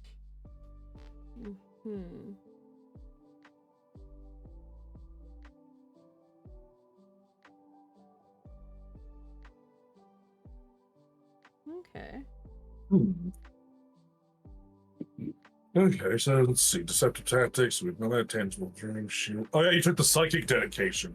You have a Figure psychic if you're arc. gonna playtest the stuff you're uncertain about. Yeah. So yeah, psychic archetypes are a whole other fucking can of worms with mechanics. It's like stapling on additional class features from different things. Sometimes it's actually an actual other class. Sometimes most of the time it's not. It's some other wacky bullshit you have to meet prereqs for. Psychic is one of those ones that's on the class. So you get to have the shield spell. That's cool. You can put Yet shields it's on people. Pathfinder's multi-class option. Yeah. Then there's also the actual just 2 classes option, but a lot of people don't do that for some reason. Don't know why. But anyhow. And yes, Psychic gets special boosted cantrips. Yeah. And you got from Psychic, I guess you took Thought Form, which means you get to have Figment Normally and Daze. you can only use Shield on yourself. But Shield can be put on people, right? When you're a Psychic. other people. Psychic shield can be put of allies yet. It's so cool. Can you put that on your flag? No. Man. What if you make the banner sapient? It has a mind of its own. Can Yes. it then have a shield? That's it. Just make a sentient flag. That's the workaround. No, I get buffed. Let's see. You get treat wounds. You got the medicine with assurance, which is always fun. Hefty hauler. Okay. +2 initiative for that. And there's all the tactics. The stride, the reload, step, and everyone gets free strikes. If you have a witch in your party who can animate objects, it becomes a creature and thus attended and also targetable by shield. Distressing. Yep. Witches are funny. But anyway. Yeah, this seems pretty strong. Yeah, I like my little sheet. It's great. Yeah. She was fun.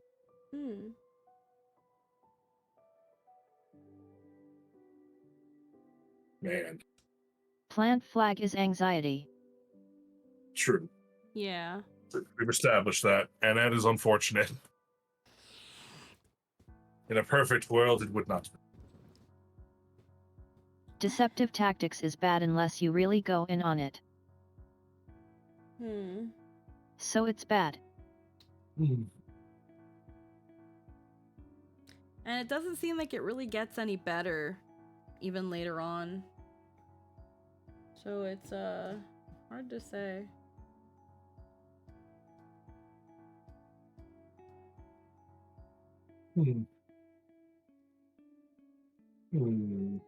But Commander overall is really fun and has a lot of options to break action economy in your team's favor.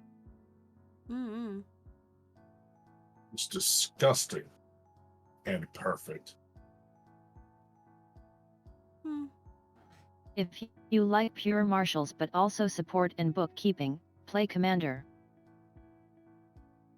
Yeah, pretty much. Obviously, the playtest isn't... So it's a Lin class.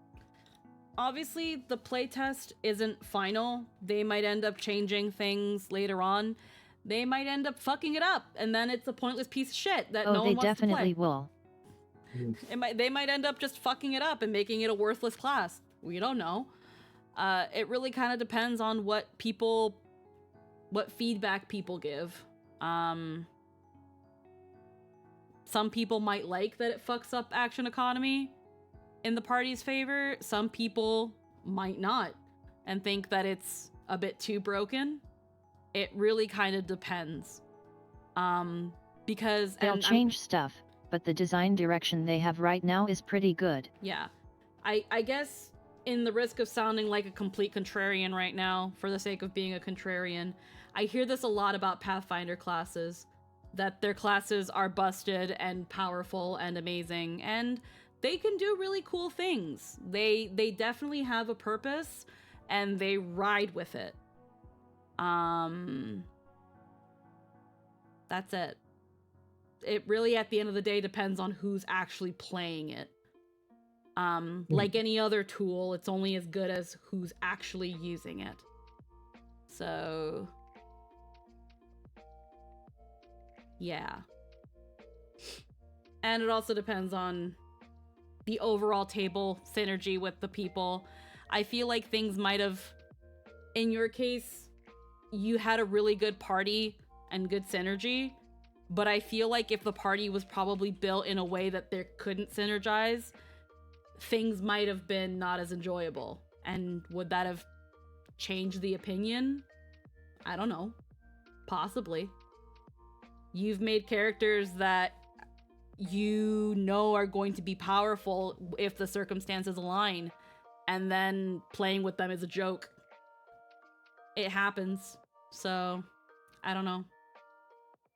So Commander is definitely a class that you want to work around your party for. Yeah.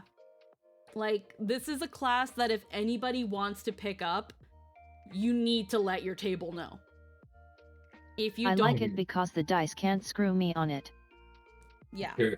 You need to let your table know that you're playing this class. Commander just does things, other people roll, not my fault. Yeah. Like, now some people again, this also just depends on your table.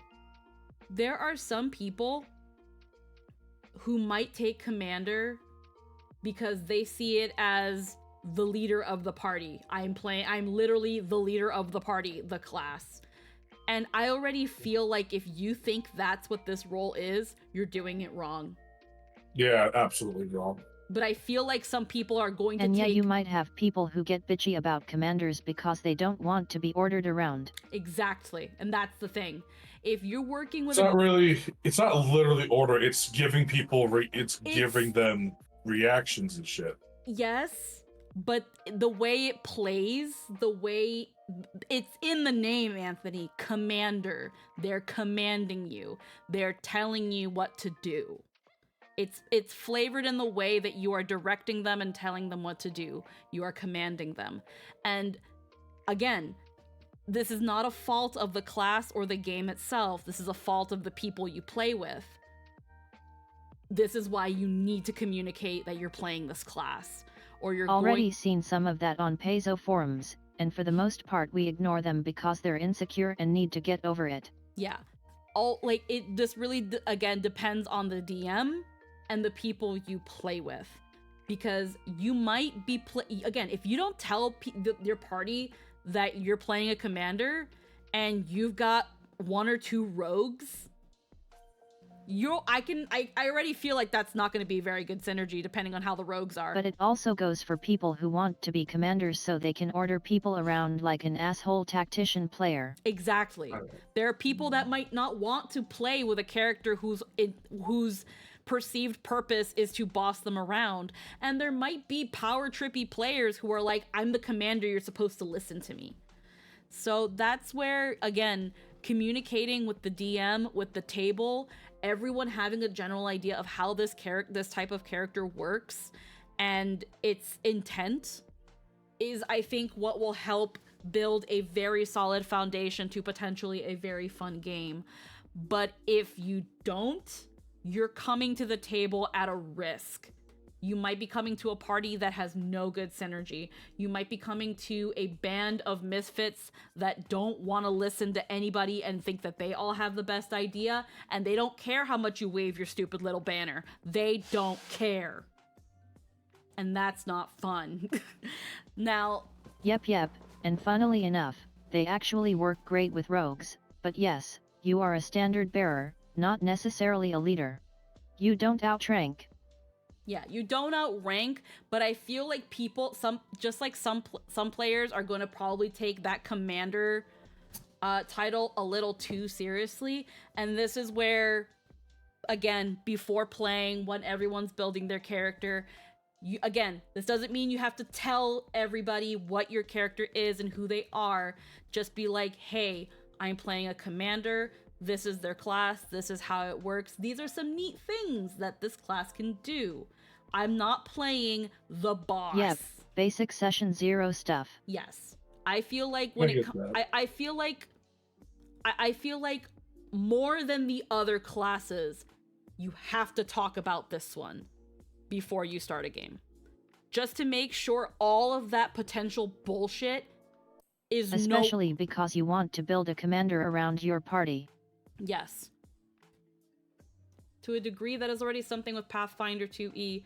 Party synergy is pretty important, so it is a good idea to have at least a general idea what people are playing when putting together your party. Yes, no, again, Cerberus, again, this is... I'm more so encouraging this because I can already see people having preconceived notions for or against playing or playing with a commander. And because I know that there are some tables where the players do not communicate with one another. The table never gets together to see how they're gonna do things. This essentially is encouraging more session zeros and overall talking together as a group and not just one-on-one between the player and DM, to make sure that people playing with a commander and people playing a commander are all having fun. Because I feel like I can already hear horror stories about someone was playing a commander or I played a commander, and it all comes down to, why didn't you guys talk about this? That's not to be like pessimistic or blame the game for anything. It's more so just it's a people problem. You can have a jerk want to play a commander so they can be the boss and player be a jerk. Yeah, we have already talked about that, Cerberus. Again, you just got back. Also, some parties will have unruly characters who don't want to listen to anyone, so you'll have to figure out between you how they make it work. Like Ophelia is a cook and can bribe people with food. Yeah, so it's that thing of, there are the issues. You want dinner? Do your drills. Yeah, there are people who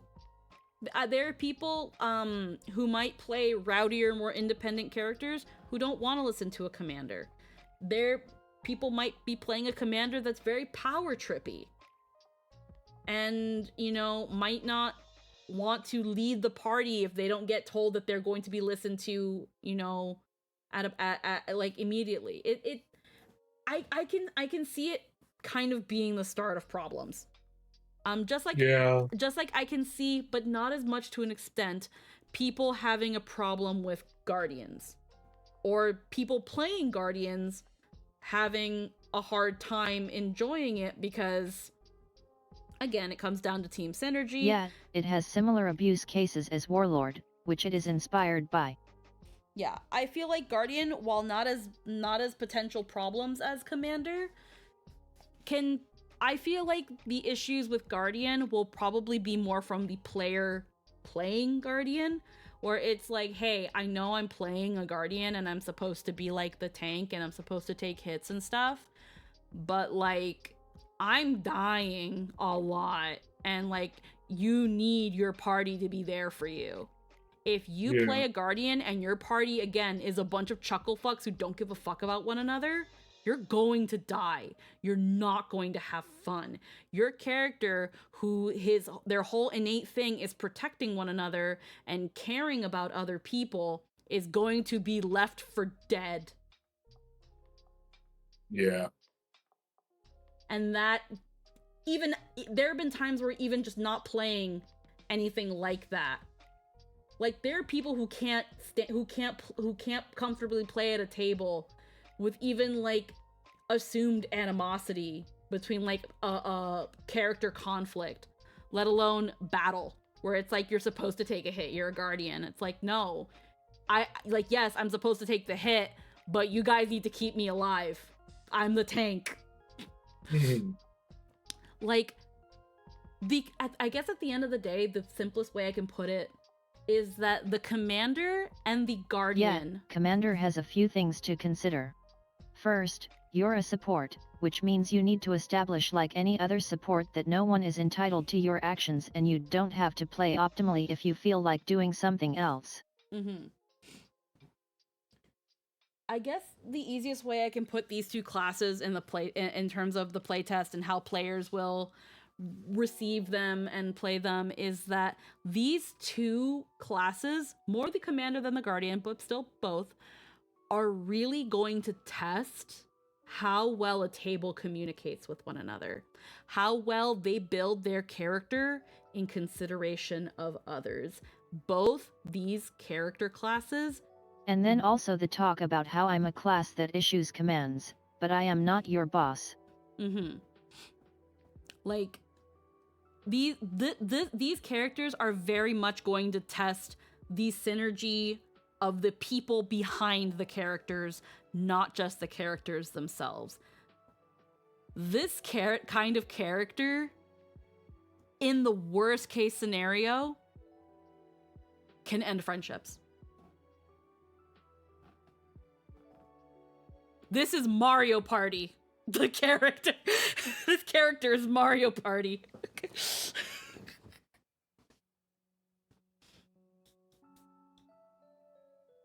Again, I say in the complete worst extreme, this character can end a friendship.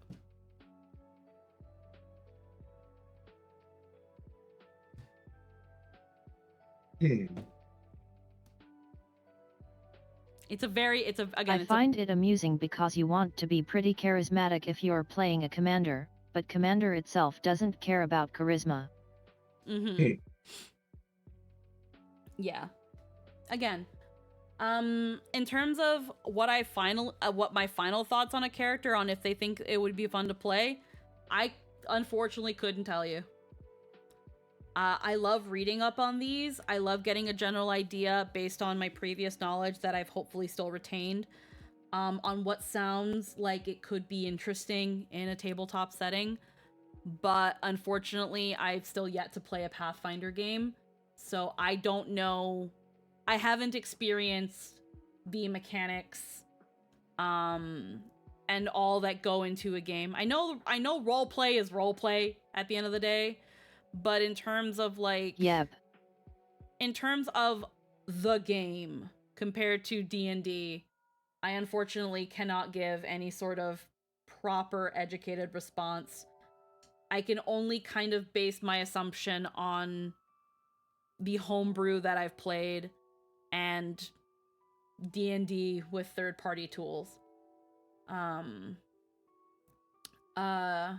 Would Tactician be a better name for the commander? Well, so about that. Technically speaking, yes. But there's an issue with that. Tactician still feels like someone who tells people what to do.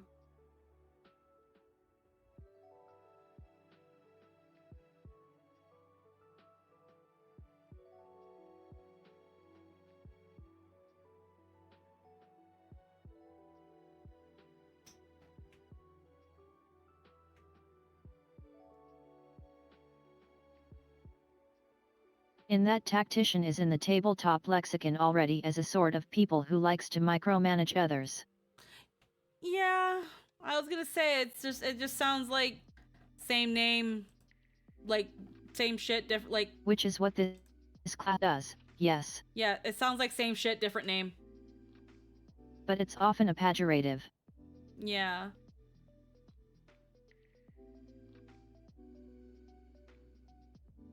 Like, you really can't call, like, really, there's not many names you could call it that could give you an idea of what this class does and not give the impression that it's, quote-unquote, the boss. Like, Tactician, everybody listens to the Tactician.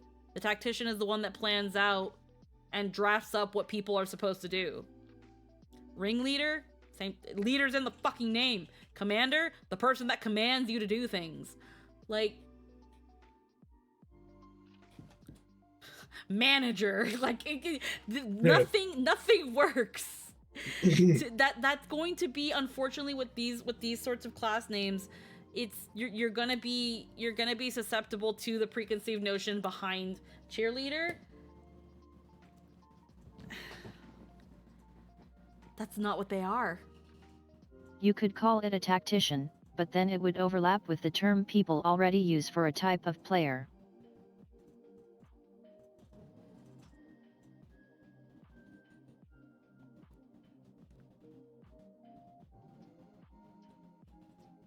Like power gamer.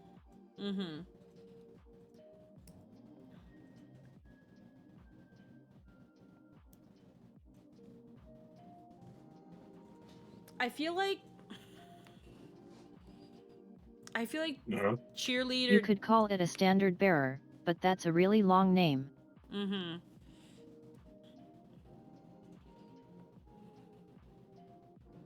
Yeah, they need to just kind of roll off the tongue. Just be, like, to the point and roll off the tongue.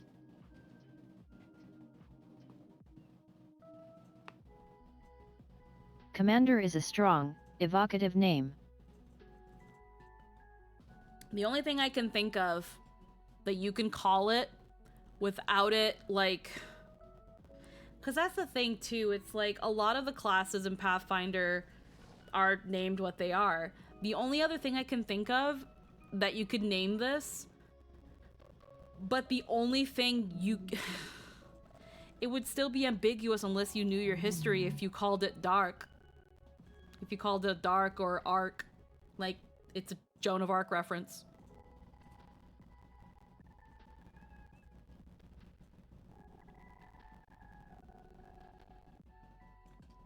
And again, I wouldn't really call Joan of Arc a tactician or a commander. It would. She absolutely led people. Yeah.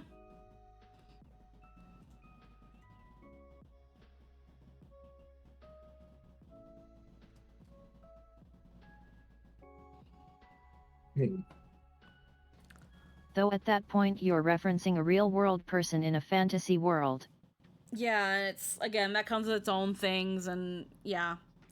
Again, I feel like it's just better to have a conversation than to try to figure out what better name to get it. The name's fine, it's just you have to talk about it because of preconceived notions. But yeah. I think that's pretty much it for today, though. We are getting... we have just hit a little bit after 5 o'clock. It's been a long one, but I hope it was fun for the time.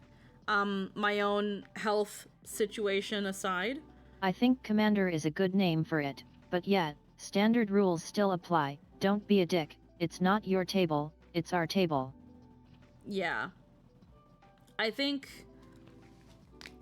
I think if anything, things like Commander should just make it so that is just more reason to further encourage talking to the table about what people are doing, what people might want to do.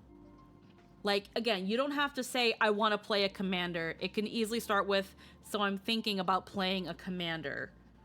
And then, again, explaining to the table what's going on. And if you choose to play commander, cool, now the table knows. And if not, well, maybe they want to play a commander in the future, so now they know. Either way, people and follow the Pathfinder ethos of building wide rather than tall. Elevate others so they may elevate you in turn. I love this stream. I'd greatly enjoy more of these types of streams. How common are they? When it comes to my Pathfinder related streams, I try to keep them to mostly like talking about again, like I only recently started getting into things. Like I started talking about like the previews of the remaster. We talked about that for a bit. We talked about we do these when new stuff is coming out, or sometimes do character buildy stuff for funsies. Yeah, or tabletop meta talks in general, not just Pathfinder. Well, right now at the moment, because I'm still kind of in the process of learning Pathfinder as best as I can from just reading the books, we mostly, like Lynn said, go over new playtested content, and something we've been doing, which I want to get back at doing at some point, but I just kind of have to find a time, that I want to set aside for it specifically in lieu of playing a game, is building character sheets based on previous characters we've played in Homebrew. So for example, we are part of a Legend of Zelda homebrew over at the Summoners Network, and sometimes something that we've been working on is that we've been creating character sheets for them in Pathfinder. Something I want to do right now, it's with Zelda, it's a little bit easier because it's already a fantasy world. But like, I can't think of like anything like future game wise. Like another idea I had about was maybe one day, maybe did that to go over the remaster. Yeah, we've been doing it to go over the remaster to kind of do a 2-in-1 thing, and kind of also to help me understand how to build sheets and stuff and get accustomed to that. Something I might want to do after building the Zelda characters is see how we can go about building the Theros characters for Pathfinder, as like, again, another test on how to build sheets.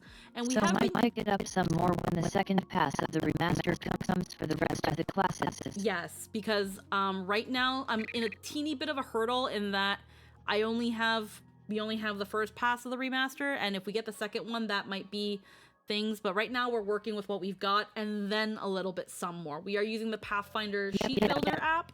I can't remember what it's called, but it is a website that a lot of people use to build Pathfinder sheets online, and that's been really helpful in making things make more sense. Yeah. But yeah, I'm not sure when the last one will happen, but I do also save all of my VODs on YouTube. So if you want to see other Pathfinder related streams that I have done just for fun, or if you missed portions of this one, it'll be uploaded there sometime during the week. And then yeah, just follow the channel, follow on Discord, or you can even follow the Nat19 Discord. I don't normally announce my streams on the Nat19 Discord, but usually if it's tabletop related or things that I think the general community would think of as fun, I tend to also post it there. You have all of my support for having YouTube VODs. Yes, I think it's a very necessary thing for any streamer to please back up your fucking VODs. But I think that's enough for us today. We've gone for quite a bit, but I hope everybody had fun, whether you were just in the audience or if you are Lynn and Anthony who are sitting with me. Just remember, these are long. VODs are great because speed up becomes a thing. Yes. You can also skip my long bathroom breaks because unfortunately I do have quite a lot of them. Not only do I... Right? I do have a medical condition that when I have to go to the bathroom, this is not negotiable. And then just today, other health concerns happen to make their way. When it comes to tomorrow, I'm not quite sure if I'm going to stream tomorrow. I might want to take that day to kind of give myself some mental rest. I did, as of yesterday, work 6 days straight in a row, and it's been very stressful and very mentally taxing. And I've been thinking about maybe taking tomorrow to rest before more Zelda RP.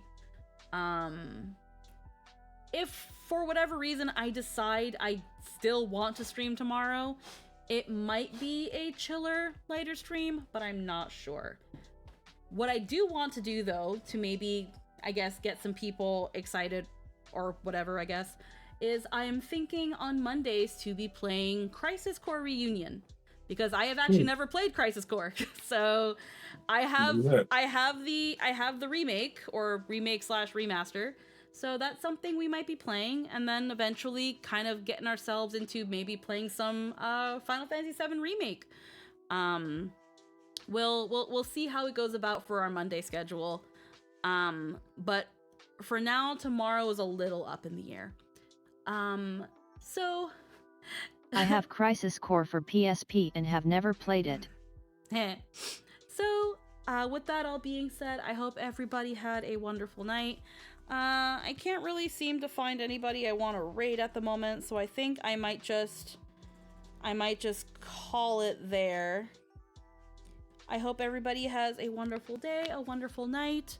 I will see you tomorrow, maybe, but not possibly. And if not, I will see you back on Saturday with some more Xenosaga. Hooray. And then Sunday, we'll probably play some Honkai Star Rail. I think Robin will be out by then. So if anything, we might pull for Robin next week. Yeah, should be. Yeah, Robin should be out on Sunday. So we'll probably play some Honkai and pull for Robin and see how many pulls I fucking destroy getting that bitch.